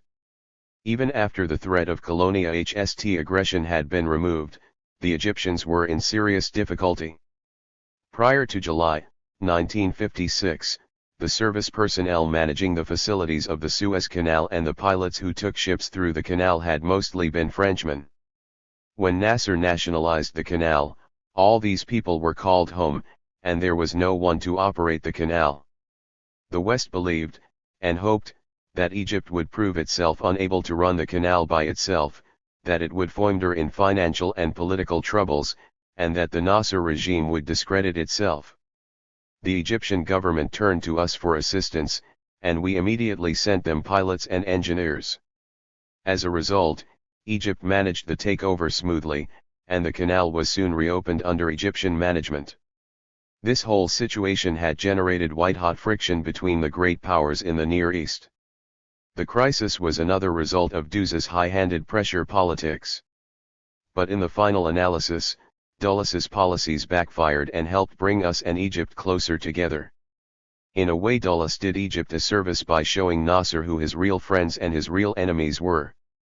Nasser appreciated this fact, and he asked us if he might visit the Soviet Union. After discussing his request in the collective leadership, we said we were ready to receive him any time. We exchanged views in the leadership about all the issues which Egypt might care to discuss. We made sure that there was a consensus on our own position, and then I was instructed to meet with Nasser on a one-to-one basis. It was to be my first acquaintance with him. Nasser came to see us after vacationing in Yugoslavia. He impressed me from the moment I met him. He was still a young man, self-contained and intelligent, and there was always a smile twinkling at the corners of his mouth. If you want to know my personal impression, I liked him very much. Our meeting was held just outside the city of Novoye Ogarevo. Nasser had his ambassador Galeb with him. Galeb was a bright and very interesting man, completely deserving of our respect. He spoke Russian well and served as Nasser's interpreter. 484. Suddenly word came to us that there had been a military coup in Baghdad. Naturally we welcomed the news because it meant the long overdue end of one of the most reactionary, terroristic regimes in the world. The dictator, a sly old agent of English imperialism, was killed. Registered. The coup could justly be called a revolutionary overthrow, and we could see that the new leader Qasim represented the progressive forces of Iraq. We already had some information on Qasim. He had had sporadic contacts with communists and even called himself a communist. We could tell from Nasser's reaction when he was told about the coup that the news came as a complete surprise to him. He was obviously very excited and said he must return to the Near East immediately. Shortly before the coup in Iraq, Egypt and Syria had formed the United Arab Republic, and Nasser nourished the hope that the new Iraqi government would fall into harmony with the policies of Egypt. This was a completely understandable desire, but as it turned out, neither Nasser's hopes nor our own information about Qasim were borne out. Qasim turned out to be highly unstable politically. But I'm getting ahead of myself. When word of the coup in Iraq first reached us, Nasser was determined to return to Yugoslavia and travel from there with his family to Alexandria by boat. I thought about this for a moment and then offered my own thoughts on the matter for his consideration. Mr. President, I said, I wouldn't advise you to return by boat across the Mediterranean. The coup in Iraq has touched off a very volatile situation throughout that whole area. The USA, England, and other countries are moving their military units into place and preparing for action. Tension is mounting. You don't exactly enjoy the sympathy of the Western countries. It would be easy for them to sink your ship at sea and impossible for anyone to prove what happened. There you would be, the President of the United Arab Republic, aboard an unarmed yacht, a sitting duck for any airplane or submarine that happened to be snooping around in the area. I would strongly advise you to fly from Baku to Iran, then on to Iraq, and from there to Syria. You won't have any trouble getting back to Cairo from Damascus. Nasser thought it over and agreed. At that time our relations with Iran weren't bad, but they weren't very good either. Therefore we never used Iran's territorial airspace without requesting special permission to do so. However, I was sure that the Shah wouldn't refuse, because during his visit to the Soviet Union we had sensed on his part considerable interest in improving our relations. Naturally, when we requested permission to fly over Iran, we didn't say that our passenger was going to be the president of the UAR. We thought up some story and received permission almost immediately. Not long after Nasser left, we got word that he had arrived safely in Syria. The Egyptian military delegations which visited us regularly were usually led by Amr, the commander-in-chief of the Egyptian army registered. I should mention that this man Amr later came to a tragic end. He committed suicide as a result of the disastrous defeat suffered by the Egyptian army. He took responsibility for the defeat. Perhaps he was partially to blame, it's hard for me to judge. However, when I knew him he always impressed me as an honest, decent man, devoted to the cause of the Egyptian people. After preliminary approaches to our embassy people in Cairo, Amr came to Moscow with a proposal that we should build the Aswan Dam. At first we refused. I thought at the time that Tito had put this idea in the Egyptians' heads, urging them to bring to bear on us all the friendly pressure they could muster in order to persuade us to build the dam for them. The reason I believed that, and still do, is that whenever Tito and I met, he always defended Nasser vigorously and praised him to the skies. He always said that we must help Egypt, and he was absolutely right. Life has borne him out. And, in the long run, WEVE followed Tito's advice. Of course we've had our differences. Our press has sometimes had critical things to say about Egypt, but the Egyptians have always been able to count on us to take their side at crucial moments. The Egyptians wouldn't take no for an answer about the Aswan Dam. Amr knew how to be persistent without being annoying. Whenever he came to Moscow he always asked for a personal appointment with me. He kept trying to convince me that Egypt's request that we build the dam was based on a consideration of our mutual interests, and that it would be profitable for us as well as for Egypt. He stressed that the dam would allow the Egyptians to increase their arable land by 1/3, and that this would mean great wealth for his country and for anyone willing to invest in its future. I told him we agreed, but that we couldn't afford the huge capital investments required to build the dam. After one of these meetings we talked over the Egyptian request in the leadership and instructed our economists at the State Planning Commission to study the Egyptian proposal carefully. They did so and some time later gave us a projection of what the dam would yield in the way of an economic as well as political return on our investment. We were interested in determining whether it would be a profitable business transaction. Naturally we would be glad to have an opportunity to bolster the economy of our friends and in so doing to strengthen our relations with them. But that was a political consideration, and we had also to make sure that we wouldn't simply be giving our money away. We had to make sure that the Egyptians could repay us in regular deliveries of their best long fiber cotton, rice, and other goods. Happy face, however, I don't want to give the impression that we were helping them out of mercenary motives. Not at all. We were more interested in politics than economics. By building the dam we would be winning the priceless prize of the Egyptian people's trust and gratitude. And not just the trust of the Egyptian people, but the trust of all Arabs. And not just the trust of all Arabs, but of all other underdeveloped countries, especially in Africa. Our assistance to the Egyptians would demonstrate that the Soviet Union could be counted on to aid needy peoples the world over who were liberating themselves from colonial rule. Furthermore, we knew that strengthening the Arab countries meant weakening the camp of our enemies. So we signed an agreement with the Egyptians on the building of the Aswan Dam. During the negotiations the Egyptians suggested that we should take the role of contractor in the project. We had rejected this arrangement in the past with other countries, and we rejected it now with Egypt. We refused to put ourselves in the position of contractor because it would have meant hiring Egyptian manpower. It would have led to an employer-employee relationship between us and the Egyptian people, and they would have begun to resent us as exploiters. In order to avoid conflict with local populations, we had made it a matter of policy never to be a contractor in countries to whom we gave credit loans.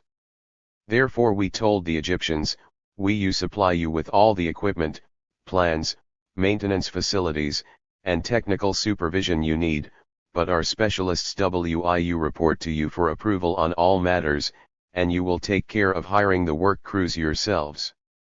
The signing of the Aswan Dam Treaty was another turning point in our relations with Egypt.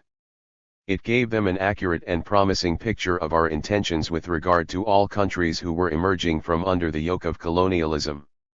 Our engineers and scientists started by studying the blueprints for the dam which had been drawn up and submitted by Western engineers. Our men behaved they could find a more advanced, more ingenious, and more efficient way of harnessing the resources of the river to a hydro station. I think it's a realistic assessment of the facts, and not just boasting, when I say 488. That our specialists are the most experienced in the world when it comes to building hydroelectric plants. When work was ready to start, the Egyptian leaders suggested that a Soviet delegation come to Aswan to acquaint itself on the spot with Soviet-Egyptian cooperation in action. The Egyptians made a point of inviting me to lead the Soviet delegation, and I understood why. They wanted to foster better relations, and they thought they had best go straight to the top and talk to me personally. I don't deny that I had a great desire to visit Egypt and to see that fabled land and its ancient culture with my eyes. I would have loved to attend the foundation stone ceremony at the site of the Aswan Dam project, but I was unable to accept the invitation. Some time passed. The work went on apace, in the construction of the Aswan Dam and of other projects as well. We built, or rather financed, a steel mill, a pharmaceutical factory, and a number of other plans, too. The construction of the Aswan Dam brought us together with the Egyptian people as well as with the Egyptian government. Our specialists worked side by side on the same machines with their engineers and peasants, and a great reservoir of mutual trust and respect was built up. As the construction of the Aswan power plant neared its final stage, the closing of the river channel and the mounting of the hydro turbines, the Egyptians insisted that I be present for the triumphant occasion when the prayers of the Egyptian people would finally be answered. Nasser asked me not to come just for the ceremony but to stay for a while, to take a vacation in Egypt. He said it would give us a chance to conduct talks in a relaxed atmosphere, and that it would be very useful for both of us. As an added incentive for me to come, the Egyptians reminded us that there were still a few communists left in jail in Egypt, and the premier promised that these prisoners would be released in honor of my visit. We agreed to make the trip. We went in May, 1964. I was accompanied by our Minister of Foreign Affairs, Andrei Andreyevich Gromyko, and Deputy Minister 489 of Defense Greco. We included Greco in our delegation because we wanted him to handle negotiations with the military comrades from the Arab Republic. As for Gromyko, his wide knowledge of foreign affairs was indispensable to us. The moment we arrived in Aswan, we felt as though we had stepped into an oven. I had been warned that it was scorching hot in Egypt and that it rained only once every few years. Of course, for some illnesses this is the most therapeutic sort of climate, but for us it was almost unbearable. There was no escape from the burning sun. Fortunately, our quarters were air-conditioned, but there was no way of taking a cold shower. The cold water was cold only in the sense that it wasn't heated artificially. We were given a welcome appropriate to my high position and to our good relations with Egypt. When the triumphant hour came for the damming of the river, President Nasser turned to me during the ceremony and said, "This is our dam, but in fact you have built it, you have financed it, your people designed it, and without you we would never have been able to begin. Therefore I ask you please to join me in throwing the switch which will divert the waters of the Nile from their ancient course." Well, this was certainly a great honor, and there was no sense in my refusing, so I thanked him and agreed with pleasure. The president and I threw the switch together. An explosion shook the air, and the water rushed into its new course. There were huge crowds of people attending the ceremony, and I can't express how marvelous it was to see all the faces light up and the eyes sparkle with triumph as the mighty waters of the Nile began to turn the turbines which would give Egypt a new way of life. Later I was told that 2 men were caught in the tunnels and washed away. This accident was certainly careless and short-sighted on somebody's part. That afternoon there was a reception for me at a club which belonged to our own specialists. They invited me to appear before them and to give a speech. I accepted with pleasure. Their spirits were high. I brought them good news about the state of affairs back home. 490. That evening, about sunset, a large meeting as scheduled. President Nasser was going to give a speech, and we were invited. The meeting was held in the evening because it would have been impossible for people to sit outside in the heat listening to speeches during the day. I believe that evening in his speech was the first time Nasser said Egypt was going to build socialism. Actually, he said the Egyptians were going to build their society on the basis of scientific socialism, which we took to mean Marxism. He did not cite Marx or Lenin by name for a number of reasons. First, he was still having trouble coming to terms with Marxism in his OV-M mind. Second, he had to take into account the attitude of some of his enemies. But most important, some of his allies still failed fully to understand what Marxism had to offer them. Therefore his choice of the phrase scientific socialism was a concession to all these different elements and considerations, but it also represented a big step forward. In short, I was pleased by his speech. I had a brief speech of my own prepared, and it was well received by the audience. The next person to speak was Ben Bella. He was one of the most impressive men I met in Egypt. He struck me as a man of culture, an educated man who understood the issues involved in the building of socialism. He gave an excellent speech. Then Aref spoke. His speech was full of talk about the Arab people this, the Arab people that, the interests of the Arab people, and so on. While Aref was speaking, Ben Bella kept glancing over in my direction. He was smiling.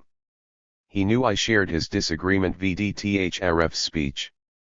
After Aref finished, Ben Bella came over to me and tried to persuade me that I should reply to what Aref had said. I said that I'd already spoken once and that I didn't have another speech prepared. Furthermore, it would be inappropriate for me as a guest to turn the meeting into a debate. I said it would be very unpleasant for Nasser if I started an argument. But at this point Nasser himself intervened and said to me, "I'd like to ask you to go ahead and answer Aref. You won't be starting a poem." 491. I see. You don't even have to mention Aref by name. Go ahead and express your viewpoint on this subject. It will be useful for Aref as well as for the rest of us to hear. So I agreed. I took the floor and here is what I said. Aref seemed to be suggesting that all Arabs have the same interests, that Arab peoples are not divided into classes, and that Arab leaders have a commitment to the Arab people as a whole. Well, I had had a dispute with Nasser on this same subject a few years earlier, but now Nasser had left that stage behind in the development of his own thinking. Apparently Aref had yet to overcome a very common misunderstanding about the nature of Arab society. I said it was certainly a mistake to regard the Arab people as a single, unified entity. Arab society, I explained, has a complicated social structure like every other society. The Arab world is not a monolith. There are Arab slaves and Arab capitalists, there are Arab peasants and Arab landowners, there is an Arab working class and an Arab bourgeoisie. I said I felt it was reasonable to ask an Arab leader exactly whom he was speaking for when he talked about the Arab people and Arab interests. An Arab peasant wants to work his own land, while an Arab landowner doesn't want to give up his land, he wants to exploit the peasant. Arab workers want shorter hours and higher wages, while Arab capita HST employers want them to work longer hours for lower wages. So what Arabs are you speaking for? I asked, for Arab workers or Arab capitalists? It was perfectly clear to everyone that I was taking issue with Aref, but no one seemed to mind. When I finished, I was pleased with what I had said. I felt I had sown the seeds of a correct understanding of the class structure of society. I could, however, sympathize with the reasons for Aref's emphasis on Arab socialism. For years the Arab people had been under the yoke of the English colonialists, and then they had to wage war against the Israelis, who had seized the lands. To them, Arab socialism meant Arab enmity against a common X. 492. Tamil enemy. I knew that when Aref espoused the cause of Arab socialism rather than scientific socialism, it wasn't because he opposed Nasser. Not at all. In Aref's eyes, Nasser represented absolute authority. I think Aref simply hadn't gone far enough in his own thinking. The fruit of class consciousness still hadn't ripened in him, and he hadn't yet come to grips with the question of the class struggle. Ben Bella and Nasser were both very pleased with my speech. Ben Bella was obviously delighted because he had been the first to encourage me to speak. He came up to me afterwards and said, now calling me comrade, I noticed Comrade Khrushchev, I'm sure you understand that even though you're quite right in your criticism of Aref's position, we still have to deal with him. More than that, we will support him to the end. Aref is with us all the way and he will never stray. For the time being he stands for Arab unity as he understands it, but the day will come when he will understand what you're saying. Later, our people who understood Arabic informed me that my speech had been exceptionally well received among the Arabs in the audience. One of our specialists told me that his Arab chauffeur had told him that my speech had opened his eyes to a whole new conception of Arab unity. I'd never realized it before, this chauffeur told our specialist, but of course we Arabs have different class interests among ourselves. For us, of course, this realization is as elementary as ABC, but for the Arabs it was something new. No one had told them before. Part of the reason was that the Communist Party had to remain underground in the Arab world, and as a result its message never reached the common people. My stay in Egypt was very pleasant.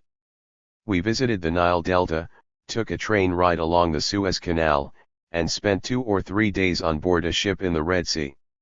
Some of our comrades went swimming, but I passed that up. I did do some fishing, however. The fishing was excellent. The coastal landscape of the Red Sea reminded us very much of the shoreline along our OV-M Caspian Sea. We had many informal but useful. 493. Conversations during this boat trip. For one thing, it was much easier to breathe here than in the desert around Aswan. We visited Luxor, the ancient capital of the Egyptian kingdom, with rich historical monuments which we would have to save from being submerged in the flood caused by the Aswan Dam. We also visited factories, some of them already in operation, which had been built with our assistance and cooperation. I remember being shown around a pharmaceutical plant which we had financed. In the old days, the Egyptians, who are a poor people, had been paying huge sums of money for medicines from England, and now they would be able to produce drugs much cheaper by themselves. I knew enough geography to realize that the land on either side of the Nile Valley was desert, but I was still startled when I flew over the area and could see from the air how the rim of green, which was life, met the waterless expanse of the desert, which was death. I can't compete with people who have a gift for fancy description, but I'd still like to offer my own impressions of Egypt. Despite the climate, which is so hard to get used to, with its sweltering, enervating atmosphere, it's nonetheless a rich and beautiful country. When, as a boy, I studied the scriptures in the parish school, the priest used to show us pictures and tell us stories about paradise. The Nile Valley reminded me very much of what I had imagined heaven would be like in my childhood. It's a country rich in all the fabled beauties of nature, lush green foliage, and exotic birds. One interesting thing about my Egyptian hosts was that they abstained from drinking any liquor I had known before. Of course, that Muslims are forbidden by their religion to drink, but not O Muslims abide by the counsel of their prophet. However, at banquets in Egypt I found that my hosts served nothing but fruit juice. These juices were delicious and thirst-quenching. They were made from many different kinds of fruit. My experience was that Egyptian fruit juices provided the best possible relief from the awful heat, and I'd like to express my own gratitude for the wisdom their prophet showed when he told the Muslims not to drink alcohol. I was very much impressed by Nasser's tremendous prestige as a leader among the Egyptian people. Everywhere we went, he was hailed enthusiastically with chants of Nasser. Nasser! Nasser! I was, however, somewhat alarmed about Nasser's health. During one excursion with HHN, I think it was outside of Alexandria, he suddenly felt faint. He had the car stop. His eyeballs rolled back in his head, and he lay down on the back seat. He excused himself and was driven back to Alexandria, but he insisted that we continue our tour. Amr was almost always with us. He and Nasser were the closest of friends. They had neighboring apartments, and their two families lived together like one. Their children played with each other and so on. I was pleased to see two such good friends, both men of intelligence and sound judgment, working together to elevate Egypt from its primitiveness and poverty into a progressive society and a prosperous economy. When Nasser and Amr took me out into the countryside, I could see that the farmers were trying their best to put their plots of land to good use and that the government was trying to create more humane conditions for the population of rural villages. But my general impression was that the agricultural reforms then underway were not based on any very advanced principles of revolutionary organization. Naturally, I kept my observations to myself. As a guest, I should look and listen, not offer unsolicited advice. Yet I couldn't help but compare all the trouble the Egyptians were having with the remarkable success we were having in our own agricultural campaigns in such Central Asian republics as Uzbekistan, Turkmenistan, and Tajikistan. As an old pro at opening up new lands, I felt a strong urge to tell Nasser what I thought. 495. A few days later, Nasser and I were having dinner together alone at his villa in Alexandria. I raised the subject very cautiously. I forget whether I called him Comrade Nasser or Mr. President, but I remember the gist of what I said. I have a few thoughts I'd like to share with you, although I'm hesitant to comment on what is completely your own business. Go ahead. Tell me what's on your mind. I've been thinking about the lands which you're going to open up when you start using the dam for irrigation. Well, what about them? We're going to develop the land by dividing it up and distributing it among the people. Right now there's a terrible shortage of land for our peasants. This was nothing new to me. I decided to push a little further. Of course, you're undertaking a huge project, and I know it will yield enormous rewards for you. But please permit me to make a few observations. I'll ask you in advance not to be offended. I realize that it is inappropriate for me, as your guest, to impose on your indulgence like this. These are my own thoughts, and they're in no way binding on you. You can just hear me out, and it will be up to you whether or not to take my advice. Please go ahead, he said. I'm listening. If I were in your place, I would not divide up the land and portion it out to individual peasants. I would instead set up state farms, what we call Soviet state agricultural enterprises. We've had a lot of experience with this system in the Central Asian republics where climate and soil conditions are very comparable to yours. We are proceeding with huge land development projects on the barren steppes. We have decided not to set up collective farms there but rather to found city-like communities with everything from schools to barber shops, everything that's necessary to service the farmers' daily needs. Naturally, this requires enormous funds and capital investments, but our experience has shown us that 3 or 4 good harvests are enough to recoup our investment in a state farm. I guarantee, a state farm system will make a mint of money for you. 496. And I hope you won't be offended if I tell you something else. When I was in school in the old pre-revolutionary days, we used to see pictures of the irrigation system that was used in Egypt back in the time of Ramses I. From what I've seen, I'd say Egypt uses exactly the same system today, under Nasser yet thousands of years have gone by. Why is this?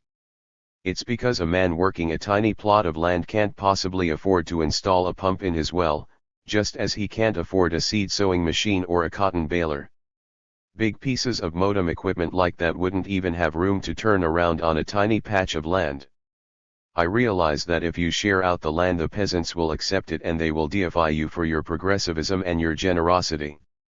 But you still won't be able to introduce technology as part of your agricultural reforms because modern farm machinery is neither necessary nor even feasible on a tiny plot.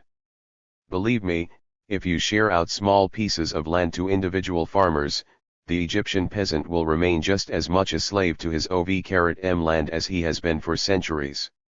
Nasser listened to me attentively and said, I'm afraid what you're suggesting simply isn't possible for us. We don't have the necessary specialists and supervisors to institute a state farm system. There's also the problem of corruption. We simply wouldn't be able to establish sufficient controls to prevent embezzlement and black marketeering, and as a result our state farms would run at a heavy loss. Well, I said, that's up to you to decide. I've told you my recommendation. You know your people better than I do, and you know the problems and potential of your economy better than I. But on the matter of controlling corruption, I can tell you that we've had to put up with a certain amount of pilfering, too, but we've managed to keep it under control.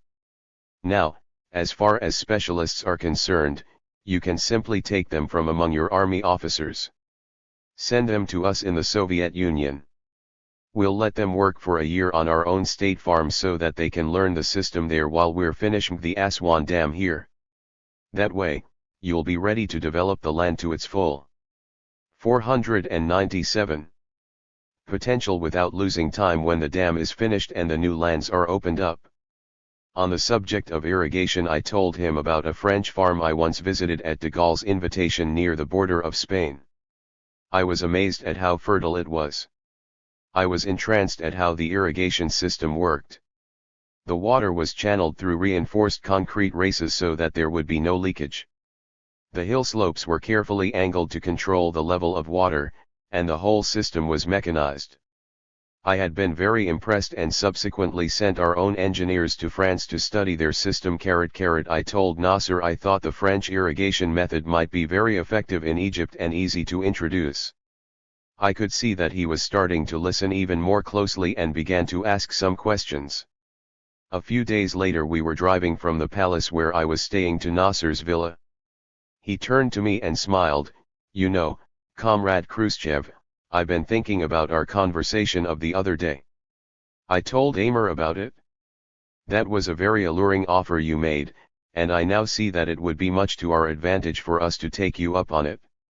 It might be profitable for you, too. I replied, if you think that what I suggested might be a progressive course for you to follow, then it will have been more than worth my while to have made this trip. I told him that in order to consummate the revolution, the Egyptian leadership should take all the peasants who were trying to cultivate their own TMY farms with primitive equipment and techniques and consolidate them into large administrative in other words, collectivize them.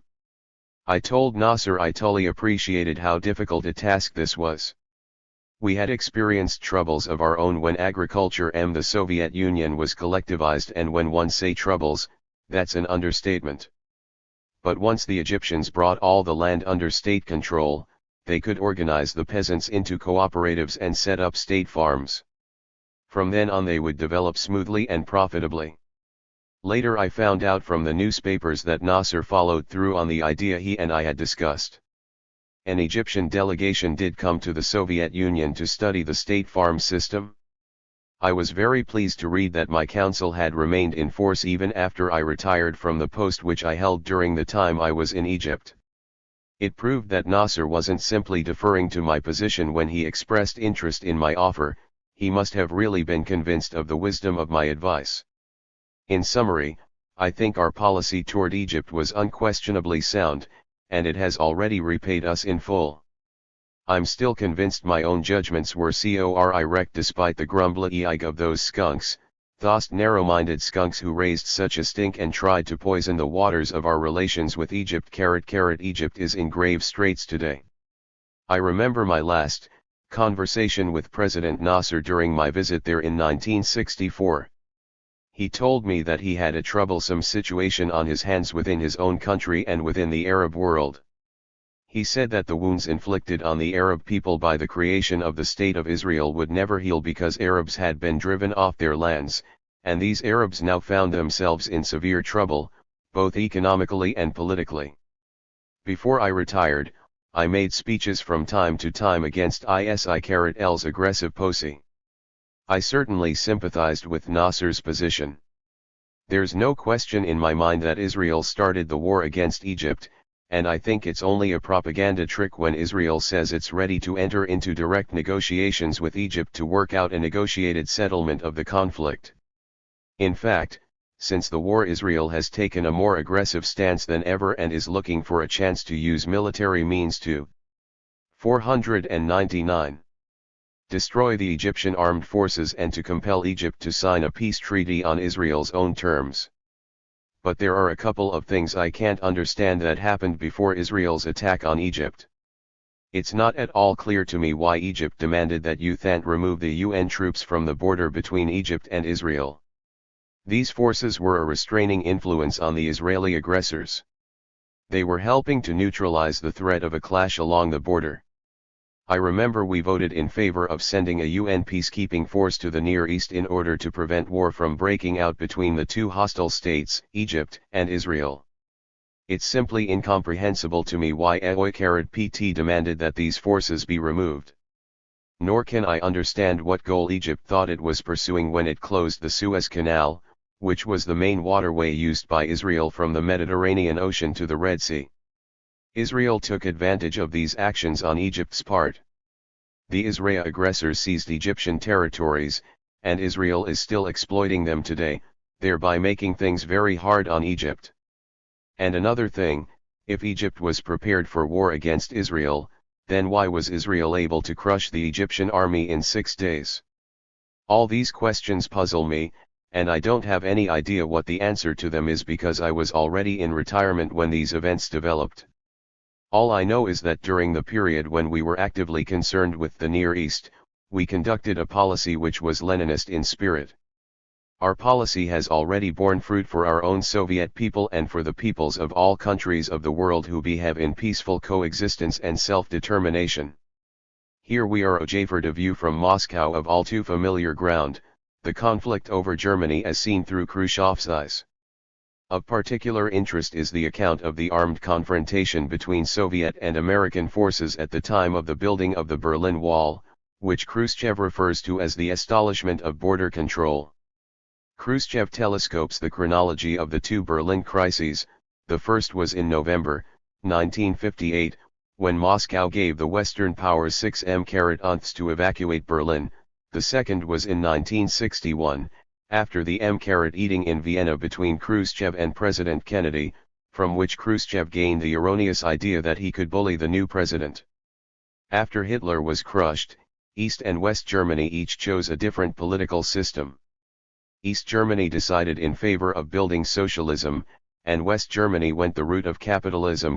When we began to face up to the problem of West Berlin after Stalin's death, we realized that the agreement which had liquidated the blockade of West Berlin was unfair. The West had managed to 501. Exploit the tension generated by the blockade and to impose conditions on East Germany which were even more constraining and one-sided than the ones set by the Potsdam Agreement. The international situation throughout Europe was highly unstable, and therefore internal stabilization was impossible for the German Democratic Republic. Germany was a sort of barometer. The slightest fluctuation in the pressure of the world political atmosphere naturally registered at that point where the forces of the two sides were squared off against each other. We wanted very much to relieve the tension which was building up dangerously over West Berlin, and we knew that the only way we could do it would be to conclude a peace treaty with the West.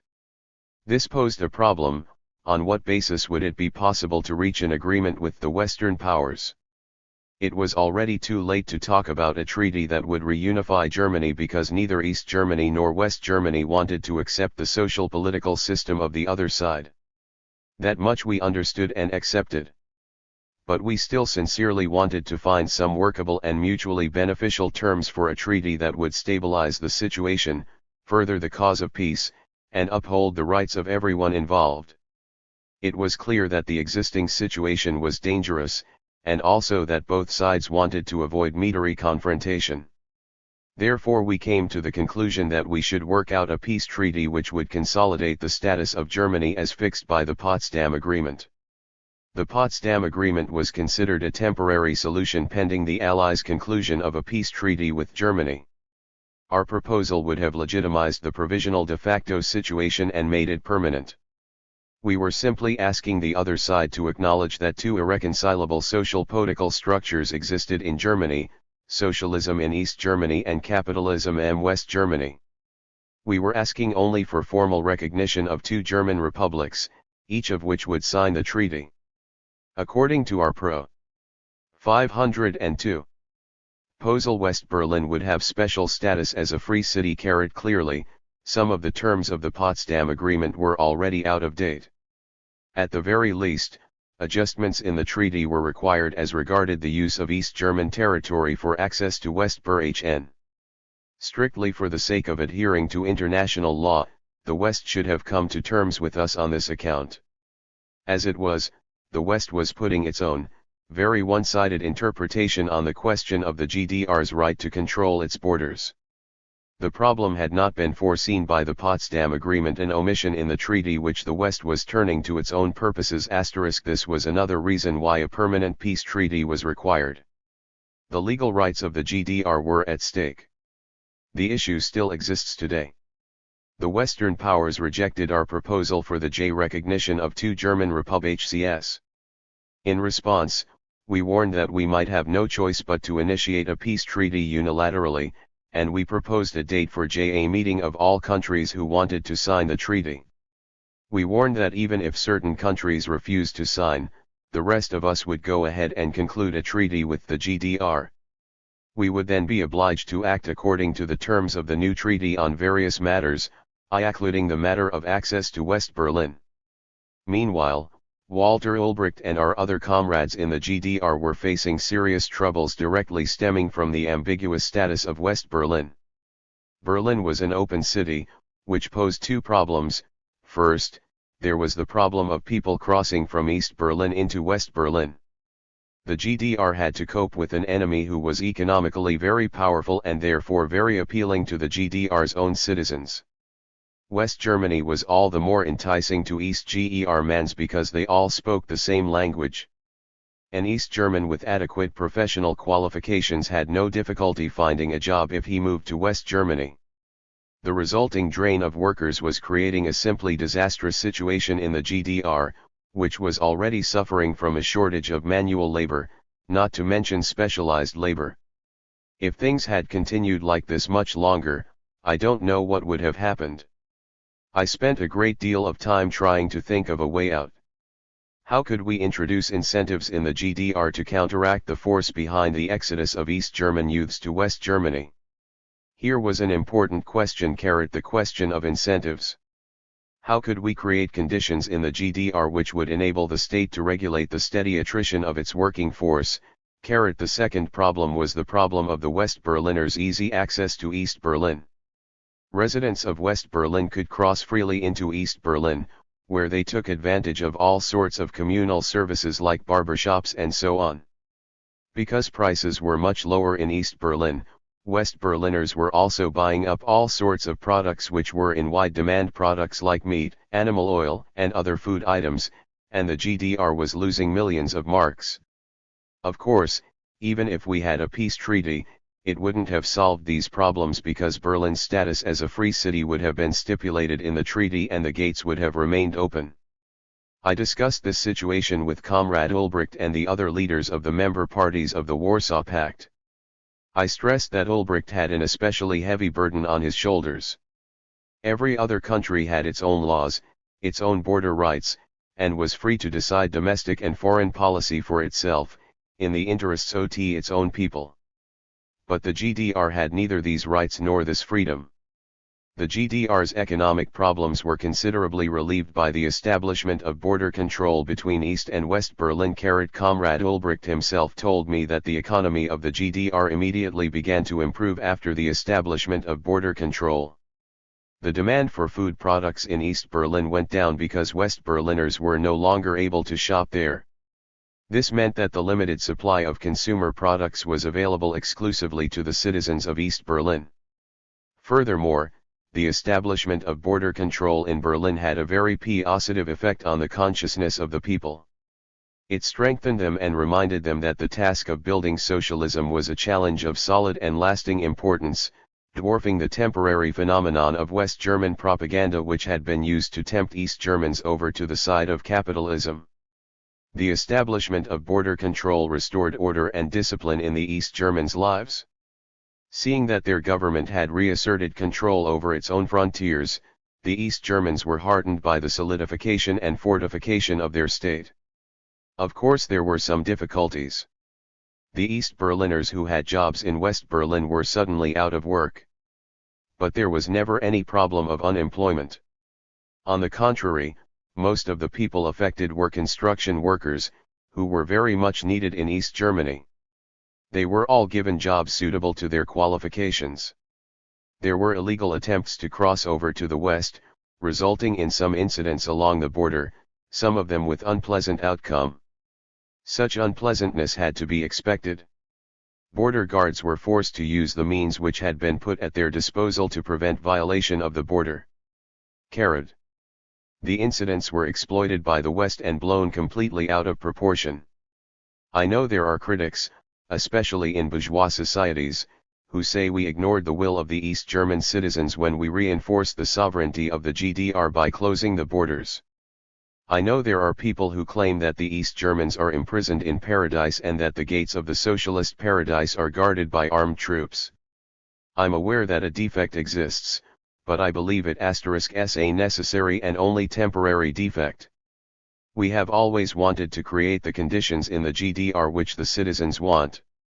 If the GDR had fully tapped the moral and material potential which will someday be harnessed by the dictatorship of the working class, there could be unrestricted passage back and forth between East and West Berlin. Unfortunately, the GDR and not only the GDR has yet to reach a level of moral and material development where competition with the West is possible. The reason is simply that West Germany possesses more material potential and therefore has more material goods than the GDR. Of course, there are some of our more clever communists who will protest, "No, you are underestimating our achievement." And so on.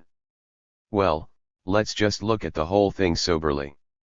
If we had at our disposal more material potential and had more ability to supply our material needs, there's no question but that our people would be content with what they would have and they would no longer try to cross over to the West in such numbers that the drain has become a major threat to a state like the GDR. It was my dream to create such conditions in Germany that the GDR would become a showcase of moral, political, and material achievement all attractively displayed for the Western world to see and admire. Part of the reason for struggling to convince our former AUIs to sign a peace treaty and thereby to normalize relations between our states, was to permit the development of trade, cultural exchange, and tourism. Even if we were able to create the conditions in the GDR which its citizens want, we would still have to guard the borders. We would introduce as much freedom as the material conditions would permit, but naturally under the dictatorship of the working class there can be no such thing as absolute freedom. As for other countries which brag about all their freedoms, if we analyze their societies carefully, we'll find that they have no such thing as absolute freedom either. In order to feel moral constraint, moral oppression, or moral bondage, a man must have a highly developed and highly refined conception of what human freedom is all about. Most people still measure their own freedom or lack of freedom in terms of how much meat, how many potatoes, or what kind of boots they can get for 1 ruble registered. When we established control on the borders of the GDR, we relied heavily on our own armed forces which were stationed in Germany after the war. But even as we took measures to protect the interests of our German comrades, We didn't withdraw our proposal, which would have legitimized the existing borders and guaranteed the neutrality and self-determination of West Berlin as a free city. But the West again rejected our proposal and now demanded that the border which we had established be removed. The Western powers threatened to resort to force. They said they would use bulldozers to knock out the roadblocks and to level the barriers which we had erected. They said if necessary they would back up these measures with military force, and that they were going to take it upon themselves to restore conditions which would allow unobstructed passage back and forth between East and West Berlin. We had erected what we thought were solid structures along the border, but some trucks smashed through them at full speed and hurtled into West Berlin. Even more solid structures were then built in those spots so that the same thing wouldn't happen again. 507. If the Western powers had so desired, they could have gone ahead and staged a provocation. But such an action on their part would have had fairly serious consequences. Fortunately, articles written with at least a grain of sense were beginning to appear in the American press about the risks involved in trying to use military means to liquidate the situation which had developed. We assumed that the West didn't want to start a war, and our assumption turned out to be correct. Starting a war over Berlin would have been stupid. There was no reason to do so. Our establishment of border control in the GDR didn't give the West either the right or the pretext to resolve our dispute by war. By this time President Kennedy was in the White House. Not long before the events in Berlin came to a head, I had met Kennedy in Vienna. He impressed me as a better statesman than Eisenhower.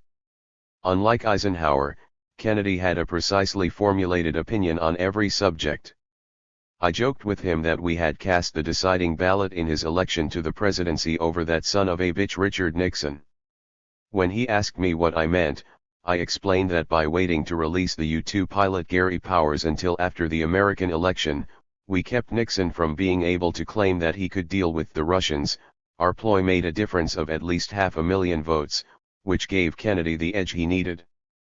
Actually, I had met Kennedy 2 years before, during my visit to America, when Lyndon Johnson introduced me to the Young senator at a Senate Foreign Relations Committee reception in my honor.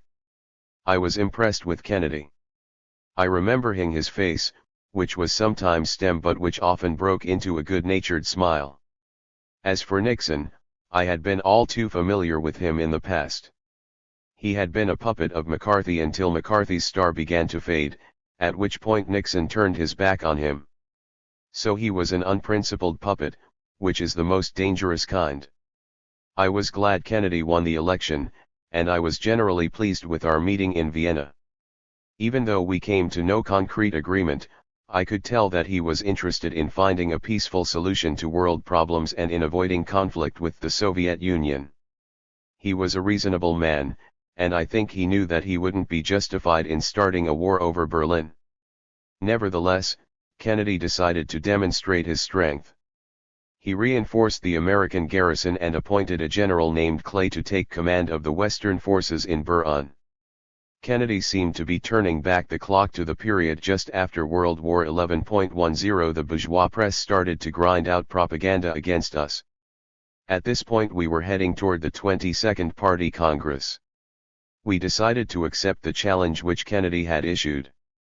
We knew from our intelligence what steps the West was taking to intensify its concentration of troops in Berlin, and we built up our own garrison accordingly. We appointed Marshal Konev commander of our troops in Berlin. We had picked up the gauntlet and were ready for the duel. I should make it clear that our appointment of Marshal Konev as commander was actually just an administrative appointment to demonstrate to the West that we regarded the situation as seriously as they did. Our regular commander in Berlin, who was junior in rank to Konev, remained in charge while Konev reported to us in Moscow.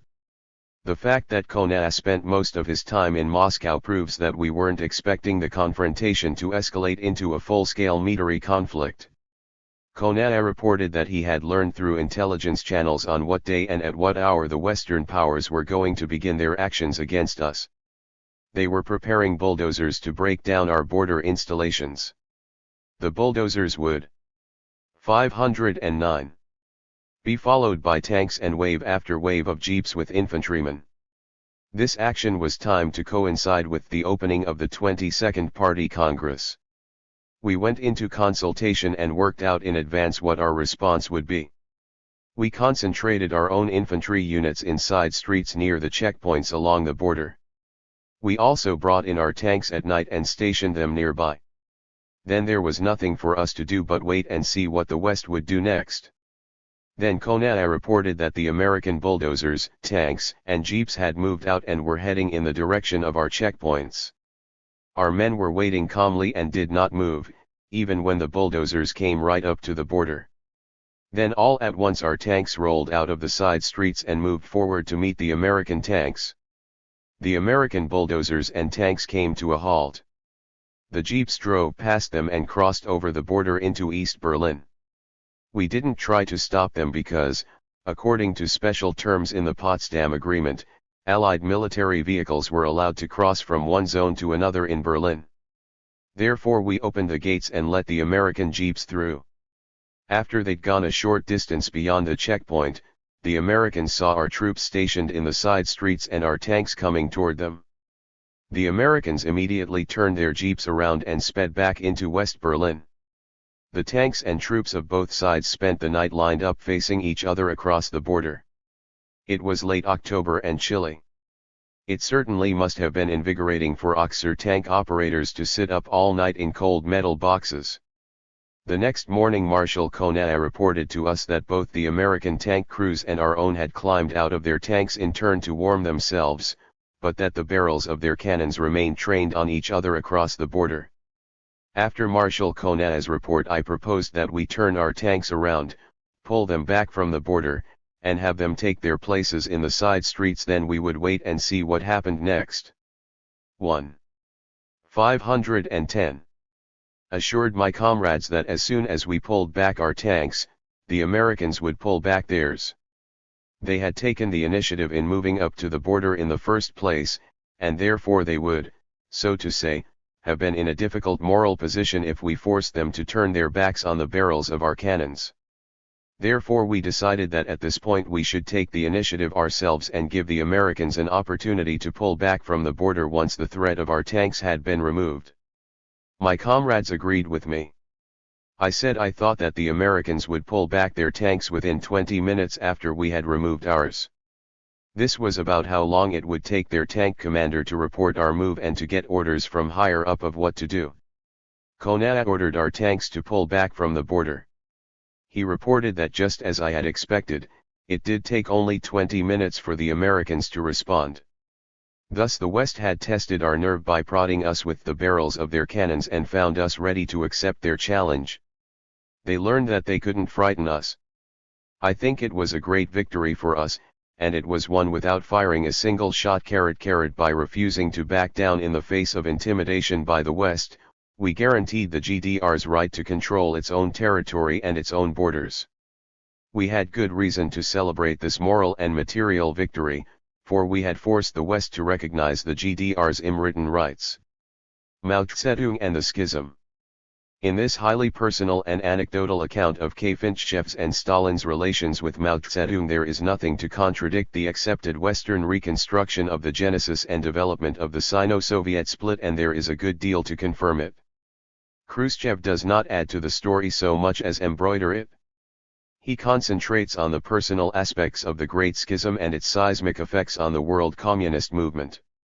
He does give us, nevertheless, new and valuable insights into the bitterness of the conflict, and above all, his own notional approach to the whole affair. It is clear that, like most Russians, he found, and still finds, the Chinese character incomprehensible and distasteful in the extreme. It is with a visible effort that he pulls himself together and forces himself to differentiate Mao and his supporters from the Chinese people, who, he declares with striking lack of conviction, are human beings just as we are. Here we have an echo of the old, loud-mouthed Khrushchev with his contempt for Chinese ways made strident by an undercurrent of fear. Politics is a game, and Mao Zedong has played politics with Asiatic cunning, following his own rules of cajolery, treachery, savage vengeance, and deceit. He deceived us for a number of years before we saw through his tricks. Talleyrand once said that a diplomat is given a tongue in order to conceal his thoughts. The same goes for a politician, and Mao Zedong has always been a master of concealing his true thoughts and intentions. Why, I remember after the 20th Party Congress, Mao said, "Comrade Khrushchev has opened our eyes and given us light that we might see. He has told us the truth at last. We will reform." But I was always on my guard th him. I could tell when he was wheedling us. A few years after I retired, the story started circulating that I was the one who started the quarrel between the USSR and China. I won't even bother to refute the slander. History has already made nonsense out of that allegation. Ever since I first met Mao, I've known and I've told my comrades that Mao would never be able to reconcile himself to any other communist party being in any way superior to his own within the world communist movement. He would never be able to tolerate it. If Stalin had lived a little longer, our conflict with China would have come out into the open earlier, and it probably would have taken the form of a complete severance of relations. Stalin was always fairly critical of Mao Zedong. He had a name for Mao, and it describes him accurately from a purely Marxist point of view. Stalin used to say that Mao was a margarine Marxist. When Mao's victorious revolutionary army was approaching Shanghai, he halted their march and refused to capture the city. Stalin asked Mao, "Why didn't you take Shanghai?" "There's a population of 6 million there," answered Mao. "If we take the city, then we'll have to feed all those people. And where do we find food to do it?" Now, I ask you, is that a Marxist talking? Mao Zedong has always relied on the peasants and not on the working class. That's why he didn't take Shanghai. He didn't want to take responsibility for the welfare of the workers. Stalin properly criticized Mao for this deviation from true Marxism. But the fact remains that Mao, relying on the peasants and ignoring the working class, achieved victory. Not that his victory was some sort of miracle, but it was certainly a new twist to Marxist philosophy since it was achieved without the proletariat. In short, Mao Zedong is a petty bourgeois whose interests are alien, and have been alien all along, to those of the working class. After Mao came to power, his relations with Stalin soon became strained at the level of trade and industrial cooperation as well as at the level of ideology. At one point Stalin concluded a treaty with China for the joint exploitation of mineral resources in Xinjiang. The treaty was a mistake on Stalin's part. I would even say it was an insult to the Chinese people. For centuries the French, English, and Americans had been exploiting China, and now the Soviet Union was moving in. This exploitation was a bad thing, but not unprecedented. Stalin had set up similar joint companies in Poland, Germany, Bulgaria, Czechoslovakia, and Romania. Later we liquidated all these companies. There was another such incident. One day Stalin called a roim to all of us and asked if anyone knew where China's gold and diamond mines were. Of course, none of us knew. We had no way of knowing. We used to joke about it in whispers among ourselves. Beria said, "You know who knows? Kozlovsky does. He's always singing that song, You Can't Count the Diamonds." Beria liked to egg Stalin on, saying that there were enormous riches in China, that Mao Zedong was hiding them from us, and that if we gave Mao a credit loan he would have to give us something in return. Then one day we were sitting around at Stalin's, trying to figure out some way to meet the demands of our rubber industry without having to buy crude rubber from the capitalists. I suggested getting Mao to let us set up a rubber plantation in China in exchange for credit loans and technical assistance. We sent Mao a cable proposing this plan. The Chinese replied that if we would give them credit, they would let us use the island of Hainan for our plantation. We drew up an agreement between us, but it turned out that the area we were given on Hainan was too small for a decent rubber plantation, and the idea was dropped. Then all of a sudden Stalin took a liking to canned pineapple. He immediately dictated a message to Malenkov, who was always a handy clerk, "Get off a message to the Chinese that I'd like them to give us an area where we can build a pineapple cannery." I spoke up and said, "Comrade Stalin, the Communists have just recently come to power in China. There are already too many foreign factories there, and now the Soviet Union, a fellow socialist country, is going to put up a factory of its own in China. This is sure to offend Mao Zedong. Stalin snapped at me angrily, and I said nothing more. The cable was sent. A day or two later we received the Chinese reply. Mao Zedong said, "We accept your proposal. If you are interested in canned pineapples, then give us a credit loan and we will build the cannery ourselves. We will then pay back your loan with the produce from this cannery." I was silent while Stalin cursed and fumed. Just as I had suspected, Stalin had offended Mao. No such cables proposing to exploit China were ever sent to Mao over my signature or the signature of our government in my time. We took great care never to offend China until the Chinese actually started to crucify us. And when they did start to crucify us, well, I'm no Jesus Christ, and I didn't have to turn the other cheek. When the malicious rumors started circulating that I was responsible for the Soviet Union's quarrel with China, I was particularly astounded, distressed, and angered that Yudin was among those spreading the story that I goaded Mao into becoming the sort of person he is now. Well, if Yudin were here and said this to me in person, I would be able to give him documentary proof that it was actually he who first brought our conflict with Mao Zedong to a head. He was our ambassador to China at the beginning of the quarrel. And if Yudin were to force me to embark on such an unsavory exchange of accusations with him, then I might remark with some justification that we were sure to have discord with any country where Yudin was sent as ambassador. Yudin was sent to Yugoslavia, and we had a falling out with Tito. Yudin went to China, and we had a falling out with Mao. This was no coincidence.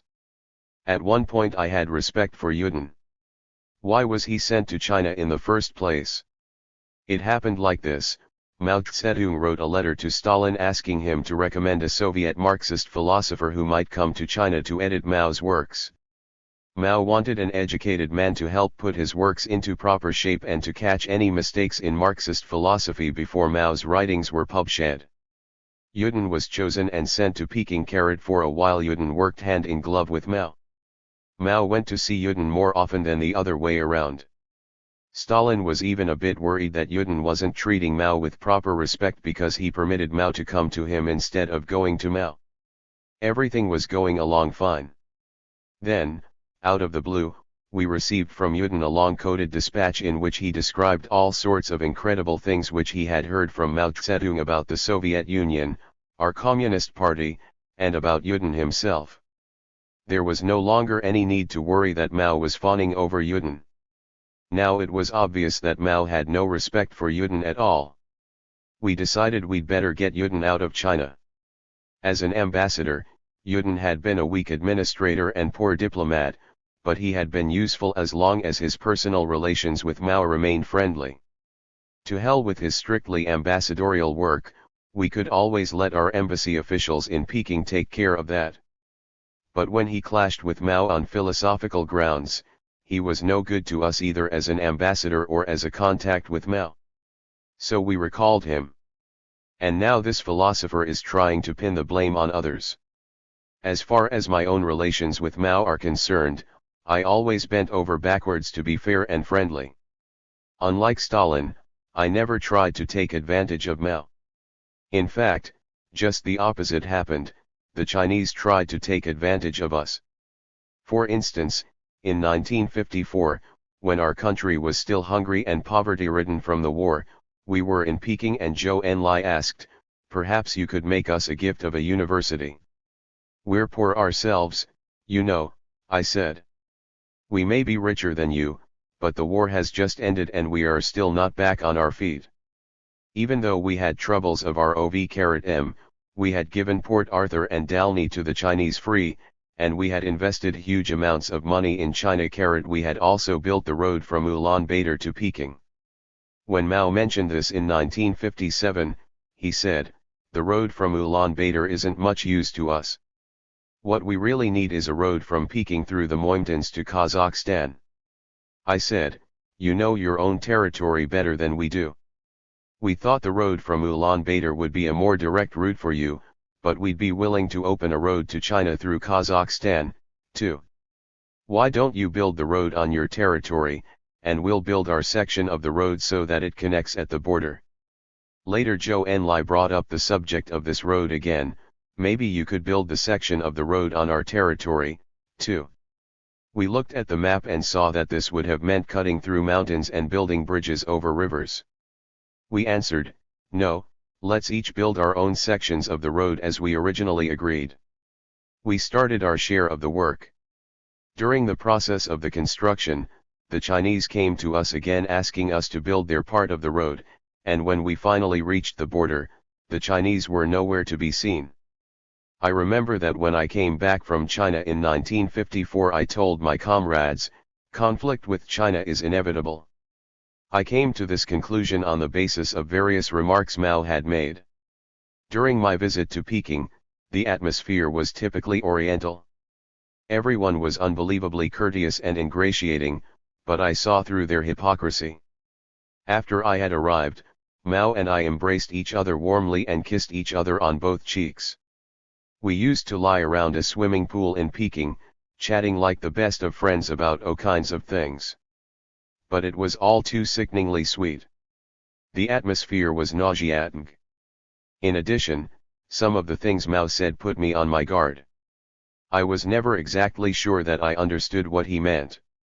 I thought at the time that it must have been because of some special traits in the Chinese character and the Chinese way of thinking. Some of Mao's pronouncements struck me as being much too simplistic, and others struck me as being much too complex. I remember, for example, that Mao once asked me, Comrade Khrushchev, what do you think of our slogan, let 100 flowers bloom? Carrot. I answered, Comrade Mao Zedong, we simply can't figure out what the slogan of yours means. There are all kinds of flowers, beautiful flowers, nauseating flowers, and even lethal flowers. Mao agreed that maybe it wasn't a good slogan for Russians. We had made a point of not publishing anything in our own press about the 100 flowers slogan. Mao was no fool, he realized that our silence meant we didn't agree with him. In fact, of course, I realize perfectly well what let 100 flowers bloom means. It means let different tendencies develop in art and culture.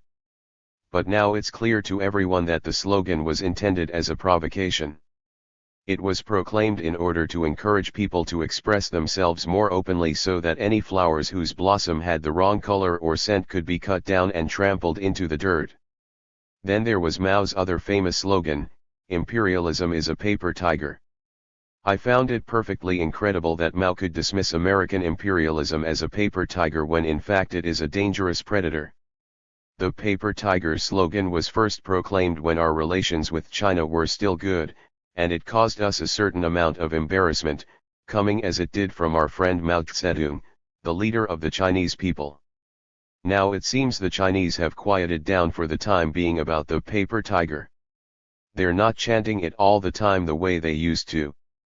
I remember once in Peking, Mao and I were lying next to the swimming pool in our bathing trunks, discussing the problems of war and peace. Mao Zedong said to me, Comrade Khrushchev, what do you think? If we compare the military might of the capitalist world with that of the socialist world, you'll see that we obviously have the advantage over our enemies. Think of how many divisions China, the USSR, and the other socialist countries could raise. I said, Comrade Mao Zedong, nowadays that sort of thinking is out of date. You can no longer calculate the alignment of forces on the basis of who has the most men. Back in the days when a dispute was settled with fists or bayonets, it made a difference who had the most men and the most bayonets on each side. Then when the machine gun appeared, the side with more troops no longer necessarily had the advantage. And now with the atomic bomb, the number of troops on each side makes practically no difference to the alignment of real power and the outcome of a war. The more troops on a side, the more bomb fodder. Mao replied by trying to assure me that the atomic bomb itself was a paper tiger. Listen, Comrade Khrushchev, he said. All you have to do is provoke the Americans into military action, and I'll give you as many divisions as you need to crush them 100, 200, 1,000 divisions. I tried to explain to him that 1 or 2 missiles could turn all the divisions in China to dust. But he wouldn't even listen to my arguments and obviously regarded me as a coward.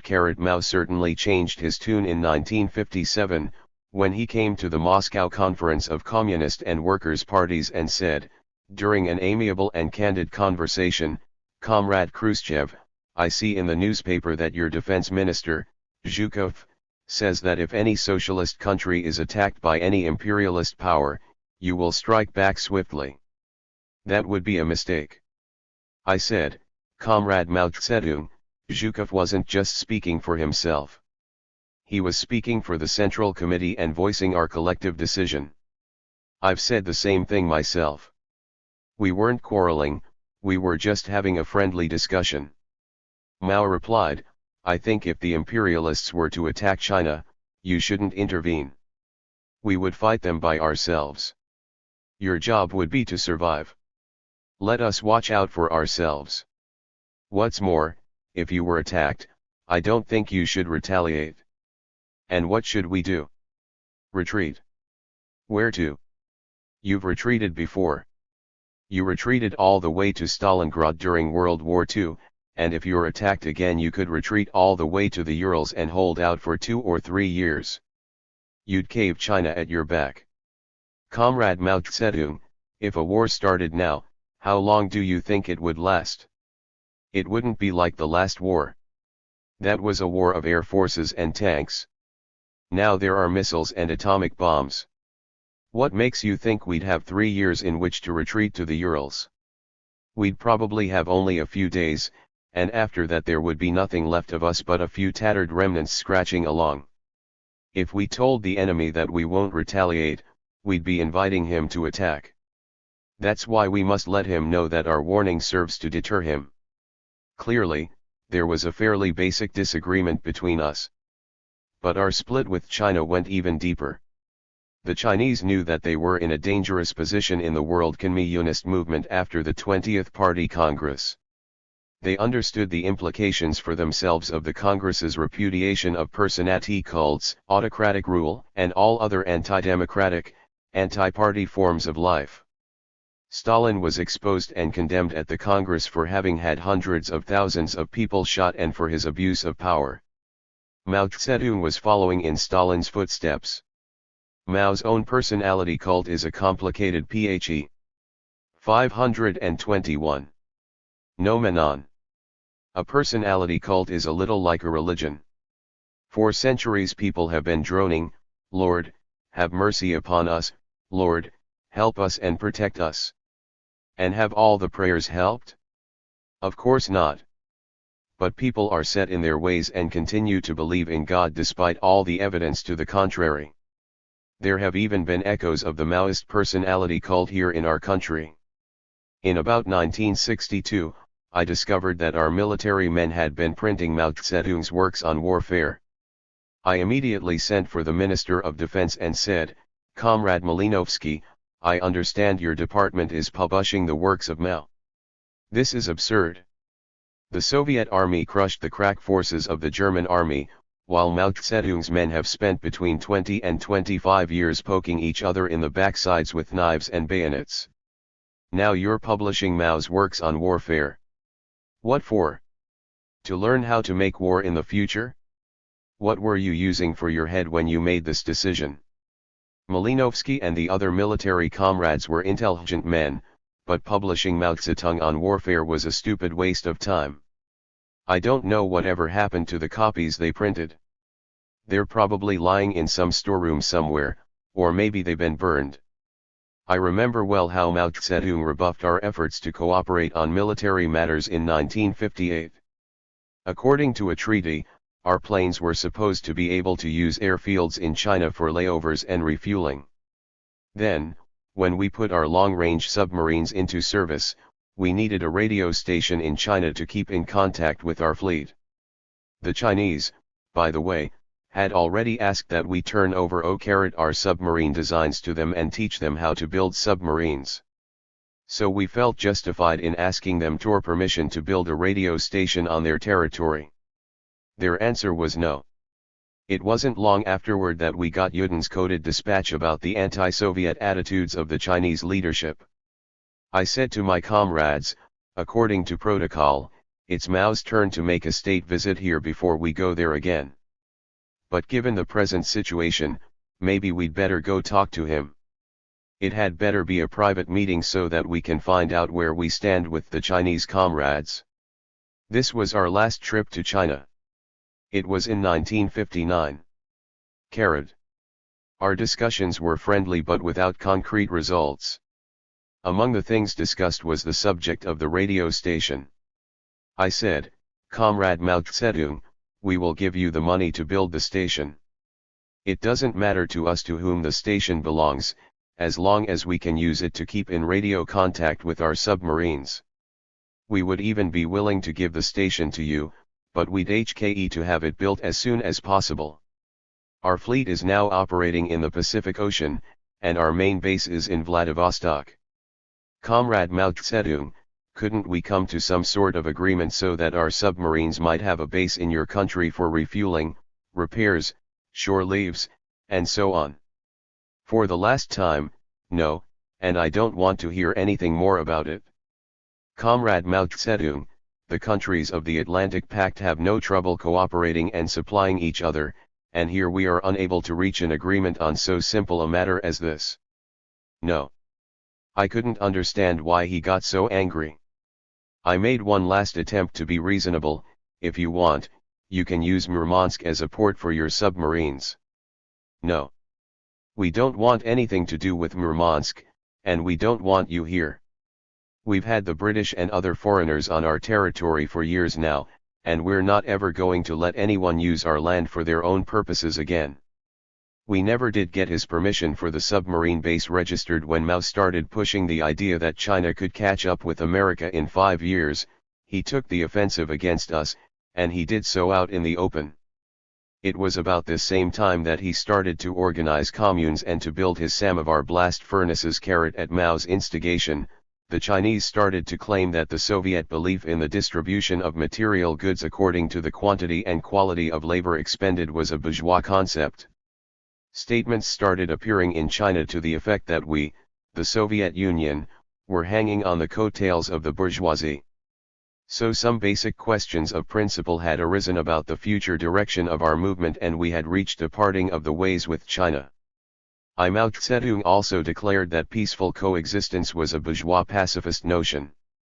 Since then China has recklessly slandered the Communist Party of the Soviet Union for its policy of peaceful coexistence. But, as I say, it's always difficult to know what the Chinese are really thinking. It's difficult to figure out whether China is really for or against peaceful coexistence.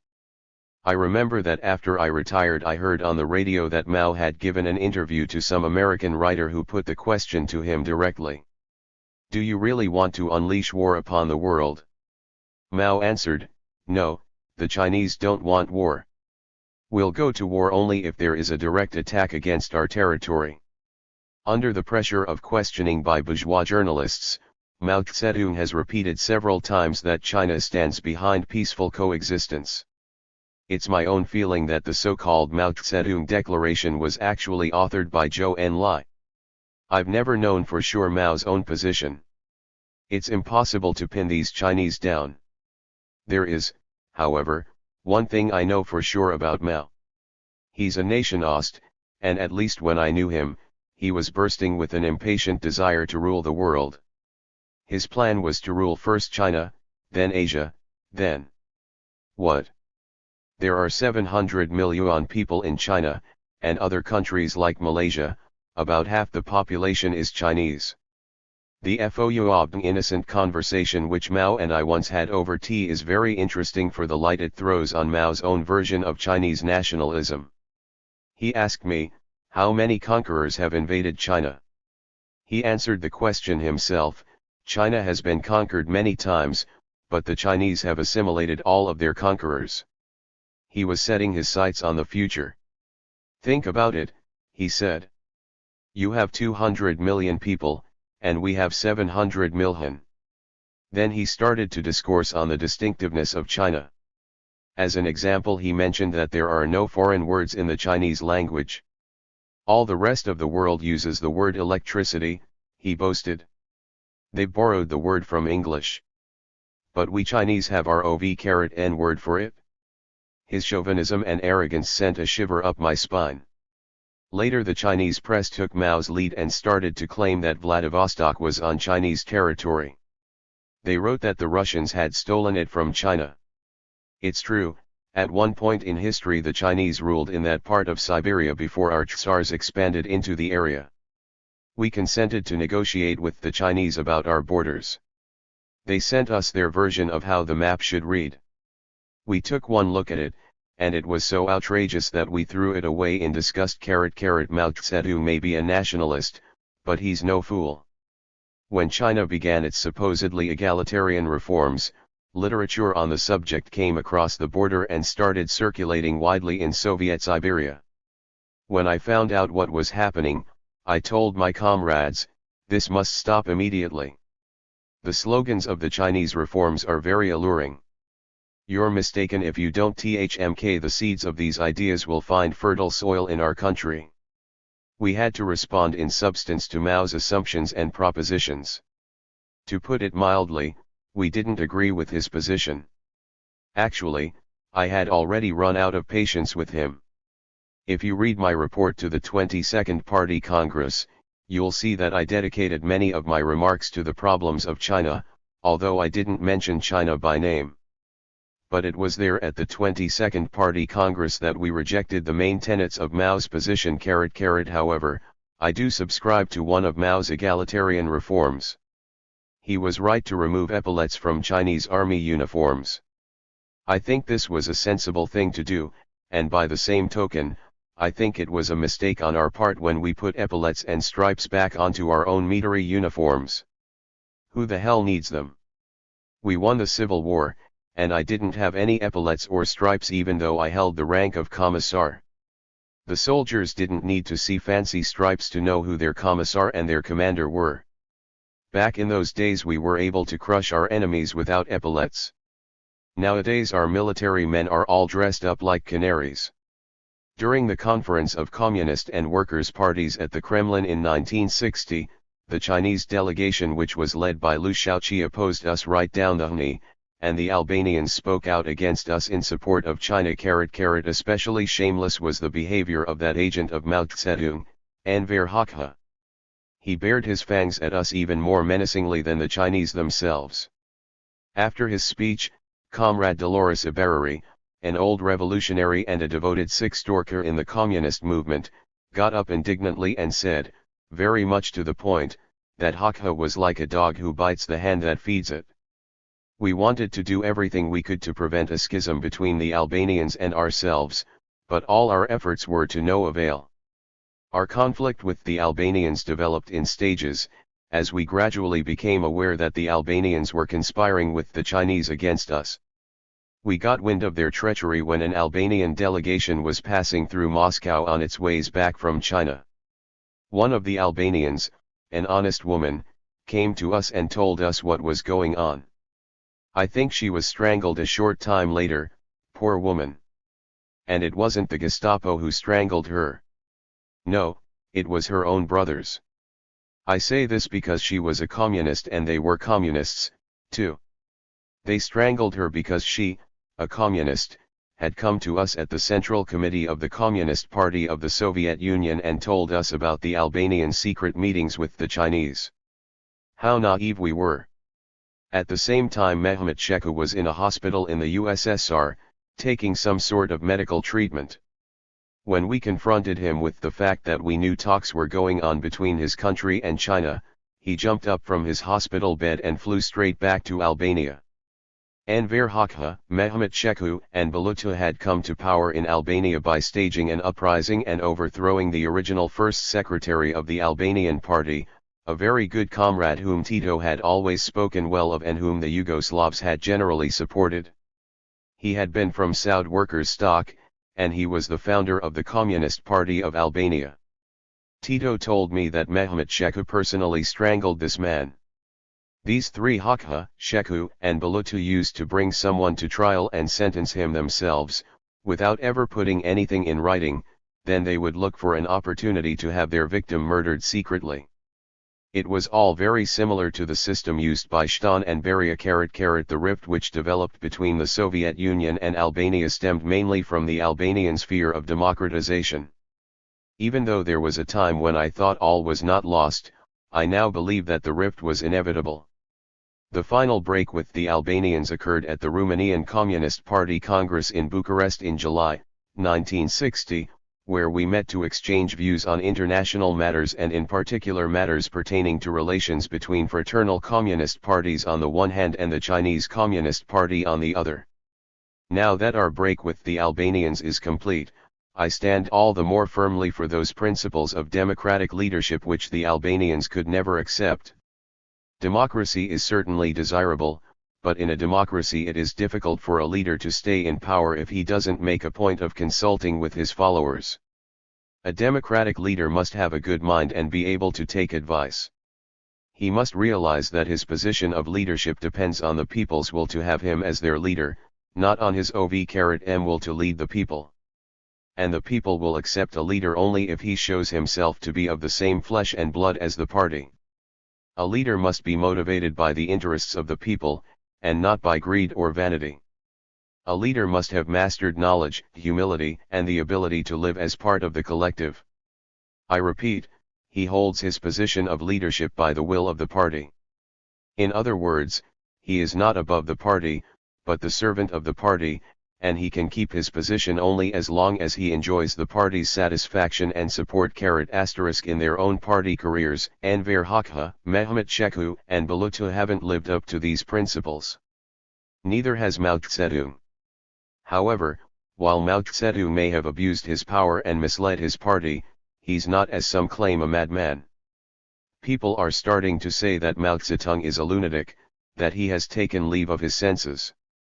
This isn't true. Mao is very intelligent and very cunning. I remember how only a few years ago people were predicting that Mao Zedong would never win the power struggle which was going on in China. At that time I said, nonsense, of course Mao will win. And I was right. Mao certainly seems to be getting the upper hand in China now. But by what means? The Chinese don't recognize any law except the law of power and force. If you don't obey, they tear your head off. And they do this very artfully, they strangle you in the middle of a square in front of thousands of people. What sort of politics is that? You can't even call it barbarism. It's something more than that. After all, we're living in the 20th century. Even though Mao is winning in China, Liu Shaoqi hasn't given up. He's against Mao's policies, and he's putting up a fight. Liu Shaoqi is a very intelligent 529 man, and he has a great many people on his side, but they don't have any real power. The reason Liu Shaoqi is still alive is his popularity. Mao could have Liu strangled without much effort. But Liu's murder would incur the wrath of the masses. Mao Zedong knows this, and he doesn't fight against Liu Shaoqi as an individual, but as a standard bearer of a particular political system. In other words, Mao wants to defeat Liu by isolating him politically. Of course, it's one thing for us to talk about Mao Zedong and another thing to talk about China as a whole. If we started reviling the Chinese people, we would be stepping over the line that separates objective analysis from nationalistic prejudice. We are being nationalistic when we let ourselves believe that one nation has special rights and superiorities over other nations. That's how Nazism got started. Therefore we must realize that the Chinese are our brothers. They are human beings just like us. And if Chinese youths attack our embassy in Peking, it doesn't mean we should hate the Chinese people as a whole. A country's youth is not the entire nation. Besides, there are different kinds of youths. Not everyone in China was on that square stoning our embassy, and not everyone who was on that square was shouting in support of Mao Zedong's policies, either. Think how many Chinese there must be who are bemoaning what has happened to their country. There's a great struggle going on in China, and people are killing each other. I believe that all our efforts should be devoted to resolving the conflict which now exists between the Communist Party of the Soviet Union and the other communist parties on the one hand and the Communist Party of China on the other. We should do everything we can to see that the communist movement will once again be united and monolithic. This goal must be achieved. It is in the interests of the peoples of the 15. Liu Shaoqi, a moderate, was for a long time Mao's heir apparent. He led the Chinese delegation to the Moscow Conference in 1960, but took a backseat to the fierce hard-on-carrot Feng Chen. In his recent conflict with Mao, Liu was lucky to escape with his life. 530. Soviet Union. It is in the interests of the Chinese people, and it is in the interests of all peace-loving peoples of the world. Long live the struggle for peace and peaceful coexistence. 19. Ho Chi Minh and the War in Vietnam. Khrushchev, the elder statesman, reflects on the Vietnam tragedy without dwelling on the barbarity of the war. In so doing he offers a glimpse of the conflict as seen from the other side of the hill. His view, at least in part, is shared by many on this side. When the American aggressors were forced to stop their bombing attacks against the territory of North Vietnam, they suffered an important defeat. It is now obvious from the press that the United States is not strictly abiding by the commitment it made when it ceased the bombing, but the very fact that the bombing was halted attests to the courageous resistance of the Vietnamese people. Their resistance was organized under the leadership of their late president, that remarkable man, Comrade Ho Chi Minh. I've met many people in the course of my political career, but Ho Chi Minh impressed me in a very special way. Religious people used to talk about the holy apostles. Well, by the way he behaved and by the way he impressed other people. Ho Chi Minh was like one of those holy apostles. He was an apostle of the revolution. I'll never forget the look in his eye, the way his gaze shone with a special kind of sincerity and purity. It was the sincerity of an incorruptible communist and the purity of a man devoted in principle and in practice to the cause. He could win anyone over with his honesty and his unshakable conviction that the communist cause was the right one for his people and for all people. His every word seemed to underscore his belief that communists are class brethren and con 531. 532. Consequently that all communists must be sincere and honest in their dealings with each other. Ho Chi Minh really was one of communism's saints. I first met him while Stalin was still alive. Ho Chi Minh had flown to Moscow directly from the jungles of Vietnam. He told us how he had made his way through the jungles for days on foot until he came to the Chinese border and how from there he had traveled to the Soviet Union.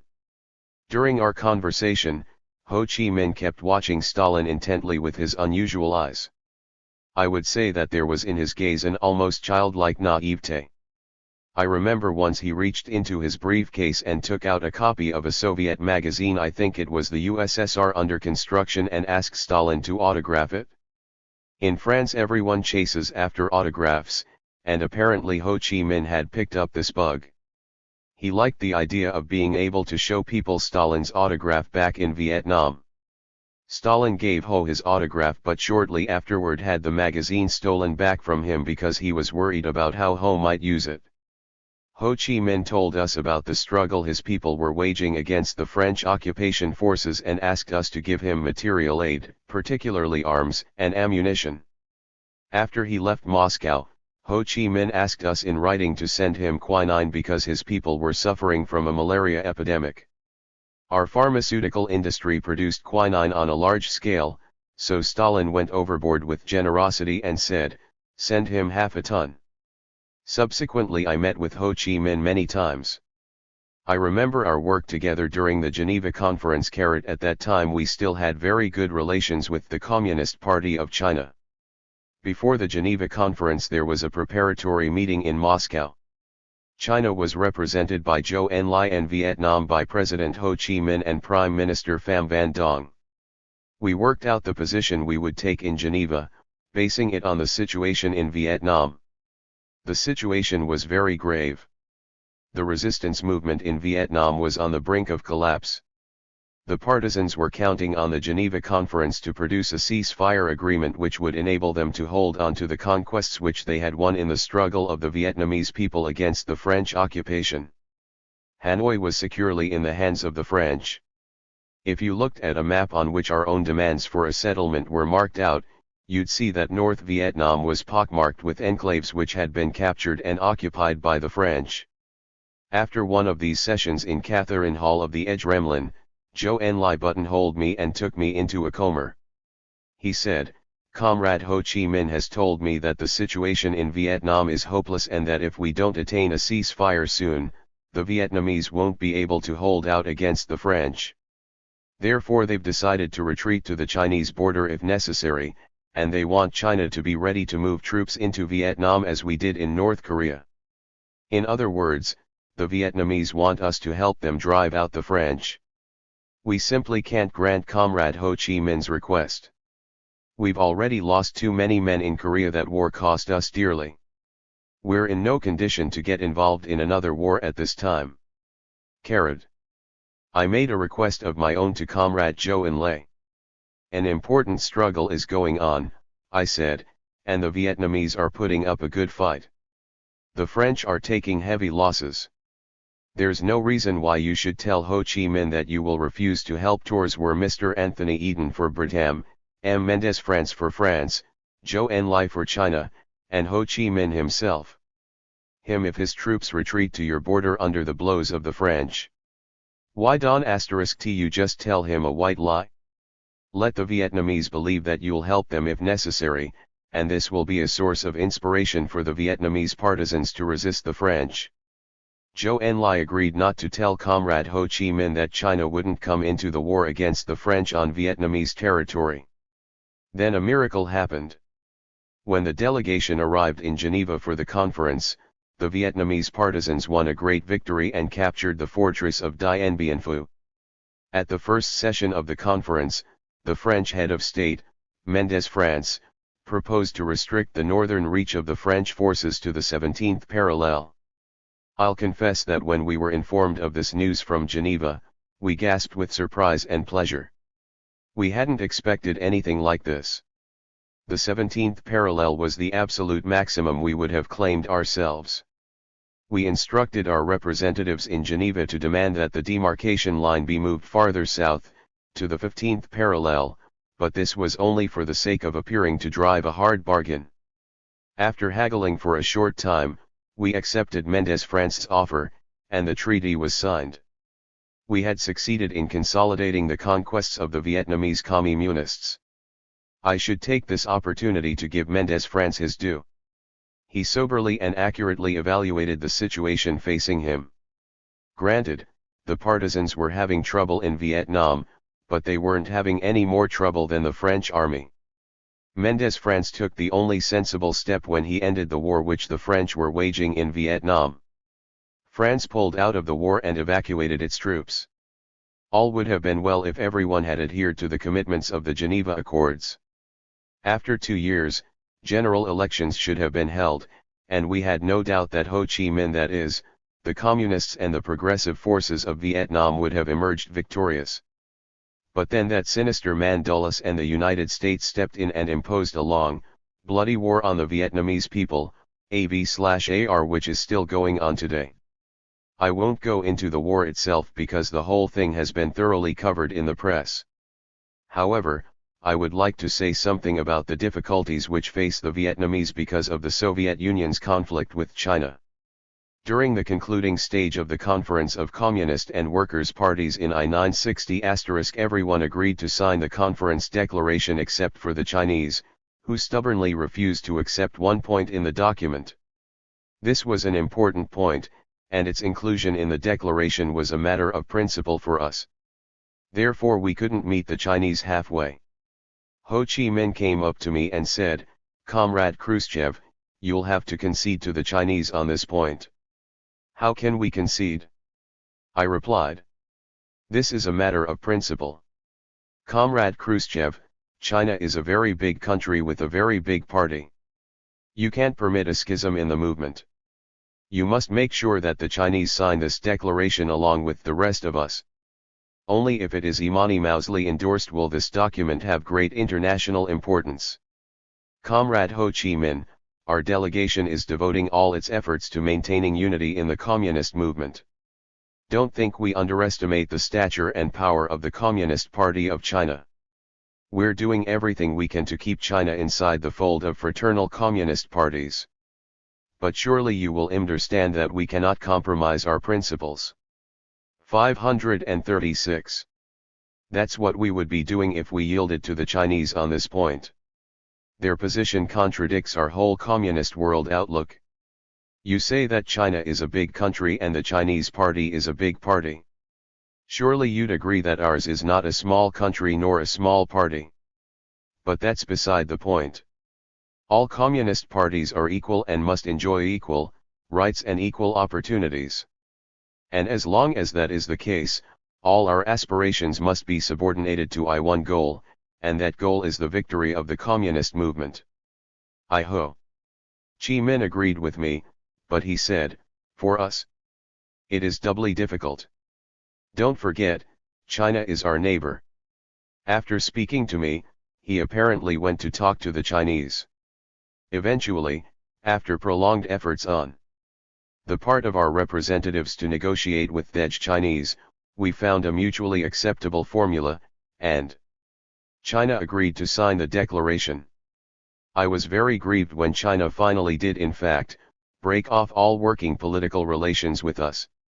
When the rupture between the Communist Party of the Soviet Union and the Communist Party of China came out into the open, China began to lead the Vietnamese Laborers' Party around by a halter. A large segment of the population in Vietnam and therefore of the party is Chinese. China began to use its considerable influence to start quarrels between Vietnam and the Soviet Union and to turn the Vietnamese party against us. Some of the key positions in the leadership of then Vietnamese party are now held by pro-Chinese comrades. At a time when we have been doing everything we could to help Vietnam, the pro-Chinese elements in Vietnam have been doing everything they could to please China. In other words, they have been working and not only against us, but against Vietnam's own best interests. It's a great pity. We have been sincere and unsparing in our efforts to assist Vietnam, and the hostility toward us of the pro-Chinese elements in Vietnam has been a bitter pill of his humiliation in being forced to withdraw his missiles. The Chinese exploited this up to the hilt, and so did Khrushchev's adversaries at home. The fact remains that he achieved what he set out to do, though not quite in the manner he intended. He secured Castro's Cuba from the standing threat of invasion. And he achieved an understanding with President Kennedy, whose assassination was for him a profound and very personal misfortune. I will explain what the Caribbean crisis of October, 1962, was all about. It came to a head this way.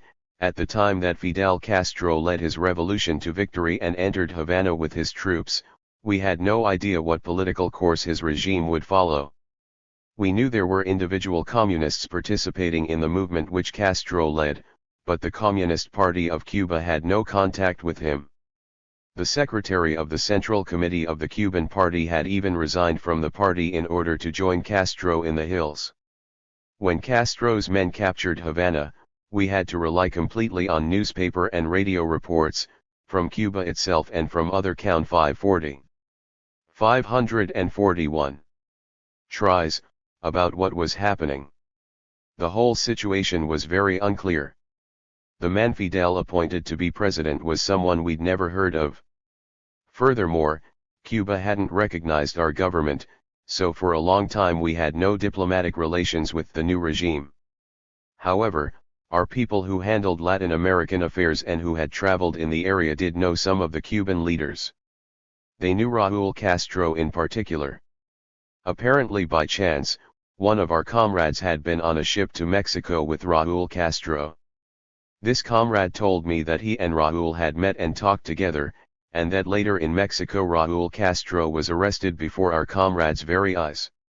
Based on information gathered through various channels, we knew that Raúl Castro was a good communist, but it appeared that he kept his true convictions hidden from his brother Fidel. Che Guevara was a communist, too, and so were some of the others, or so we thought. We had no official contacts with any of the new Cuban leaders and therefore nothing to go on but rumors. Events started to develop quickly. We decided to send Anastas Ivanovich Mikoyan to America as a guest of our ambassador, Anatoly Dobrinin.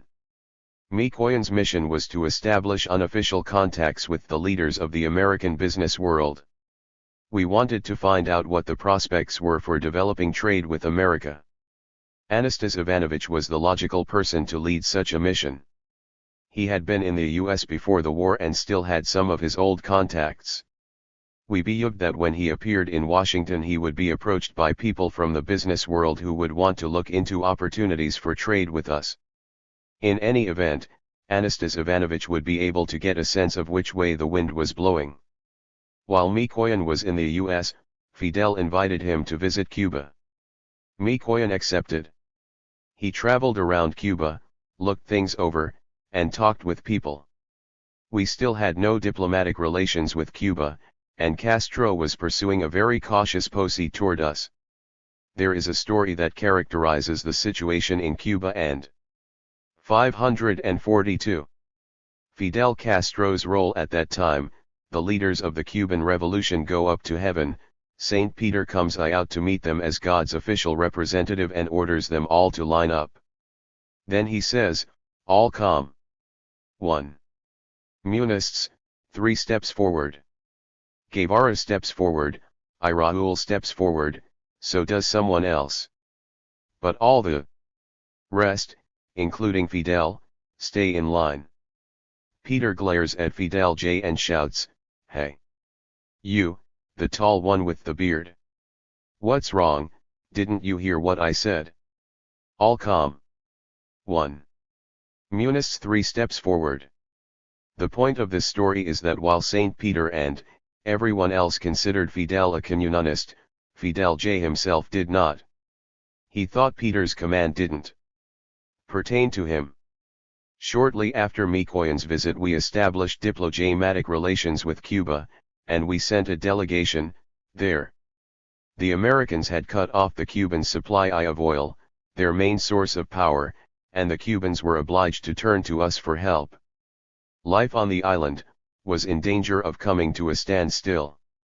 It was urgent that we organize an oil delivery to Cuba on a massive J scale. But that was easier said than done. We didn't have enough ocean-going vessels in our own tanker J fleet. Our efforts to provide Cuba with the petroleum products it needed put a heavy burden on our own shipping system and forced us to order extra tankers from Italy. When Italy agreed to sell us the necessary tankers, it caused a sharp conflict between Italy and America. The Americans accused the Italians of violating the spirit of solidarity with their fellow capitalists. The lesson of the whole incident was that if a capitalist country sees a chance to make some extra money from trade with a communist country, it couldn't care less about economic solidarity. Once we set up diplomatic relations with Cuba, we sent a veteran diplomat to be our ambassador in Havana. We also had Alexeyev there, a journalist who was friendly with Fidel and even more so with Raúl. When the Cuban leaders needed something from us, THIRD would more often address themselves to Alexeyev than to our ambassador. Alexeyev would immediately get in touch with Moscow and inform us 543 of the Cubans' request. It was a lucky thing we had Alexeyev there because our ambassador turned out to be unsuited for service in a country just emerging from a revolution. One of his problems was that he got bogged down in bureaucracy. Another problem was that when the situation heated up and shooting started, he demanded that the Cubans give him a special bodyguard. The Cuban leaders, who were all guerrilla fighters fresh from the hills, were astonished and irritated by this request. Here they were, offering the enemies of the revolution far more enticing targets and going around without any bodyguards at all, and now this communist aristocrat of ours starts demanding some sort of special protection from any possible unpleasantness. We could see that our ambassador was doing more to harm our relations with Cuba than to help them, so we recalled him and made Alexeyev ambassador in his place. The Cubans already knew and trusted Alexeyev, and he turned out to be an excellent choice. he was their kind of diplomat. Meanwhile the plot was thickening. Castro was no longer sitting on the fence, he was beginning to behave like a full-fledged communist, even though he still didn't call himself one. He was enlisting communists into his government. Castro's policies, however, were earning him many enemies. The president whom he'd appointed when he first came to power fled to America, and many of the men who had fought at his side during the struggle for independence were turning away from him. The reason for this was that many of them didn't want socialist reforms.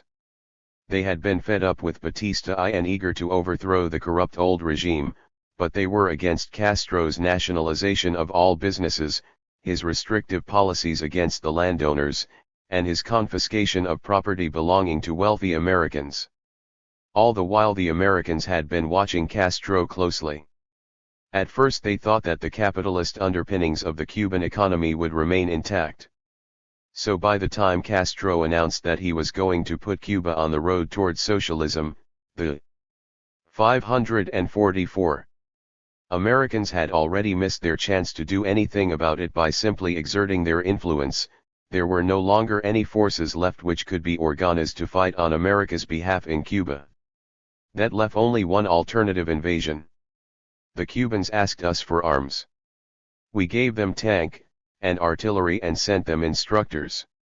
In Uttiyar we sent them anti-aircraft guns and some fighter planes. As a result of our assistance, Cuba was so HDLY armed the Cuban army lacked mainly in experience.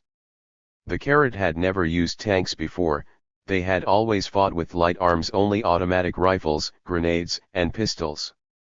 But with the help of our instructors they learned quickly how to use the modem weapons we supplied them with. We first heard on the radio that a counter-revolutionary invasion had been launched against Cuba.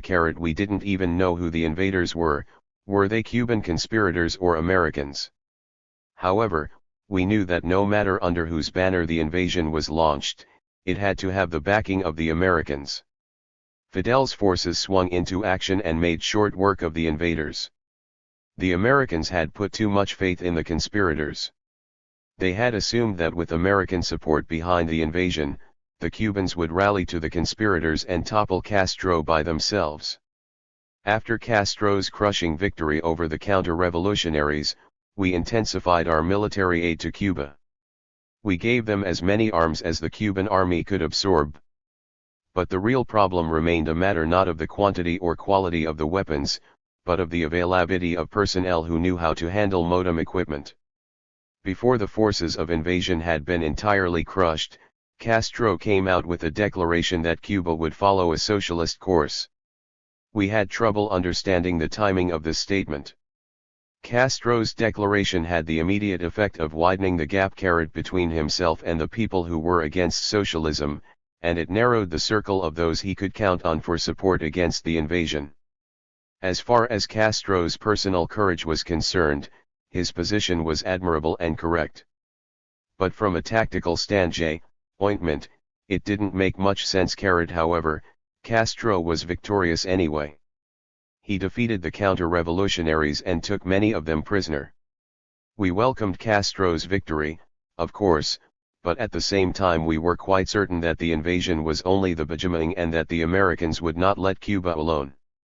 The United States had put its faith in the Cuban émigrés once and it would do so again.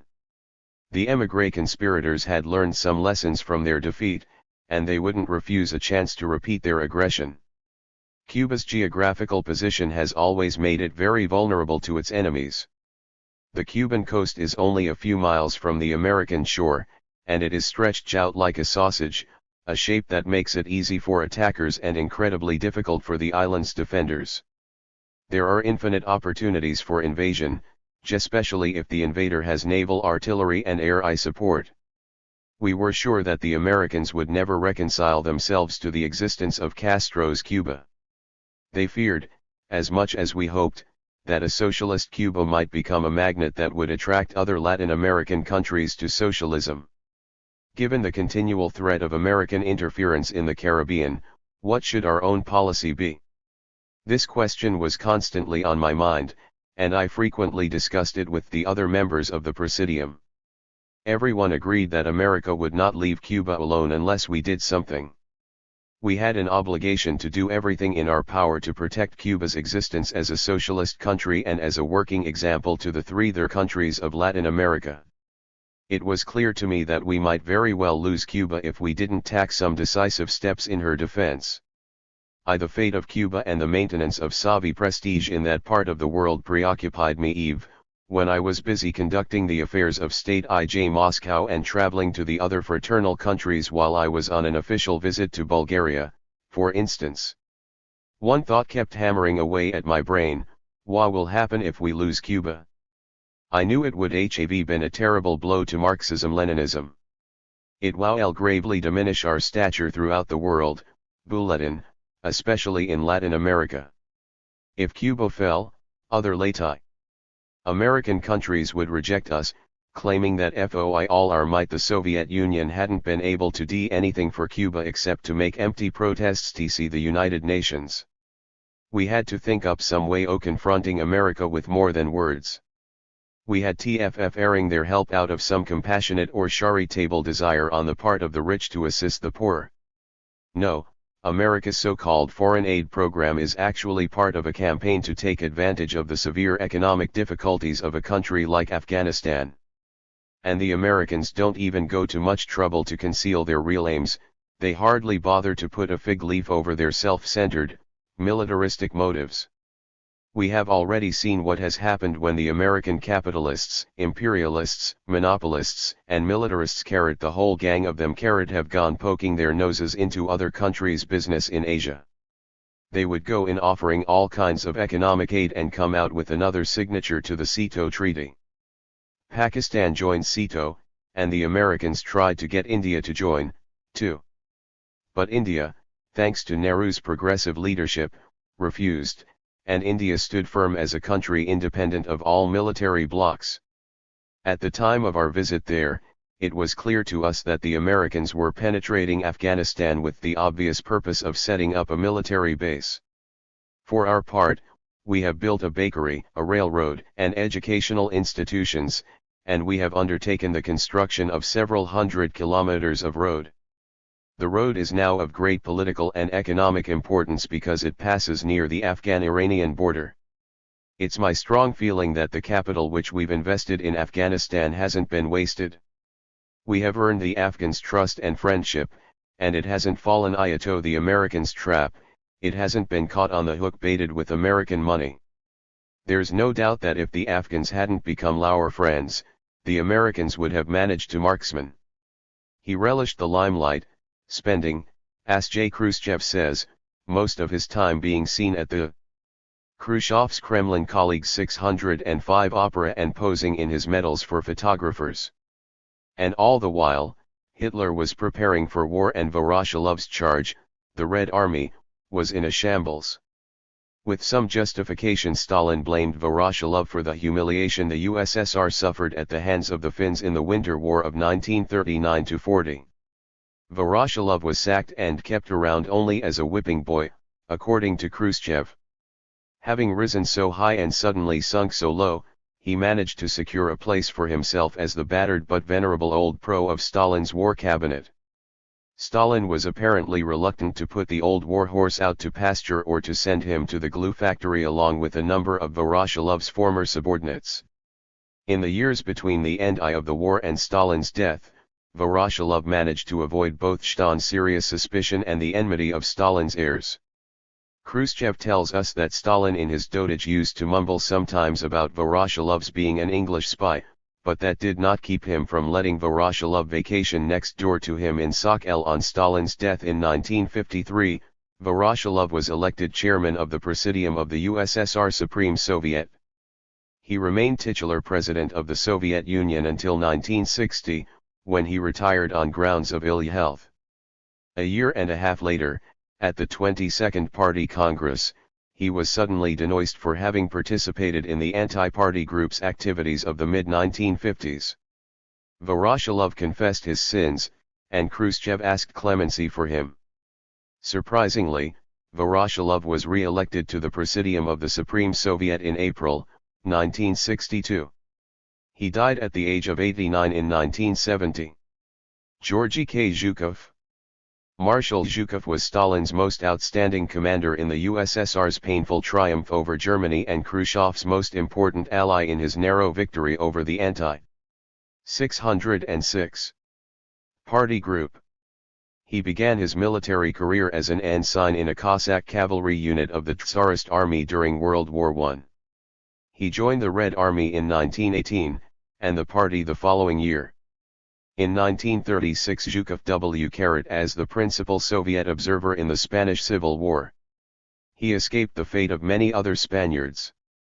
Ho were liquidated in Stalin's purge of the Red Army J High Command.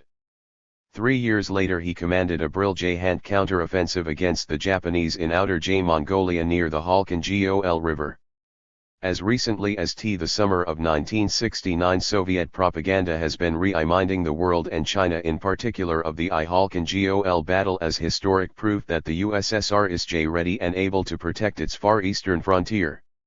During World War II, Zhukov directed the first major Soviet success in the defense of Moscow, turned the German tide at the Battle of Stalingrad, lifted the siege of Leningrad, and led the Russian advance from Warsaw to Berlin. Zhukov's immense professional prestige and grassroots popularity provoked Stalin's resentment, and after the war he was relegated to a series of secondary commands. It was Khrushchev who brought Zhukov out of the obscurity into which Stalin had cast him. He became first Deputy Minister of Defense in 1953 and replaced Bulganin as minister 2 years later. The first time in Soviet history that a professional soldier, as opposed to a commissar or political general, had been put in charge of the armed forces. He continued to rise and became a full member of the Presidium in return for his help in mustering Central Committee support for Khrushchev against the anti-party group in Jim, 1957. 4 months later Zhukov was sent to Belgrade on a state visit and returned to find himself dismissed as defense minister, divested of his Central Committee and Presidium memberships, and 1. Graced for adventurism and Bonapartism. The most cynical charge made against him by Khrushchev was complicity in Stalin's negligence at the beginning of World War II. Zhukov retired and wrote his own war memoirs, which have been published in the West. As an example of a Soviet military leader who briefly Khrushchev's Kremlin colleagues 607 wielded spectacular political power, Zhukov has proved to be an exception rather than a precedent. Neither of his successors as defense minister, Malinovsky or Greco, has been admitted to the party Presidium or Politburo. Appendix 4. Khrushchev's secret speech. 1. Comrades. In the report of the Central Committee of the party at the XXTH Congress, in a number of speeches by delegates to the Congress, as also formerly during the plenary CC/CPSU sessions, quite a lot has been said about the cult of the individual and about its harmful consequences. After Stalin's death, the Central Committee of the party began to implement a policy of explaining concisely and consistently that it is impermissible and foreign to the spirit of Marxism-Leninism to elevate one person, to transform him into a superman possessing supernatural characteristics akin to those of a god. Such a man supposedly knows everything, sees everything, thinks for everyone, can do anything, is infallible in his behavior.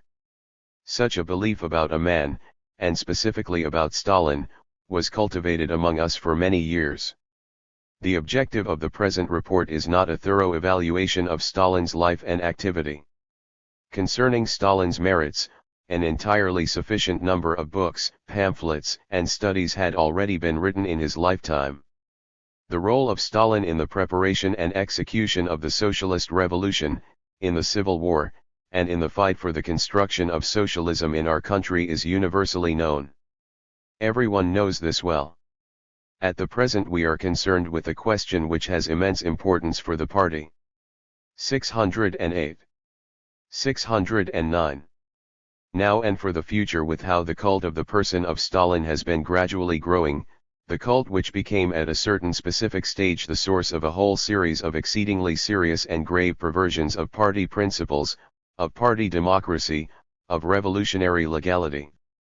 Because of the fact that not all as yet realize fully the practical consequences resulting from the cult of the individual, the great harm caused by the violation of the principle of collective direction of the party, and because of the accumulation of immense and limitless power in the hands of one person, the Central Committee of the party considers it absolutely necessary to make the material pertaining to this matter available to the XXTH Congress of the Communist Party of the Soviet Union.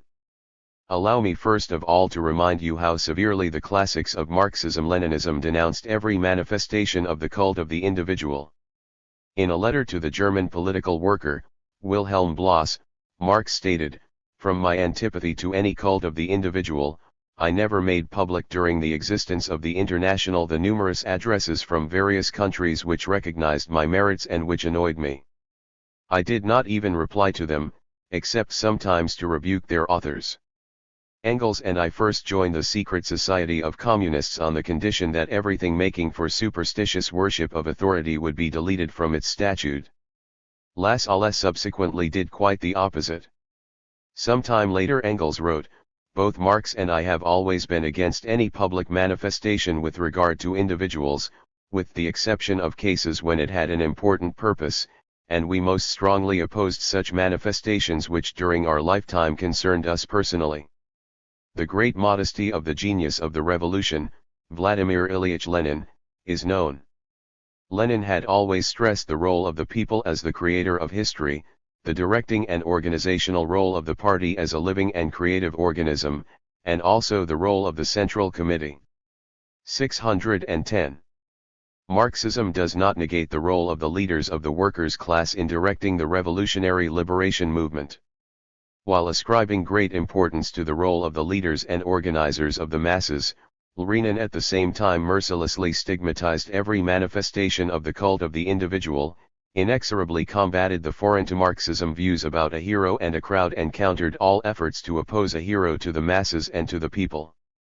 Lenin taught that the party's strength depends on its indissoluble unity with the masses, on the fact that behind the party follow the people, workers, peasants, and intelligentsia.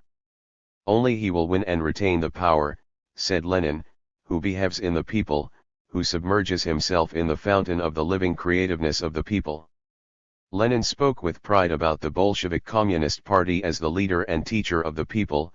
He called for the presentation of all the most important questions before the opinion of knowledgeable workers, before the opinion of their party.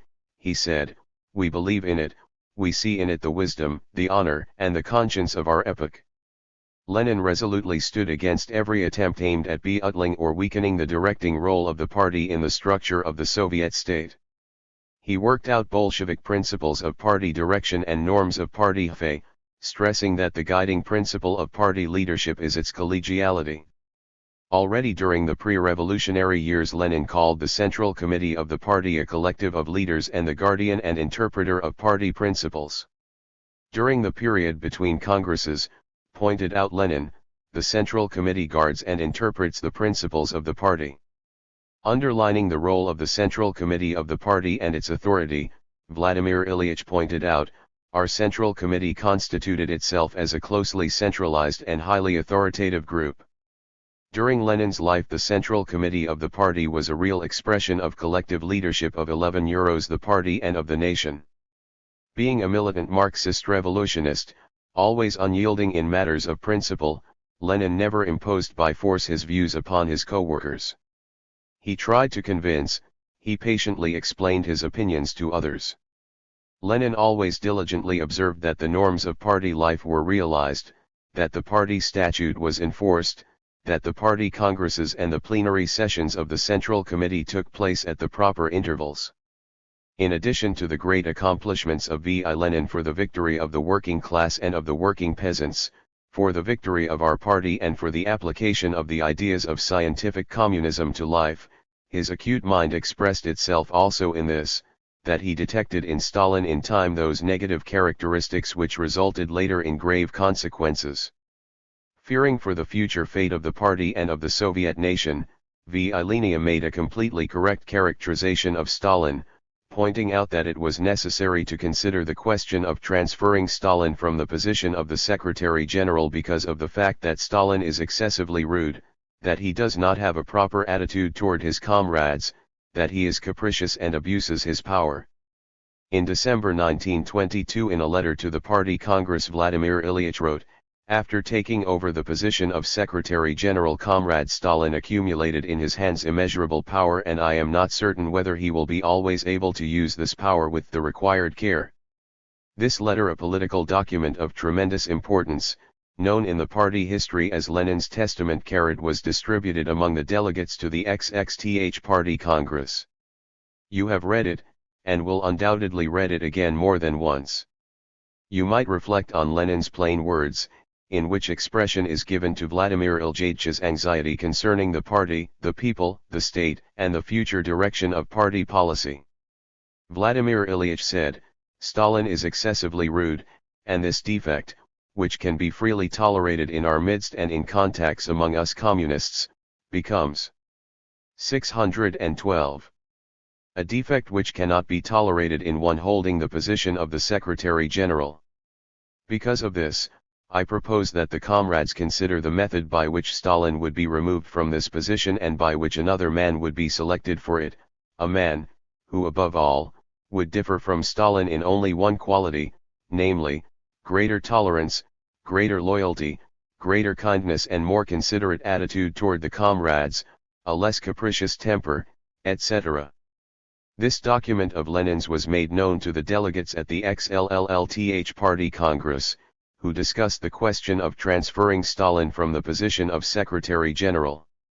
The delegates declared themselves in favor of retaining Stalin in this post, hoping that he would heed the critical remarks of Vladimir Ilyich and would be able to overcome the defects which caused Lenin serious anxiety. Comrades, the Party Congress should become acquainted with two new documents, which confirm Stalin's character as already outlined by Vladimir Ilyich Lenin in his testament. These documents are a letter from Nadezhda Konstantinovna Elrupskaya to Kamenaya, who was at that time head of the political bureau, and a personal letter from Vladimir Ilyich Lenin to Stalin. I will now read these documents. Lev Borisovich. Because of a short letter which I had written in words dictated to me by Vladimir Ilyich by permission of the doctors, Stalin allowed himself yesterday an unusually rude outburst directed at me. This is not my first day in the party. During all these 30 years I have never heard from any comrade one word of rudeness. The business of the party and of Ilyich are not less dear to me than to Stalin. I need at present the maximum of self-control. What one can and what one cannot discuss with Ilyich I know better than any doctor, because I know what makes him nervous and what does not. In any case I know better than Stalin. I am turning to you and to Grigory as to much closer comrades of VI, and I beg you to protect me from rude interference with my private life and from vile invectives and threats. I have no doubt as to what will be the unani 13 euros Mao's decision of the Control Commission, with which Stalin sees fit to threaten me. However, I have neither the strength nor the time to waste on this foolish quarrel. And I am a living person and my nerves are strained to the utmost. Anne Krupskaya Nadezhda Konstantinovna wrote this letter on December 23, 1922. After 2.5 months, in March 1923, Vladimir Ilyich Lenin sent Stalin the following letter. The letter of V.I. Lenin. To Comrade Stalin. Copies for Kamenaya and Zinoviev. Dear Comrade Stalin. You permitted yourself a rude summons of my wife to the telephone and a rude reprimand of her. Despite the fact that she told you that she agreed to forget what was said, nevertheless Zinoviev and Kamenaya heard about it from her. I have no intention to forget so easily that which is being done against me, and I need not stress here that I consider as directed against me that which is being done against my wife. I ask you, therefore, that you weigh carefully whether you are agreeable to retracting your words and apologizing or whether you prefer the severance of relations between us. Sincerely, Lenin. March 5, 1923. Comrades. I will not comment on these documents. They speak eloquently for themselves. Since Stalin could behave in this manner during Lenin's life, could thus behave toward Nadezhda Konstantinovna Krupskaya, whom the party knows well and values highly as a loyal friend of Lenin and as an active fighter for the cause of the party since its creation. We can easily imagine how Stalin treated other people. These negative characteristics of his developed. 614. Steadily and during the last years acquired an absolutely insufferable character. As later events have proven, Lenin's anxiety was justified. In the first period after Lenin's death, Stalin still paid attention to his advice, but later he began to disregard the serious admonitions of Vladimir Ilyich. When we analyze the practice of Stalin in regard to the direction of the party and of the country, when we pause to consider everything which Stalin perpetrated, we must be convinced that Lenin's fears were justified. The negative characteristics of Stalin, which, in Lenin's time, were only incipient, transformed themselves during the last years into a grave abuse of power by Stalin, which caused untold harm to our party. We have to consider seriously and analyze correctly this matter in order that we may preclude any possibility of a repetition in any form whatever of what took place during the life of Stalin, who absolutely did not tolerate collegiality in leadership and in work, and who practiced brutal violence, not only toward everything which opposed him, but also toward that which seemed to his capricious and despotic character, contrary to his concepts.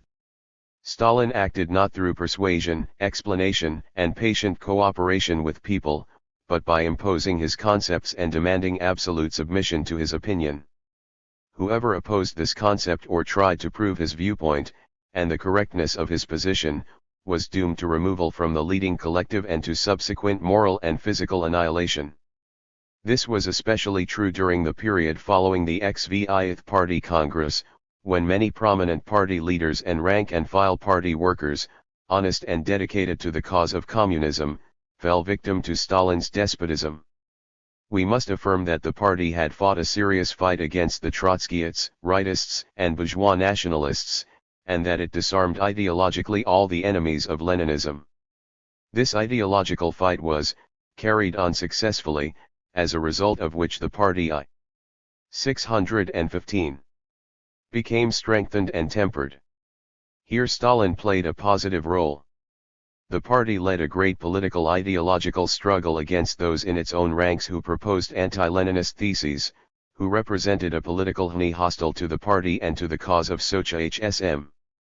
This was a stubborn and a difficult fight but a necessary one, because the political line of both the Trotskyite Zinovyevite bloc and of the Bukharinites led actually toward the restoration of capitalism and capitulation to the world bourgeoisie.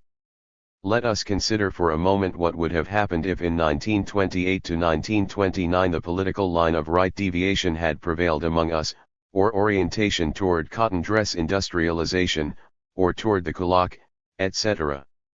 We would not now have a powerful heavy industry, we would not have the kolkhozes, we would find ourselves disarmed and weak in a capitalist encirclement.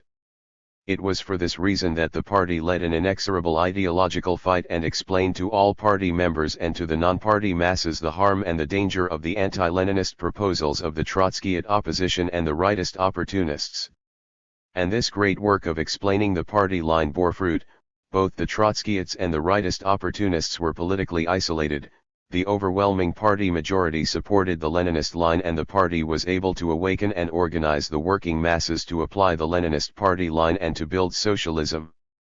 Worth noting is the fact that even during the progress of the furious ideological fight against the Trotskyites, the Zinovievites, the Bukharinites, and others, extreme repressive measures were not used against them. The fight was on ideological grounds. But some years later, when socialism in our country was fundamentally constructed, when the exploiting classes were generally liquidated, when the Soviet social structure had radically changed, when the social basis for political movements and groups hostile to the party had violently contracted, when the ideological opponents of the party were long since defeated politically, then the repression directed against them began. 616.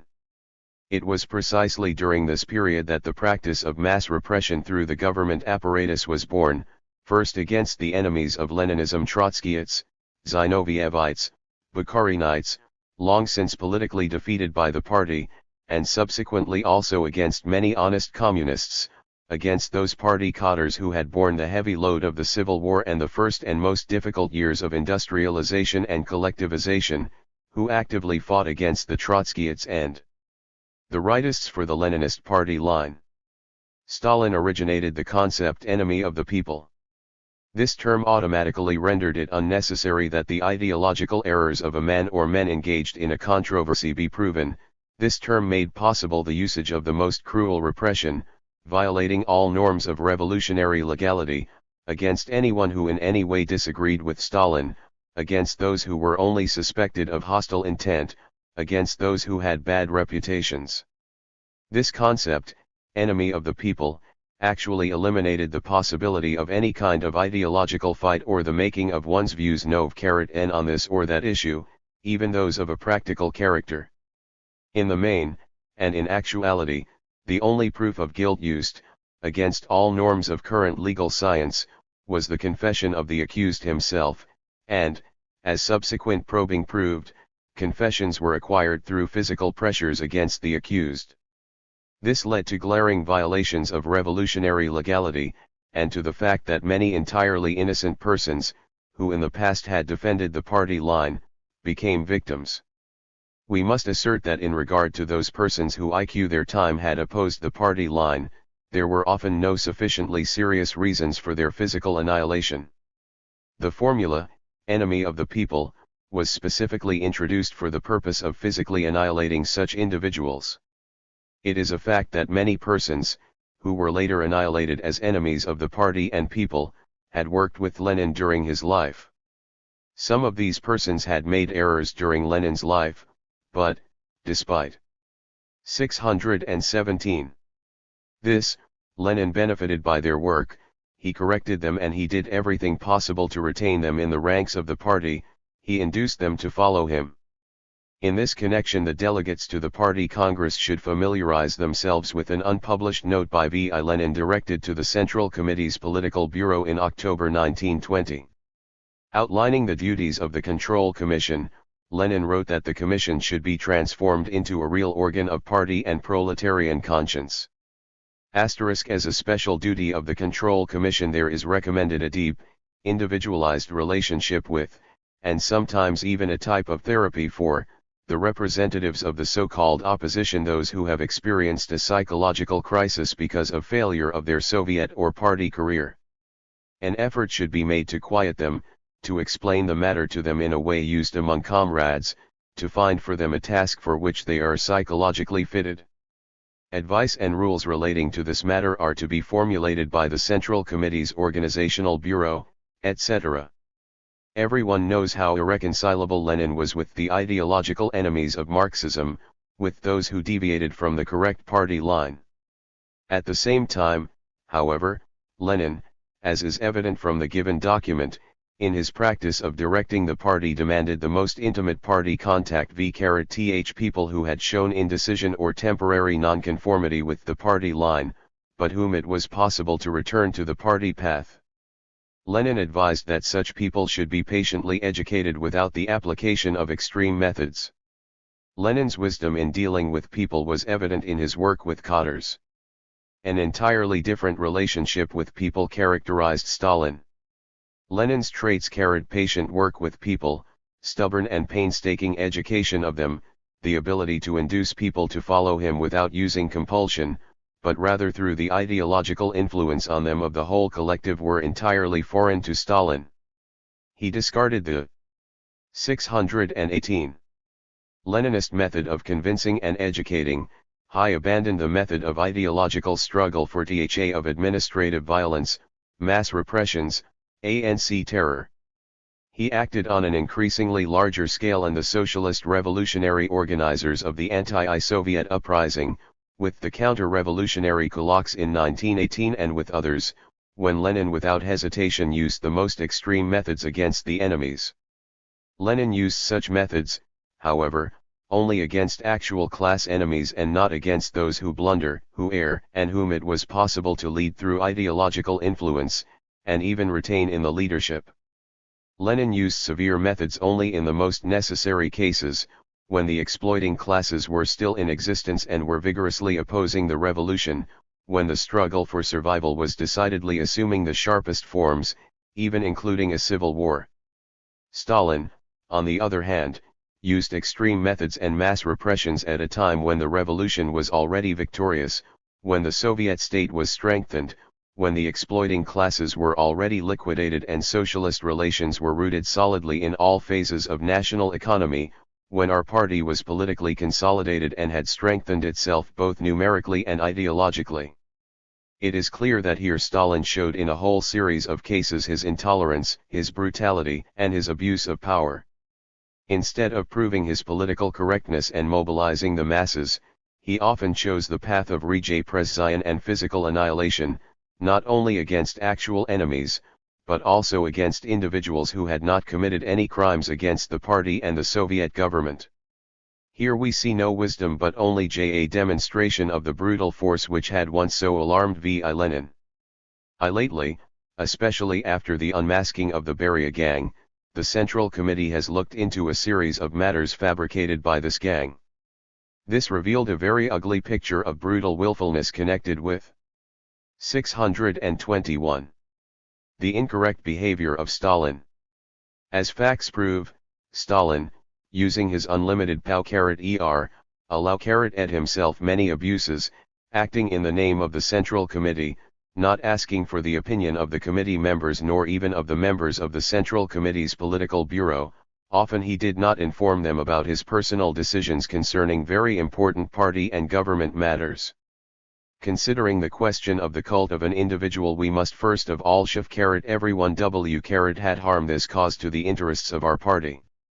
Vladimir Ilyich Lenin had always stressed the party's role and significance in the direction of the socialist government of workers and peasants. He saw in this the chief precondition for a successful building of socialism in our country. Pointing to the great responsibility of the Bolshevik Party, as a ruling party in the Soviet state, Lenin called for the most meticulous observance of all norms of party life.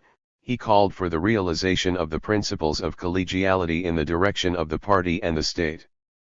Collegiality of leadership flows from the very nature of our party, a party built on the principles of democratic centralism.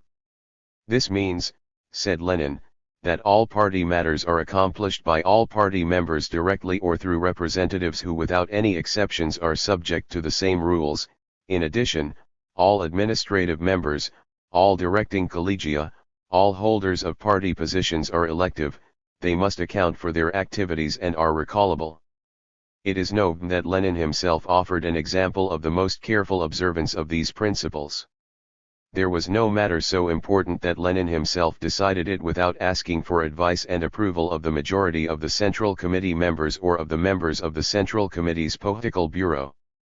In the most difficult period for our party and our country, Lenin considered it necessary regularly to convoke congresses, party conferences, and plenary sessions of the Central Committee at which all the 622 most important questions were discussed and where resolutions, carefully worked out by the collective of leaders, were approved.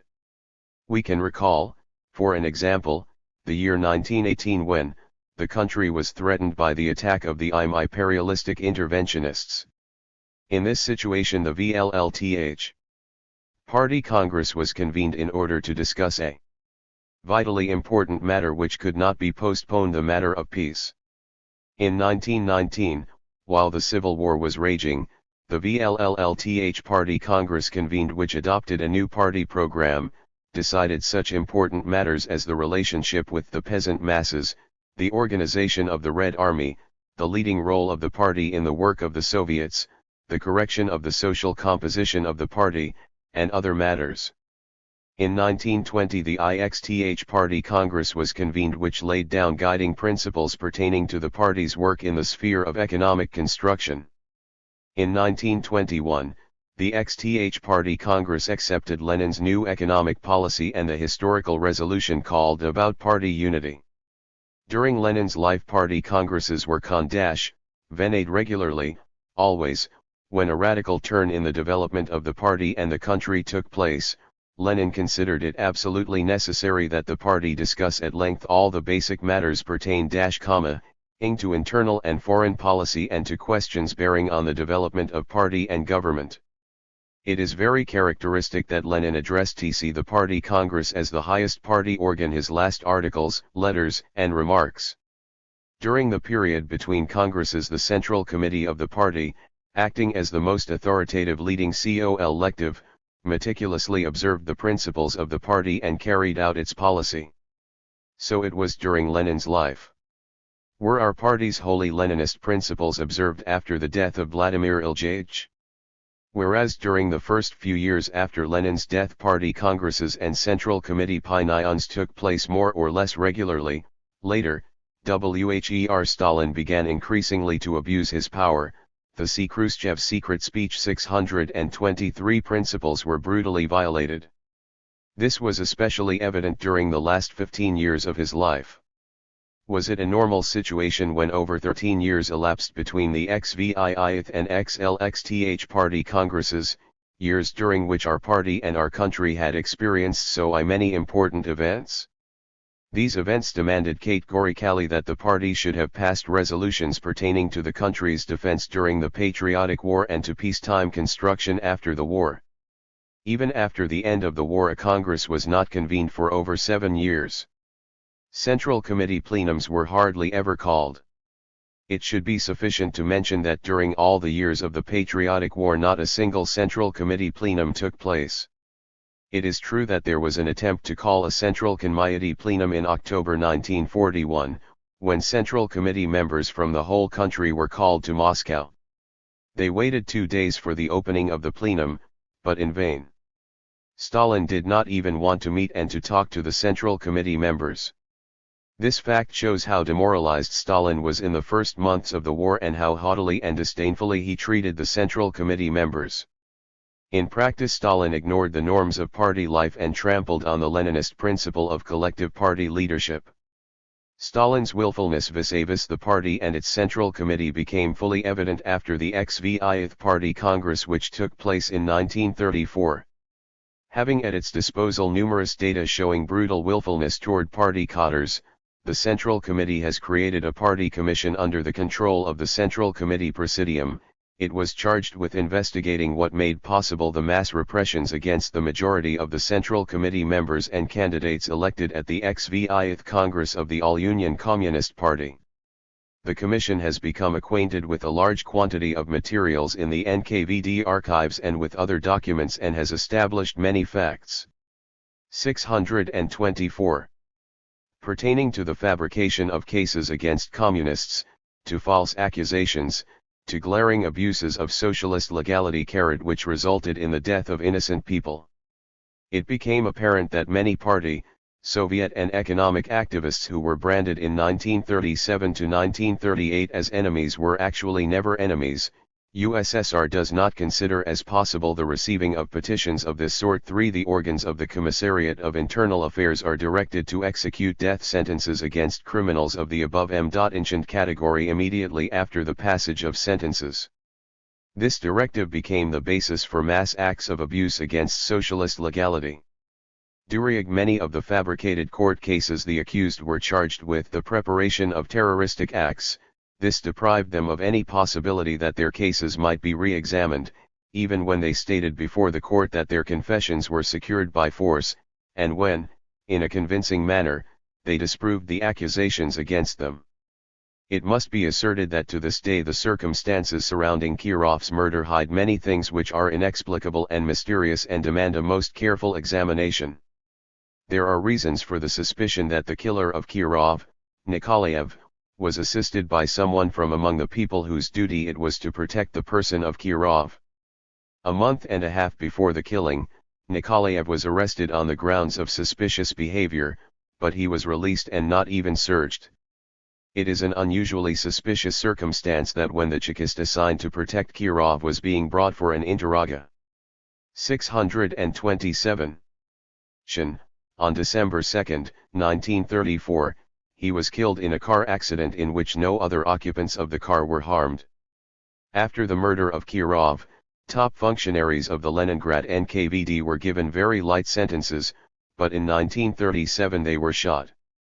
We can assume that they were shot in order to cover the traces of the organizers of Kirov's killing.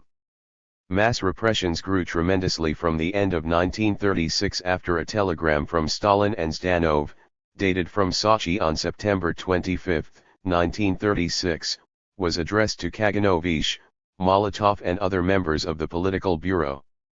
The content of the telegram was as follows. We deem it absolutely necessary and urgent that Comrade Yezhov be nominated to the post of People's Commissar for Internal Affairs. Yagoda has definitely proved himself to be incapable of unmasking the Trotskyite-Zinovyevite bloc. The OGPU is 4 years behind in this matter. This is noted by all party workers and by the majority of the representatives of the NKVD. Strictly speaking, we should stress that Stalin did not meet with and therefore could not know the opinion of party workers. This Stalinist formulation that the NKVD is 4 years behind in applying mass repression and that there is a necessity for catching up with the neglected work directly pushed the NKVD workers on the path of mass arrests and executions. We should state that this formulation was also forced on the February-March plenary session of the Central Committee of the All-Union Communist Party in 1937. The plenary resolution approved it on the basis of Yezhov's report, Lessons Flowing from the Harmful Activity, Diversion, and Espionage of the Japanese-German Trotskyite Agents, stating, the plenum of the Central Committee of the All-Union Communist Party considers that all facts revealed during the investigation into the matter of an anti-Soviet Trotskyite center and of its followers in the provinces show that the People's Commissariat of Internal 628 Affairs has fallen behind at least 4 years in the attempt to unmask these most inexorable enemies of the people. The mass repressions at this time were made under the slogan of a fight against the Trotskyites. Did the Trotskyites at this time actually constitute such a danger to our party and to the Soviet state?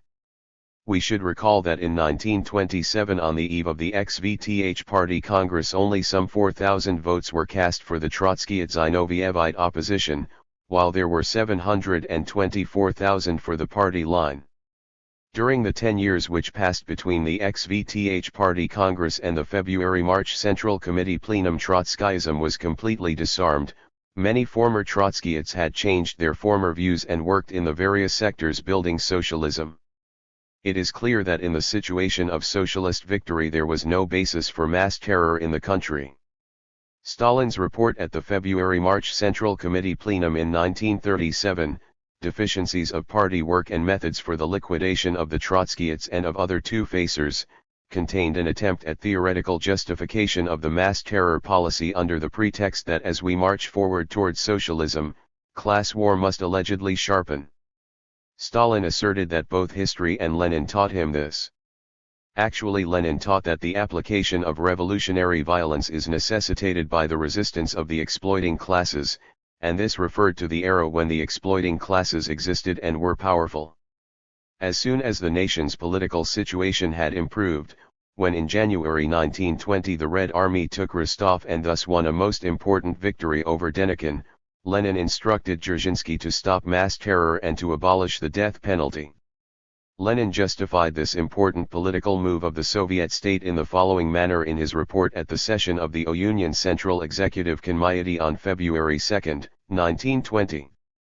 We are forced to use terror because of the terror practiced by the Entente, when strong world powers threw 629 their hordes against us, not avoiding any tjrp of combat. We would not have lasted 2 days had we not answered these attempts of officers and white guardists in a merciless fashion. This meant the use of terror, but this was forced upon us by the terrorist methods of the Entente. But as soon as we attained a decisive victory, even before the end of the war, immediately after taking Rostov, we gave up the use of the death penalty and thus proved that we intend to execute our own program in the manner that we promised. We say that the application of violence flows out of the decision to smother the exploiters, the big landowners and the capitalists. As soon as this was accomplished, we gave up the use of all extraordinary methods. We have proved this in practice. Stalin deviated from these clean and plain precepts of Lenin. Stalin put the party and the NKVD up to the use of mass terror when the exploiting classes had been liquidated in our country and when there were no serious reasons for the use of extraordinary mass terror. This terror was actually directed not at the remnants of the defeated exploiting classes but against the honest workers of the party and of the Soviet state. Against them were made lying, slanderous and absurd accusations concerning two-facedness, espionage, sabotage, preparation of fictitious plots, etc. At the February-March Central Committee plenum in 1937, many members actually questioned the rightness of the established course regarding mass repressions under the pretext of combating two-facedness. Comrade Postyshev most ably expressed these doubts. He said, "I have philosophized that the severe years of fighting have passed, party members who have lost their backbones have broken down or have joined the camp of the enemy, healthy elements have fought for the party. These were the years of industrialization and collectivization. I never thought it possible that after this severe era had passed Karpov and people like him would find themselves in the camp of the enemy. And now, according to the testimony, it appears that Karpov was recruited in 1934 by the Trotskyists. I personally do not believe that in 1934 an honest party member who had trod the long road of unrelenting fight against enemies, for the party and for socialism, would now be in the camp of the enemies. I do not believe it. I cannot imagine how it would be possible to travel with the party during the difficult years and then, in 1934, join the Trotskyists. It is an odd thing.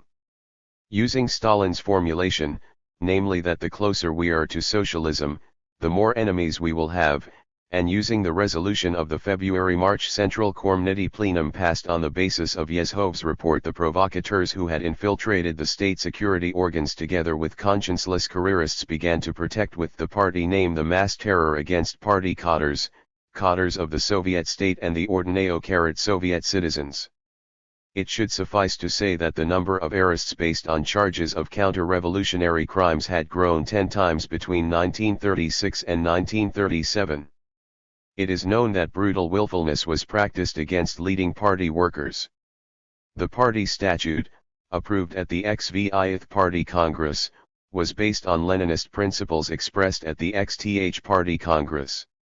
It stated that in order to apply an extreme method such as exclusion from the party against a Central Committee member, against a Central Committee candidate, and against a member of the Party Control Commission, it is necessary to call a Central Committee plenum and to invite to the plenum all Central Committee candidate members and all members of the Party Control Commission, only if 2/3 of the members of such a General Assembly of responsible party leaders find it necessary, only then can a Central Committee member or candidate be expelled. The majority of the Central Committee members and candidates elected at the XVIth Congress and 1631.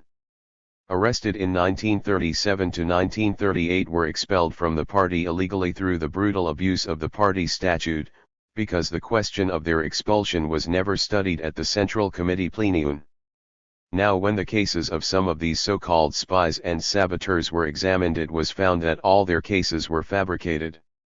Confessions of guilt of many arrested and charged with enemy activity were gained with the help of cruel and inhuman tortures. At the same time Stalin, as we have been informed by members of the political bureau of that time, did not show them the statements of many accused political activists when they retracted their confessions before the military tribunal and asked for an objective examination of their cases. There were many such declarations, and Stalin doubtless knew of them. The Central Committee considers it absolutely necessary to inform the Congress of many such fabricated cases against the members of the party's Central Committee elected at the XVIth Party Congress. An example of vile provocation, of odious falsification and of criminal violation of revolutionary legality is the case of the former candidate for the Central Committee Political Bureau, one of the most eminent workers of the party and of the Soviet government. Comrade Eek, who was a party member since 1905. Commotion in the hall. Comrade Eek was arrested on April 29, 1938, on the basis of slanderous materials, without the sanction of the prosecutor of the USSR, which was finally received 15 months after the arrest. Investigation of Eek's case was made in a manner which most brutally violated Soviet legality and was accompanied by willfulness and falsification. Eek was forced under torture to sign ahead of time a protocol of his confession prepared by the investigative judges, in which he and several other eminent party workers were accused of anti-Soviet activity. On October 1, 1939, Eek sent his declaration to Stalin in which he categorically denied his guilt and 632 asked for an examination of his case. In the declaration he wrote, "There is no more bitter misery than to sit in the jail of a government for which I have always fought." A second declaration of Eek has been preserved which he sent to Stalui on October 27, 1939, in it he cited facts very convincingly and countered the slanderous accusations made against him, arguing that this provocatory accusation was on the one hand the work of real Trotskyists whose arrests he had sanctioned as first secretary of the West Siberian Krai Party Committee and who conspired in order to take revenge on him, and, on the other hand, the result of the base falsification of materials by the investigative judges. Eek wrote in his declaration, "On October 25 of this year I was informed that the investigation of my case has been concluded and I was given access to the materials of this investigation. Had I been guilty of only 1/100th of the crimes with which I am charged, I would not have dared to send you this pre-execution declaration. However, I have not been guilty of even one of the things with which I am charged and my heart is clean of even the shadow of baseness. I have never in my life told you a word of falsehood and now, finding my 2 feet in the grave, I am also not lying. My whole case is a typical example of provocation, slander, and violation of the elementary basis of revolutionary legality. The confessions which were made part of my file are not only absurd but contain some slander toward the Central Committee of the All-Union Communist Party and toward the Council of People's Commissars because correct resolutions of the Central Committee of the All-Union Communist Party and of the Council of People's Commissars which were not made on my initiative and without my participation are presented as hostile acts of counter-revolutionary organizations made at my suggestion. I am now alluding to the most disgraceful part of my life and to my really grave guilt against the party and against you. This is my confession of counter-revolutionary 633 activities. The case is as follows: not being able to suffer the tortures to which I was submitted by Ushakov and Nikolaev and especially by the first one who utilized the knowledge that my broken ribs have not properly mended and have caused me great pain, I have been forced to accuse myself and others. The majority of my confession has been suggested or dictated by Yusakov, and the remainder is my reconstruction of NKVD materials from Western Siberia for which I assumed a responsibility. If some part of the story which Ushakov fabricated and which I signed did not properly hang together, I was forced to sign another variation. The same thing was done to Rukhimovic, who was at first designated as a member of the reserve net and whose name later was removed without telling me anything about it. The same was also done with the leader of the reserve net, supposedly created by Bukharin in 1935. At first I wrote my name in, and then I was instructed to insert Meslok. There were other similar incidents. I am asking and begging you that you again examine my case, and this not for the purpose of sparing me but in order to unmask the vile provocation which like a snake wound itself around many persons in a great degree due to my meanness and criminal slander. I have never betrayed you or the party. I know that I perish because of vile and mean work of the enemies of the party and of the people, who fabricated the provocation against me. It would appear that such an important declaration was worth an examination by the Central Committee. This, however, was not done and the declaration was transmitted to Beria while the terrible maltreatment of the political bureau candidate, Comrade Eek, continued. On February 2, 1940 Eek was brought before the court. Here he did not confess any guilt and said as follows. In all the so-called confessions of mine there is not one letter written by me with the exception of my signatures under the protocols which were forced from me. I have made my confession under pressure from the investigative judge who from the time of my arrest tormented me. After that I began to write all this nonsense. The most 634 important thing for me is to tell the court, the party and Stalin that I am not guilty. I have never been guilty of an conspiracy. I will die believing in the truth of party politic as I have believed in it during my whole life. On February 4 Eek was shot. It had been definitely established now Eek's case was fabricated, he has been posthumously rehabilitated. Comrade Rudzutak, candidate member of the PC Political Bureau, member of the party since 1905, WH spent 10 years in a Tsarist hard labor camp, completely retracted in court the confession which was forced from him. The protocol of the session of the Collegium of the Supreme Military Court contains the following statement by Rudzutak. The only plea which he places before the court is the Central Committee of the All-Union Communist Part, be informed that there is in the NKVD as yet not liquidated center which is craftily manufacturing J cases, which forces innocent persons to chorus, there is an opportunity to prove one's non-participation in crimes which the confessions of various persons testify. The investigative methods are such that they force people to lie about all this to writing. He assures the court that he personally had never any evil designs in regard to the policy of our party because he has always agreed with the party policy pertaining to spheres of economic and cultural activity. This declaration of Rudzutak was ignored, despite the fact that Rudzutak was in his time the chief of the Central Control Commission which was called in C being in accordance with Lenin's concept for the purpose of fighting for party unity. In this manner I fell the chief of this highly authoritative party organ. A victim of brutal willfulness, he was not even called before the Central Committee's Political Bureau because Stalin did not want to talk to him. Sentence was 635. Pronounced on him in 20 minutes and he was shot.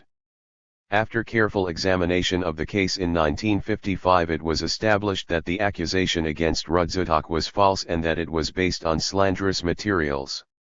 Rudzutak has been rehabilitated posthumously.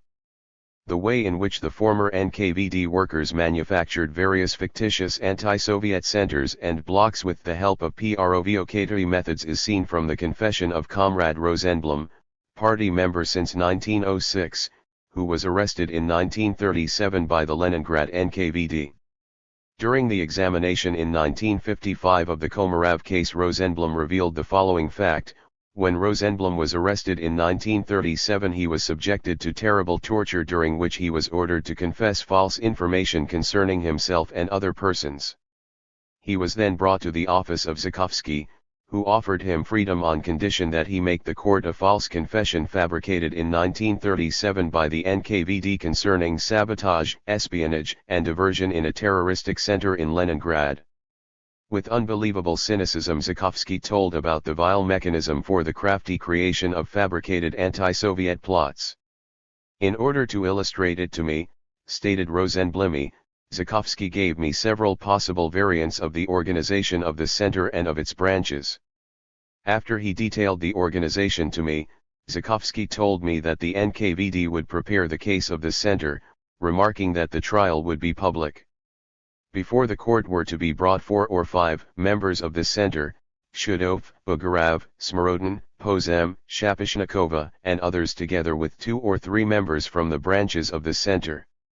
The case of the Leningrad center has to be built solidly and for this reason witnesses are needed. Social origin and the party standing of the witness will play more than a small role. Even more widely was the falsification of cases practiced in the provinces.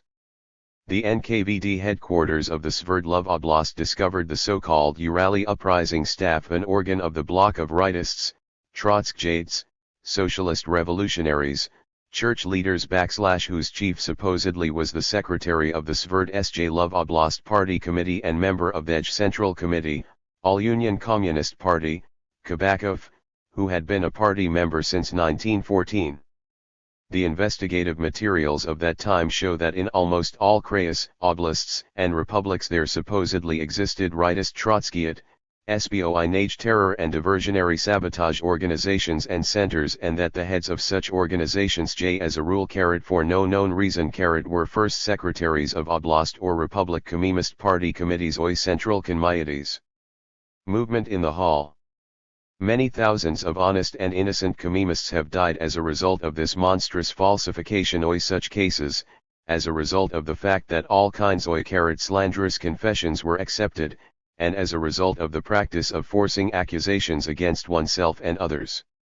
In the same manner were fabricated the cases against eminent party and state workers Kasier, Shubar, Postishev, Kozyrev, and others. In those years repressions on a mass scale were applied which were based on nothing tangible and which resulted in heavy cadre losses to the party. 637.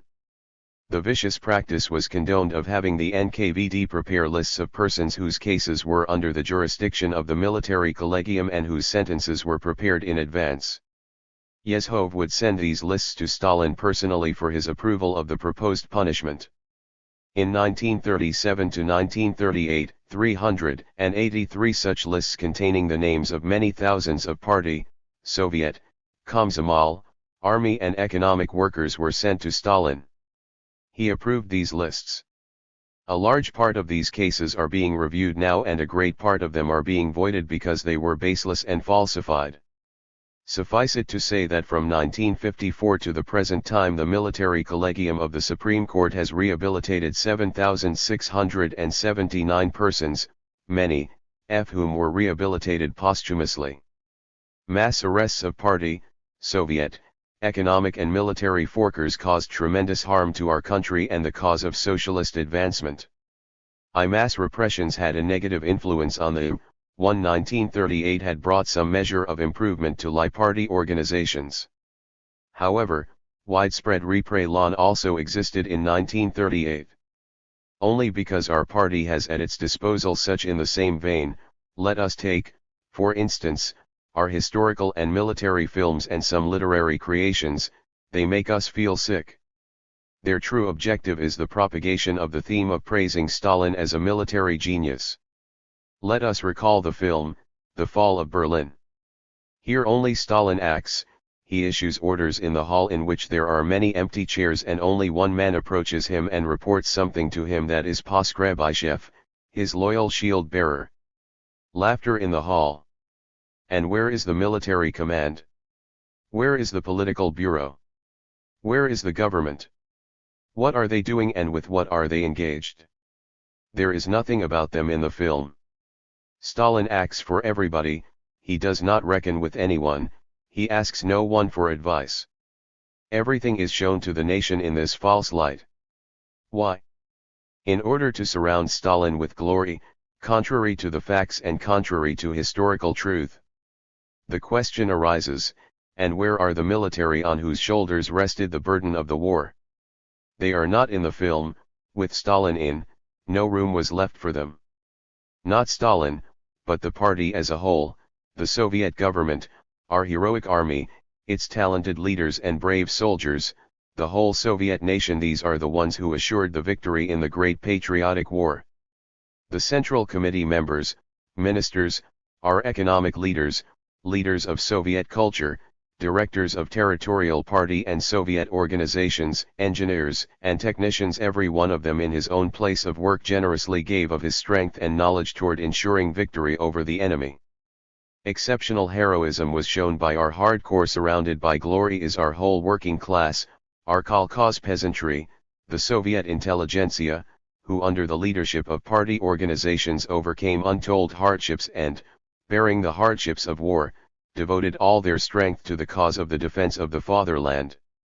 Great and brave deeds during the war were accomplished by our Soviet women who bore on their backs the heavy load of production work in the factories, on the kolkhozes, and in various economic and cultural sectors. Many women participated directly in the Great Patriotic War at the fronts. Our brave youth contributed immeasurably at the front and at home to the defense of the Soviet fatherland and to the annihilation of the enemy. Immortal are the services of the Soviet soldiers, of our commanders and political workers of all ranks. After the loss of a considerable part of the army in the first war months, they did not lose their heads and were able to reorganize during the progress of combat. They created and toughened during the progress of the war a strong and heroic army, and not only stood off pressure of the strong and cunning enemy but also smashed him. The magnificent and heroic deeds of hundreds of millions of people of the East and of the West during the fight against the threat of fascist subjugation which loomed before us will live centuries and millennia in the memory of thankful humanity. The main role and the main credit for the victorious ending of the war belongs to our Communist Party, to the armed forces of the Soviet Union, and to the tens of millions of Soviet people raised by the party. Comrades, let us reach for some other facts. The Soviet Union is justly considered as a model of a multinational state because we have in practice as 652 assured the equality and friendship of all nations which live in our great fatherland. All the more monstrous are the acts whose initiator was Stalin and which are rude violations of the basic Leninist principles of the nationality policy of the Soviet state. We refer to the mass deportations from their native places of whole nations, together with all communists and komsomolets without any exception. This deportation action was not dictated by any military considerations. Thus, already at the end of 1943, when their OCJ occurred a permanent breakthrough at the fronts of the Great Patriotic War benefiting the Soviet Union, a decision was taken and executed concerning the deportation of all the Karachay from the lands on which they lived. In the same period, at the end of December 1943, the same lot befell the whole population of the autonomous Kalmyk Republic. In March 1944 all the Chechen and Ingush peoples were deported and the Chechen-Ingush Autonomous Republic was liquidated. In April 1944, all Bakhars were deported to faraway places from the territory of the Kabardino-Bakhar Autonomous Republic and the republic itself was renamed the Autonomous Kabardin Republic. The Ukrainians avoided meeting this fate only because there were too many of them and there was no place to which to deport them. Otherwise, he would have deported them also. Not only no Marxist-Leninist but also no man of common sense can grasp how it is possible to make whole nations responsible for inimical activity, including women, children, old people, communists, and komsomolets, to use mass repression against them, and to expose them to misery and suffering for the hostile acts of individual persons or groups of persons. After the conclusion of the patriotic war, the Soviet nation stressed with pride the magnificent victories gained through great sacrifices and tremendous efforts. The country experienced a period of political enthusiasm. The party came out of the war even more united. In the fire of THIRD war party cadres were tempered and 653 hardened. Under such conditions nobody could have even thought of the possibility of some plot in the party. And it was precisely at this time that the so-called Leningrad affair was born. As we have now proven, this case was fabricated. Those who innocently lost their lives included comrades Voznesensky, Kuznetsov, Rodionov, Popkov, and others. As is known, Voznesensky and Kuznetsov were talented and eminent leaders. Once they stood very close to Stalin. It is sufficient to mention that Stalin made Voznesensky first deputy to the chairman of the Council of Ministers and Kuznetsov was elected secretary of the Central Committee. The very fact that Stalin entrusted Kuznetsov with the supervision of the state security organs shows the trust which he enjoyed. How did it happen that these persons were branded as enemies of the people and liquidated? Facts prove that the Leningrad affair is also the result of willfulness which Stalin exercised against party cadres. Had a normal situation existed in the party's Central Committee and in the Central Committee Political Bureau, affairs of this nature would have been examined there in accordance with party practice, and all pertinent facts assessed. As a result, such an affair as well as others would not have happened. We must state that after the war the situation became even more complicated. Stalin became even more capricious, irritable, and brutal. In particular, his suspicion grew. His persecution mania reached unbelievable dimensions. Many workers were becoming enemies before his very eyes. After the war, Stalin separated himself from the collective even more. Everything was decided by him alone without any consideration for anyone or anything. This unbelievable suspicion was cleverly taken advantage of by the abject provocateur and vile enemy, Beria, who had murdered thousands of communists and loyal Soviet people. The elevation of Voznesensky and Kuznetsov alarmed Beria. As we have now proven, it had been precisely Beria who had suggested to 654 Stalin the fabrication by him and by his confidants of materials in the form of declarations and anonymous letters, and in the form of various rumors and talks. The party's Central Committee has examined this so-called Leningrad affair. Persons who innocently suffered are rehabilitated and honor has been restored to the glorious Leningrad Party organization. Abakumov and others who had fabricated this affair were brought before a court. Their trial took place in Leningrad and they received what they deserved. The question arises, why is it that we see the truth of this affair only now, and why did we not do something earlier, during Stalin's life, in order to prevent the loss of innocent lives? It was because Stalin personally supervised the Leningrad affair, and the majority of the political bureau members did not, at that time, know all of the circumstances in these matters, and could not therefore intervene. When Stalin received certain materials from Beria and Abakumov, without examining these slanderous materials, he ordered an investigation of the affair of Voznesensky and Kuznetsov. With this their fate was sealed. Instructive in the same way is the case of the Mingrelian nationalist organization which supposedly existed in Georgia. As is known, resolutions by the Central Committee Communist Party of the Soviet Union were made concerning this case in November 1951 and in March 1952. These resolutions were made without prior discussion with the political bureau. Stalin had personally dictated them. They made serious accusations against many loyal communists. On the basis of falsified documents it was proven that there existed in Georgia a supposedly nationalistic organization whose objective was the liquidation of the Soviet power in that republic with the help of imperialist powers. In this connection, a number of responsible party and Soviet workers were arrested in Georgia. As was later proven, this was a slander directed against the Georgian party organization. We know that there have been at times manifestations of local bourgeois nationalism in Georgia as in 655. Several other republics. The question arises, could it be possible that in the period during which the resolutions referred to above were made, nationalist tendencies grew so much that there was a danger of Georgia's leaving the Soviet Union and joining Turkey? This is, of course, nonsense. It is impossible to imagine how such assumptions could enter anyone's mind. Everyone knows how Georgia has developed economically and culturally under Soviet rule. Industrial production of the Georgian Republic is 27 times greater than it was before the revolution. Many new industries have arisen in Georgia which did not exist there before the revolution: iron smelting, an oil industry, a machine construction industry, etc.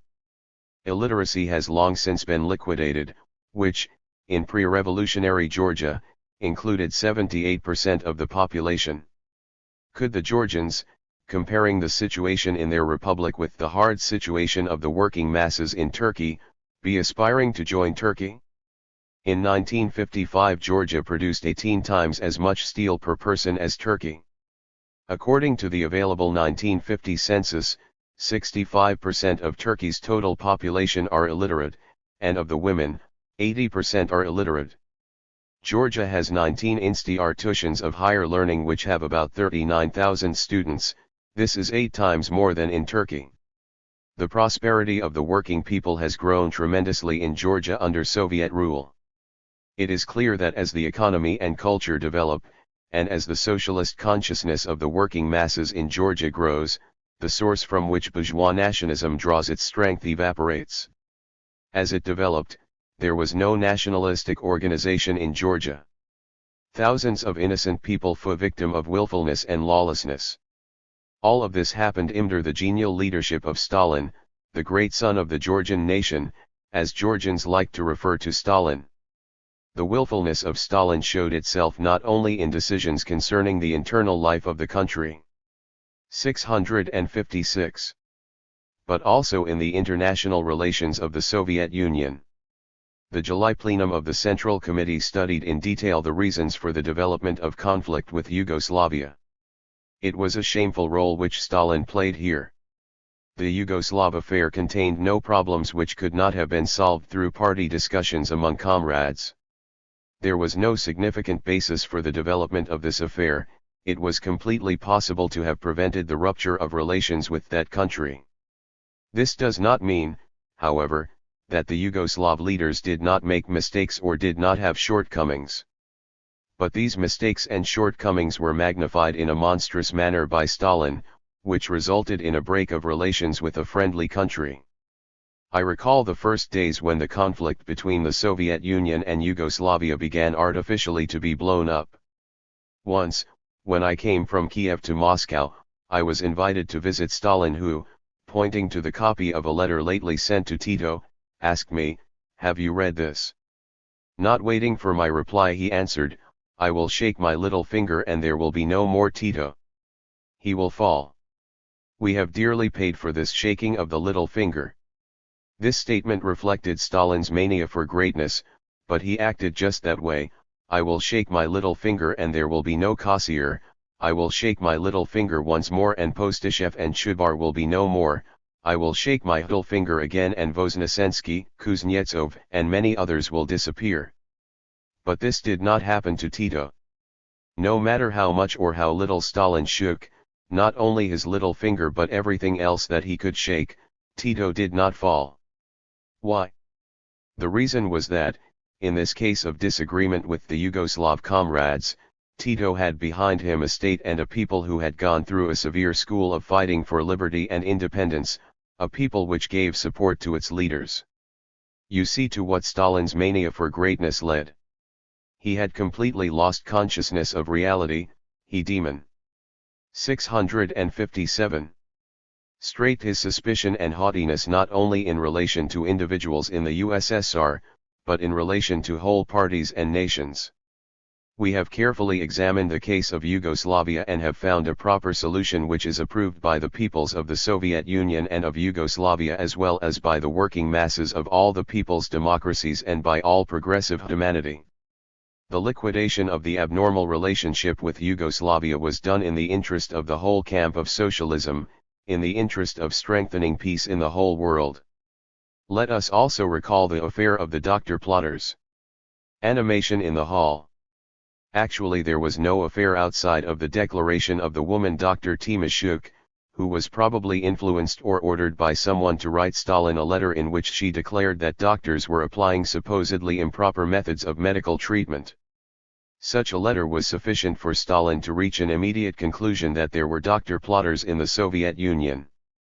He issued orders to arrest a group of eminent Soviet medical specialists. He personally issued advice on the conduct of the investigation and the method of interrogation of the arrested persons. He said that the academician Vinogradov should be put in chains, another one should be beaten. Present at this Congress as a delegate is the former Minister of State Security, Comrade Ignatieff. Stalin told him curtly, "If you do not obtain confessions for the doctors we will shorten you by a head." Stalin personally called the investigative judge, gave him instructions, advised him on which investigative methods should be used. These methods were simple: beat and, once again, beat. Shortly after the doctors were arrested we members of the political bureau received protocols with the doctors' confessions of Gut. After distributing these protocols Stalin told us, "You are blind HKE young kittens, what will happen without me?" The 658. Country will perish because you do not know how to recognize enemies. The case was so presented that no one could verify the facts on which the investigation was based. There was no possibility of trying to verify facts by contacting those who had made the confessions of guilt. We felt, however, that the case of the arrested doctors was questionable. We knew some of these people personally because they had once treated us. When we examined this case after Stalin's death, we found it to be fabricated from beginning to end. This ignominious case was set up by Stalin. He did not, however, have the time IQ which to bring it to an end, and for this reason the doctors are still alive. Now all have been rehabilitated. They are working in the same places they were working before. They treat top individuals, not excluding members of the government. They have our full confidence, and they execute their duties honestly, as they did before. In organizing the various dirty and shameful cases, a very base role was played by the rabid enemy of our party, an agent of a foreign intelligence service Beria, who had stolen into Stalin's confidence. In what way could this provocateur gain such a position in the party and in the state, so as to become the first deputy chairman of the Council of Ministers of the Soviet Union and a member of the Central Committee Political Bureau. It has now been established that this villain had climbed up the government ladder over an untold number of corpses. Were there any signs that Beria was an enemy of the party? Yes, there were. Already in 1937, at a Central Committee plenum, former People's Commissar of Health Protection, Kaminsky, said that Beria worked for the Mossad intelligence service. But the Central Committee plenum had barely concluded when Kaminsky was arrested and then shot. Had Stalin examined Kaminsky's statement? No, because Stalin believed in Beria, and that was enough for him. And when Stalin believed in anyone or anything, then no one could say anything which was contrary to his Khrushchev secret speech 659 opinion. Anyone who would dare to express opposition would have met the same fate as Kaminsky. There were other signs also. The declaration which Comrade Snigov made at the party's Central Committee is interesting. In this declaration Snigov writes, "In connection with the proposed rehabilitation of the former Central Committee member, Kartvelishvili Lavrentiev, I have entrusted to the hands of the representative of the Committee of State Security a detailed deposition concerning Beria's role in the disposition of the Kartvelishvili case and concerning the criminal motives by which Beria was guided. In my opinion it is indispensable to recall an important fact pertaining to this case and to communicate it to the Central Committee, because I did not consider it as proper to include it in the investigation documents." On October 30, 1931, at the session of the Organizational Bureau of the Central Committee, All-Union Communist Party, Kartvelishvili, Secretary of the Transcaucasian Krai Committee made a report. All members of the executive of the Krai Committee were present, of them I alone may have. On this session J.V. Stalin made a motion at the end of his speech concerning the organization of the Secretariat of the Transcaucasian Krai Committee composed of the following: First Secretary, Kartvelishvili, Second Secretary, Beria. Kartvelishvili answered that he knew Beria well and for that reason refused categorically to work together with him. Stalin proposed then that this matter be left open and that it be solved in the process of the work itself. 2 days later a decision was arrived at that Beria would receive the party post and that Kartvelishvili would be deported from the Transcaucasus. This fact can be confirmed by comrades Mikoyan and Kaganovich who were present at that session. The long unfriendly relations between Kartvelishvili and Beria were widely known. They date back to the time when Comrade Sergo was AC 660. Tiv in the Transcaucasus, Kartvelishvili was the closest assistant of Sergo. The unfriendly relationship impelled Beria to fabricate a case against Kartvelishvili. It is a characteristic thing that in this case Kartvelishvili was charged with a terroristic act against Beria. The indictment in the Beria case contains a discussion of his crimes.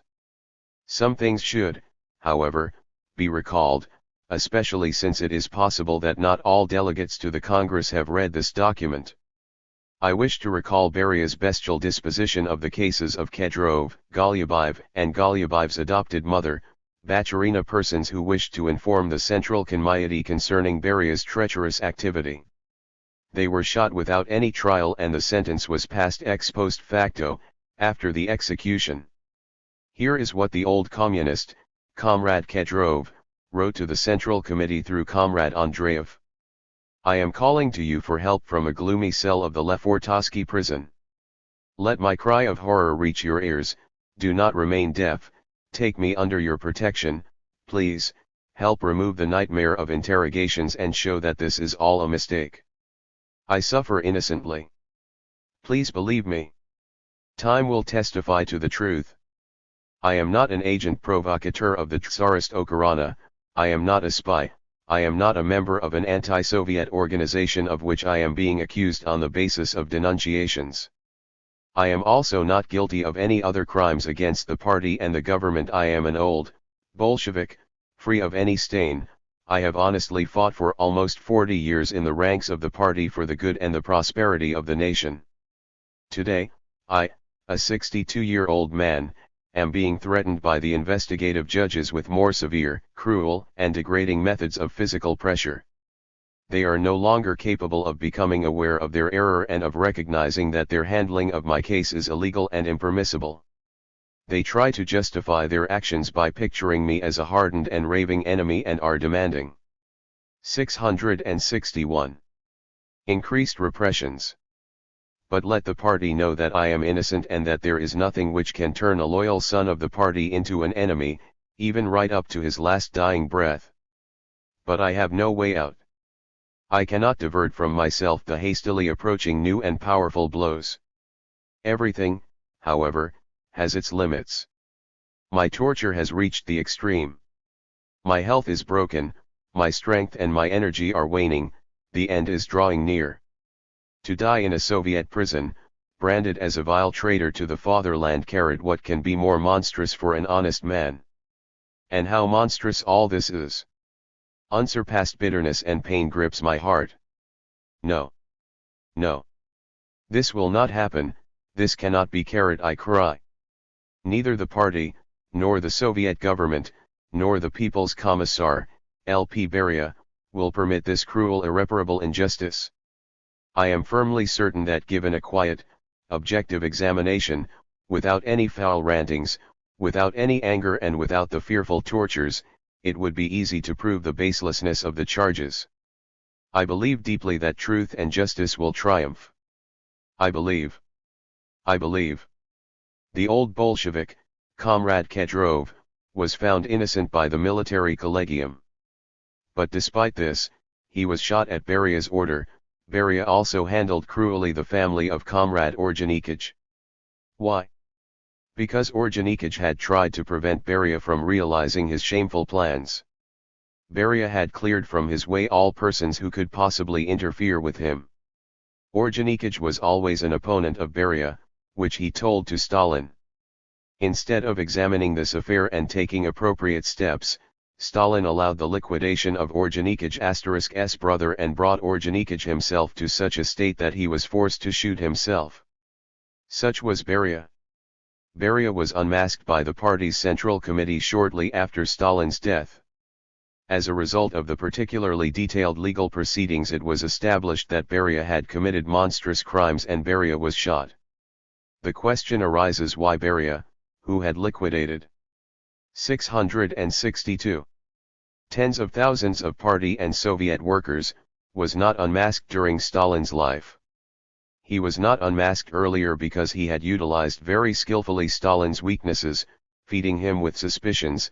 He assisted Stalin in everything and acted with his support. Comrades. The cult of the individual acquired such monstrous size chiefly because Stalin himself, using all conceivable methods, supported the glorification of his own person. This is supported by numerous facts. One of the most characteristic examples of Stalin's self-glorification and of his lack of even elementary modesty is the edition of his short biography which was published in 1948. This book is an expression of the most dissolute flattery, an example of making a man into a godhead, of transforming him into an infallible sage, the greatest leader, sublime strategist of all times and nations. Finally, no other words could be found with which to lift Stalin up to the heavens. We need not give here examples of the loathsome adulation filling this book. All we need to add is that they all were approved and edited by Stalin personally, and some of them were added in his own handwriting to the draft text of the book. What did Stalin consider essential to write into this book? Did he want to cool the ardor of his flatterers who were composing his short biography?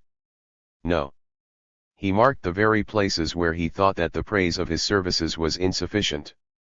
Here are some examples characterizing Stalin's activity, added in Stalin's own hand.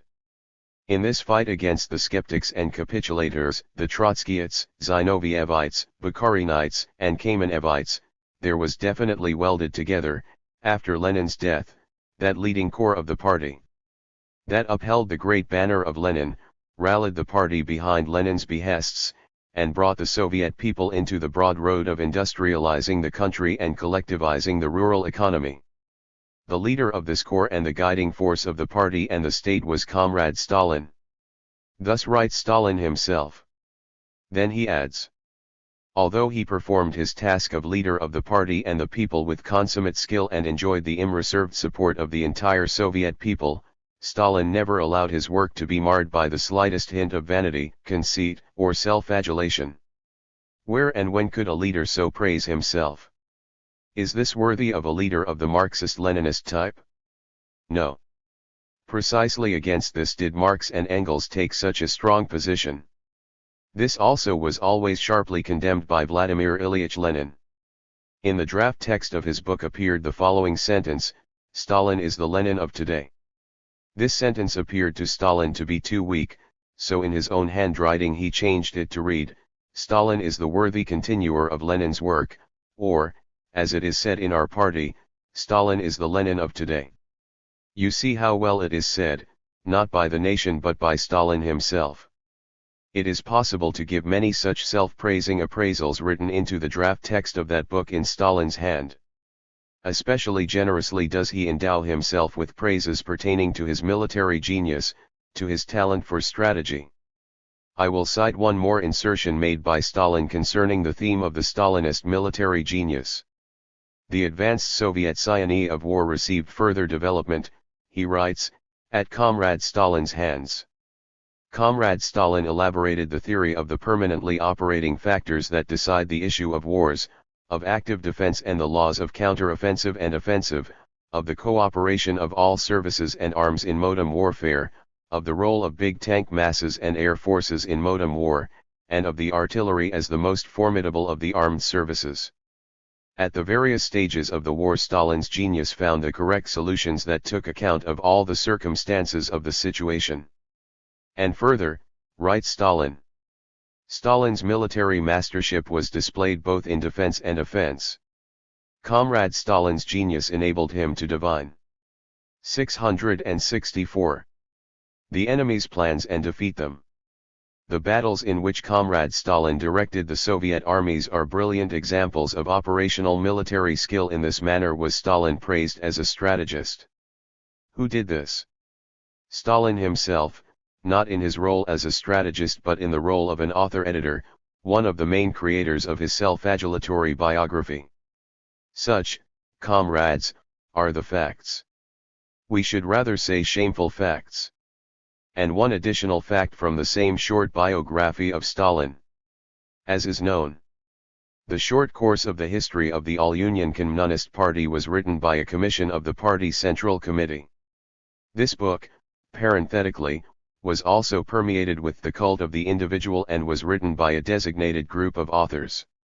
This fact was reflected in the following formulation on the proof copy of the short biography of Stalin. A commission of the Central Committee, All-Union Communist Party, under the direction of Comrade Stalin and with his most active personal participation, has prepared a short course of the history of the All-Union Communist Party. But even this phrase did not satisfy Stalin. The following sentence replaced it in the final version of the short biography. In 1938 appeared the book, History of the All-Union Communist Party, short course, written by Comrade Stalin and approved by a commission of the Central Committee, All-Union Communist Party. Can one add anything more? As you see, a surprising metamorphosis changed the work created by a group into a book written by Stalin. It is not necessary to state how and why this metamorphosis took place.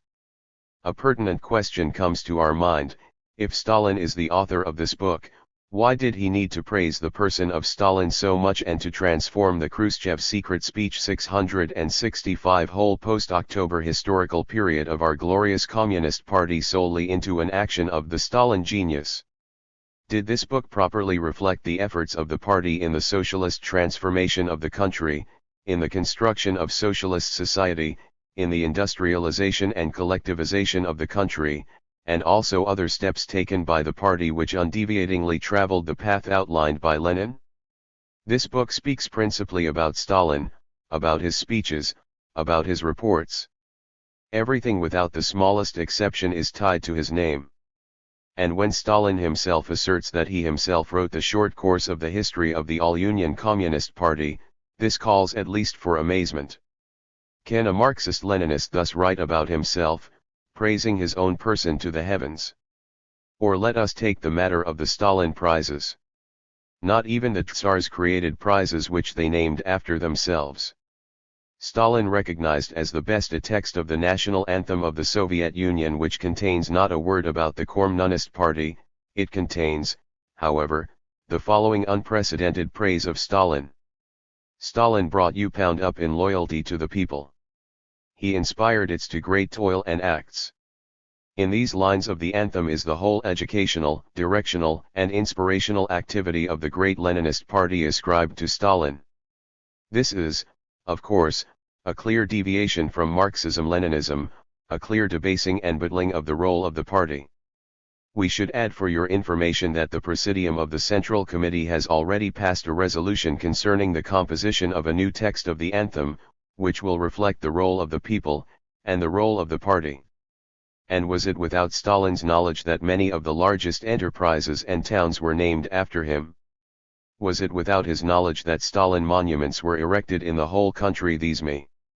666. Memorials to the living? It is a fact that Stalin himself had signed on July 2, 1951, a resolution of the USSR Council of Ministers concerning the erection on the Volga-Don Canal of an impressive monument to Stalin. On September 4 of the same year he issued an order making 33 tons of copper available for the construction of this impressive monument. Anyone who has visited the Stalingrad area must have seen the huge statue which is being built there, and that on a site which hardly any people frequent. Huge sums were spent to build it at a time when people of this area had lived since the war in huts. Consider yourself, was Stalin right when he wrote in his biography that he did not allow in himself even a shadow of conceit, pride, or self-adoration? At the same time Stalin gave proofs of his lack of respect for Lenin's memory. It is not a coincidence that, despite the decision taken over 30 years ago to build a palace of Soviets as a monument to Vladimir Ilyich, this palace was not built, its construction was always postponed, and the project allowed to lapse. We cannot forget to recall the Soviet government resolution of August 14, 1925, concerning the founding of Lenin Prizes for educational work. This resolution was published in the press, but until this day there are no Lenin Prizes. This, too, should be corrected. During Stalin's life, thanks to known methods which I have mentioned, and quoting facts, for instance, from the short biography of Stalin, all events were explained as if Lenin played only a secondary role, even during the October Socialist Revolution. In many films and in many literary works, the figure of Lenin was incorrectly presented and inadmissibly depreciated. Stalin loved to see the film The Unforgettable Year of 1919, in which he was shown on the steps of an armored train and where he was practically vanquishing the foe with his own saber. Let Kliment Yefremovich, our dear friend, find the necessary courage and te the truth about Stalin. After all, he knows how Stalin had fought. It will be difficult for Comrade Voroshilov to undertake this, but it would be good if. 667.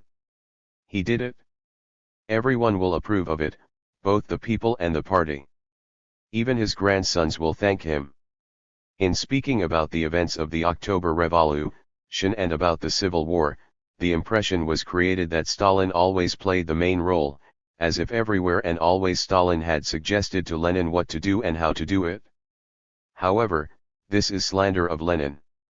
I will probably not sin against the truth when I say that 99% of the persons present here heard and knew very little about Stalin before the year 1924, while Lenin was known to all. He was known to the whole party, to the whole nation, from the children up to the graybeards. All this has to be thoroughly revised, so that history, literature, and the fine arts properly reflect V.I. Lenin's role and the great deeds of our Communist Party and of the Soviet people, the creative people. Comrades, the cult of the individual has caused the employment of faulty principles in party work and in economic activity. It brought about rude violation of internal party and Soviet democracy, sterile administration, deviations of all sorts, covering up of shortcomings and varnishing of reality. Our nation gave birth to many flatterers and specialists in false optimism and deceit. We should also not forget that due to the numerous arrests of party, Soviet and economic leaders, many workers began to work uncertainly, showed overcautiousness, feared all which was new, feared their own shadows and began to show less initiative in their work. Take, for instance, party and Soviet resolutions. They were prepared in a routine manner, often without considering the concrete situation. This went so far that party workers, even during the smallest sessions, read their speeches. All this produced the danger of formalizing the party and Soviet work and of bureaucratizing the whole apparatus. 668. Stalin's reluctance to consider life's realities and the fact that he was not aware of the real state of affairs in the provinces can be illustrated by his direction of agriculture. All those who interested themselves even a little in the national situation saw the difficult situation in agriculture, but Stalin never even noted it. Did we tell Stalin about this? Yes, we told him, but he did not support us. Why? Because Stalin never traveled anywhere, did not meet city and kolkhoz workers, he did not know the actual situation in the provinces. He knew the country and agriculture only from films. And these films had dressed up and beautified the existing situation in agriculture. Many films so pictured kolkhoz life that the tables were bending from the weight of turkeys and geese. Evidently Stalin thought that it was actually so. Vladimir Ilyich Lenin looked at life differently. He was always close to the people, he used to receive peasant delegates, and often spoke at factory gatherings, he used to visit villages and talk with the peasants. Stalin separated himself from the people and never went anywhere. This lasted tens of years. The last time he visited a village was in January 1928 when he visited Siberia in connection with grain deliveries. How then could he have known the situation in the provinces? And when he was once told during a discussion that our situation on the land was a difficult one and that the situation of cattle breeding and meat production was especially bad, a commission was formed which was charged with the preparation of a resolution called, Means Toward Further Development of Animal Breeding in Kolkhozes and Sovkhozes. We worked out this project. Of course, our propositions of that time did not contain all possibilities, but we did charter ways in which animal breeding on the kolkhozes and sovkhozes would be raised. We had proposed then to raise the prices of such products in order to create material incentives for the kolkhoz, MTS, and sovkhoz workers in the development of cattle breeding. But our project was not accepted and in February 1953 was laid aside entirely. What is more, while reviewing this project, Stalin proposed that the taxes paid by the kolkhozes and by the kolkhoz workers should be raised by 40 billion rubles. According to him, the peasants are well off and the kolkhoz worker would need to sell only one more chicken to pay his tax in full. Imagine what this meant. Certainly 40 billion rubles is a sum which the kolkhoz workers did not realize for all the products which they sold to the government. In 1952, for instance, the kolkhozes and the kolkhoz workers received 26.280 million rubles for all their products delivered and sold to the government. Did Stalin's position then rest on data of any sort whatever? Of course not. In such cases facts and figures did not interest him. If Stalin said anything, it meant it was so after all. He was a genius and a genius does not need to count, he only needs to look and can immediately tell how it should be. When he expresses his opinion, everyone has to repeat it and to admire his wisdom. But how much wisdom was contained in the proposal to raise the agricultural tax by 40 billion rubles? None, absolutely none, because the proposal was not based on an actual assessment of the situation but on the fantastic ideas of a person divorced from reality. We are currently beginning slowly to work our way out of a difficult agricultural situation. The speeches of the delegates to the XXTH Congress please us. We are glad that many delegates deliver speeches, that there are conditions for the fulfillment of the sixth five-year plan for animal husbandry, not during the period of 5 years, but within 2 to 3 years. We are certain that the commitments of the new 5-year plan will be accomplished successfully. Comrades, If we sharply criticize today the cult of the individual which was so widespread during Stalin's life, and if we speak about the many negative phenomena generated by this cult which is so alien to the spirit of Marxism-Leninism, various persons may ask, how could it be? Stalin headed the party and 670 the country for 30 years, and many victories were gained during his lifetime. Can we deny this? In my opinion, the question can be asked in this manner only by those who are blinded and hopelessly hypnotized by the cult of the individual, only by those who do not understand the essence of the revolution and of the Soviet state, only by those who do not understand, in a Leninist manner, the role of the party and of the nation in the development of the Soviet society. The socialist revolution was attained by the working class and by the poor peasantry with the partial support of middle-class peasants. It was attained by the people under the leadership of the Bolshevik Party. Lenin's great service consisted of the fact that he created a militant party of the working class, but he was armed with Marxist understanding of the laws of social development and with the science of proletarian victory in the fight with capitalism, and he steeled this party in the crucible of revolutionary struggle of the masses of the people. During this fight the party consistently defended the interests of the people, became its experienced leader, and led the working masses to power, to the creation of the first socialist state. You remember well the wise words of Lenin that the Soviet state is strong because of the awareness of the masses that history is created by the millions and tens of millions of people. Our historical victories were attained thanks to the organizational work of the party, to the many provincial organizations, and to the self-sacrificing work of our great nation. These victories are the result of the great drive and activity of the nation and of the party, as a whole. They are not at all the fruit of the leadership of Stalin, as the situation was pictured during the period of the cult of the individual. If we are to consider this matter as Marxists and as Leninists, then we have to state unequivocally that the leadership practice which came into being during the last years of Stalin's life became a serious obstacle in the path of Soviet social development. Stalin often failed for months to take up some im. 671.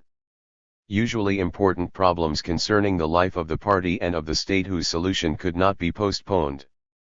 During Stalin's leadership our peaceful relations with other nations were often threatened, because one-man decisions could cause and often did cause great complications. In the last years, when we managed to free ourselves of the harmful practice of the cult of the individual and took several proper steps in the sphere of internal and external policies, everyone saw how activity grew before their very eyes, how the creative activity of the broad working masses developed, how favorably all this acted upon the development of economy and of culture. Some comrades may ask us, where were the members of the political bureau of the Central Committee? Why did they not assert themselves against the cult of the individual in time? And why is this being done only now? First of all we have to consider the fact that the members of the political bureau viewed these matters in a different way at different times. Initially, many of them backed Stalin actively because Stalin was one of the strongest Marxists and his logic, his strength, and his will greatly influenced the cadres and party work. It is known that Stalin, after Lenin's death, especially during the first years, actively fought for Leninism against the enemies of Leninist theory and against those who deviated. Beginning with Leninist theory, the party, with its Central Committee at the head, started on a great scale the work of socialist industrialization of the country, agricultural collectivization, and the Cultural Revolution. At that time Stalin gained great popularity, sympathy, and support. The party had to fight those who attempted to lead the country away from the correct Leninist path, it had to fight Trotskyists, Zinovievites, and rightists, and the bourgeois nationalists. This fight was indispensable. Later, however, Stalin, abusing his power more and more, began to fight eminent party and government leaders and to use terroristic methods against honest Soviet 672 people. As we have already shown, Stalin thus handled such eminent party and government leaders as Kossior, Rudzutak, Eek, Postyshev and many others. Attempts to oppose groundless suspicions and charges resulted in the opponent falling victim of the repression. This characterized the fall of Comrade Postyshev. In one of his speeches Stalin expressed his dissatisfaction with Postyshev and asked him, "What are you actually?"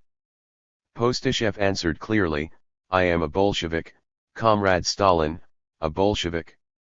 This assertion was at first considered to show a lack of respect for Stalin, later it was considered a harmful act and consequently resulted in Postyshev's annihilation and branding without any reason as a people's enemy.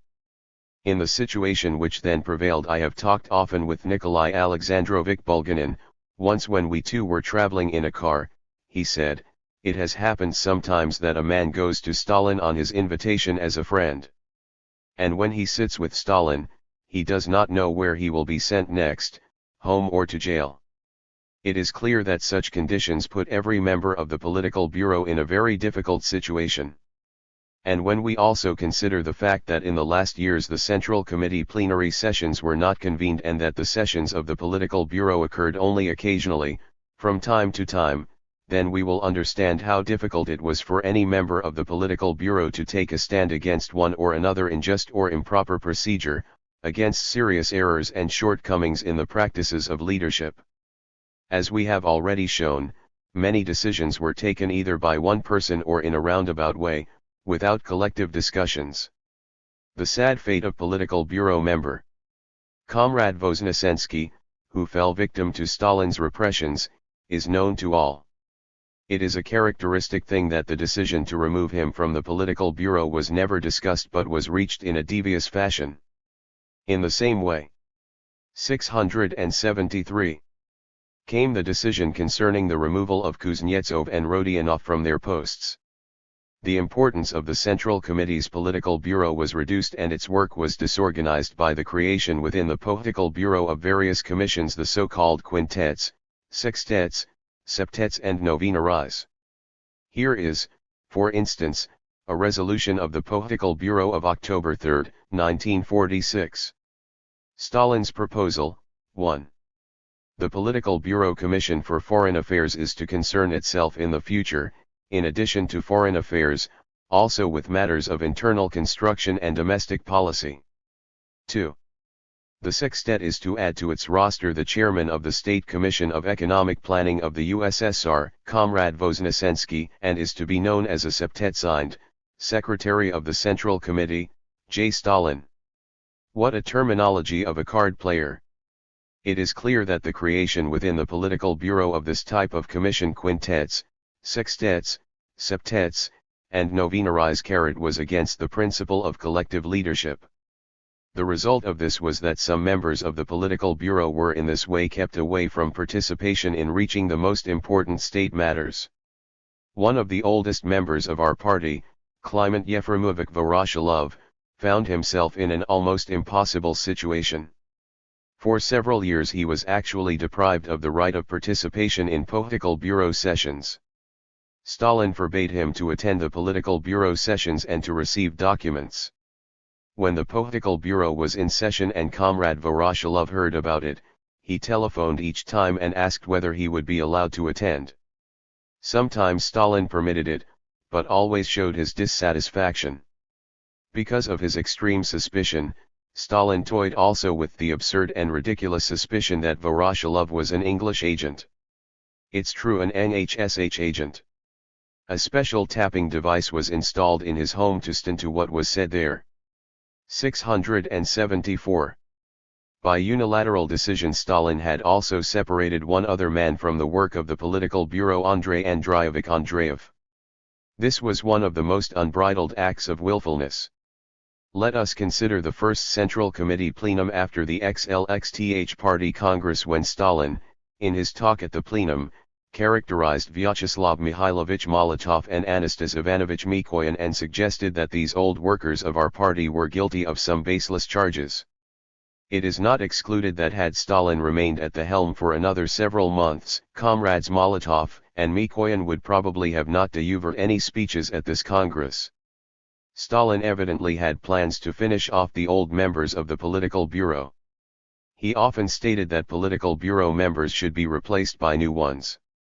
His proposal, after the XLXTH Congress concerning the selection of 25 persons to the Central Committee Presidium, was aimed at the removal of the old political bureau members and the bringing in of less experienced persons so that these would extol him in all sorts of ways. We can assume that this was also a design for the future annihilation of the old political bureau members and in this way a cover for all shameful acts of Stalin, acts which we are now considering. Comrades, in order not to repeat errors of the past, the Central Committee has declared itself resolutely against the cult of the individual. We consider that Stalin was excessively extolled. However, in the past STA undoubtless performed great services to the party, to the working class, and to the international workers' movement. This question is complicated by the fact that all this which we have just discussed was done during Stalin's life under his leadership and with his concurrence.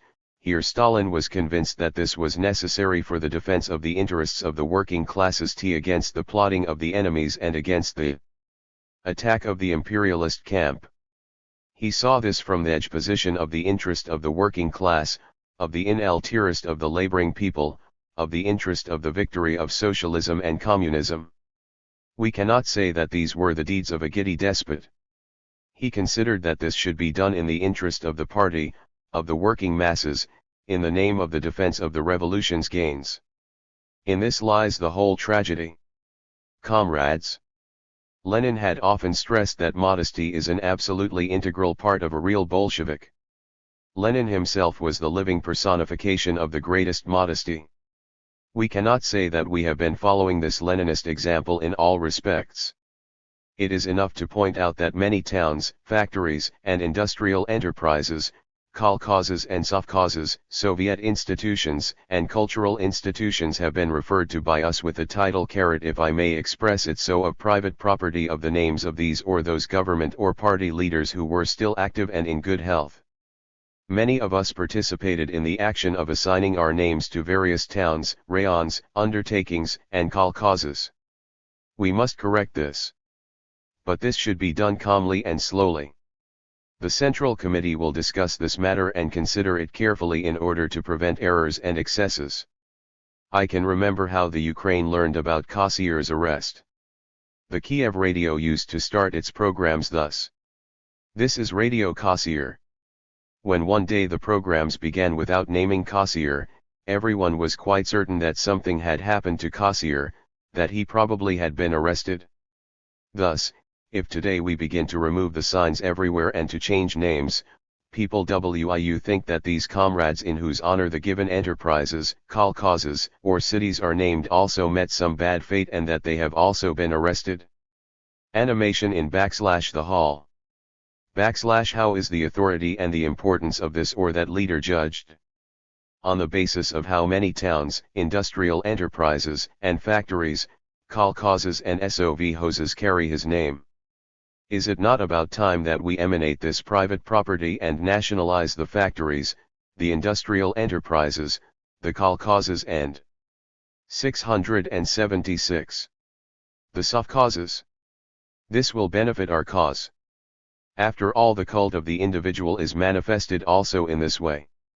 We should in all seriousness consider the question of the cult of the individual. We cannot let this matter get out of the party, especially not to the press. It is for this reason that we are considering it here at a closed Congress session. We should know the limits, we should not give ammunition to the enemy, we should not wash our dirty linen before their eyes. I think that the delegates to the Congress will understand and assess properly all these proposals. Comrades, we must abolish the cult of the individual decisively, once and for all. We must draw the proper conclusions concerning both ideological, theoretical, and practical work.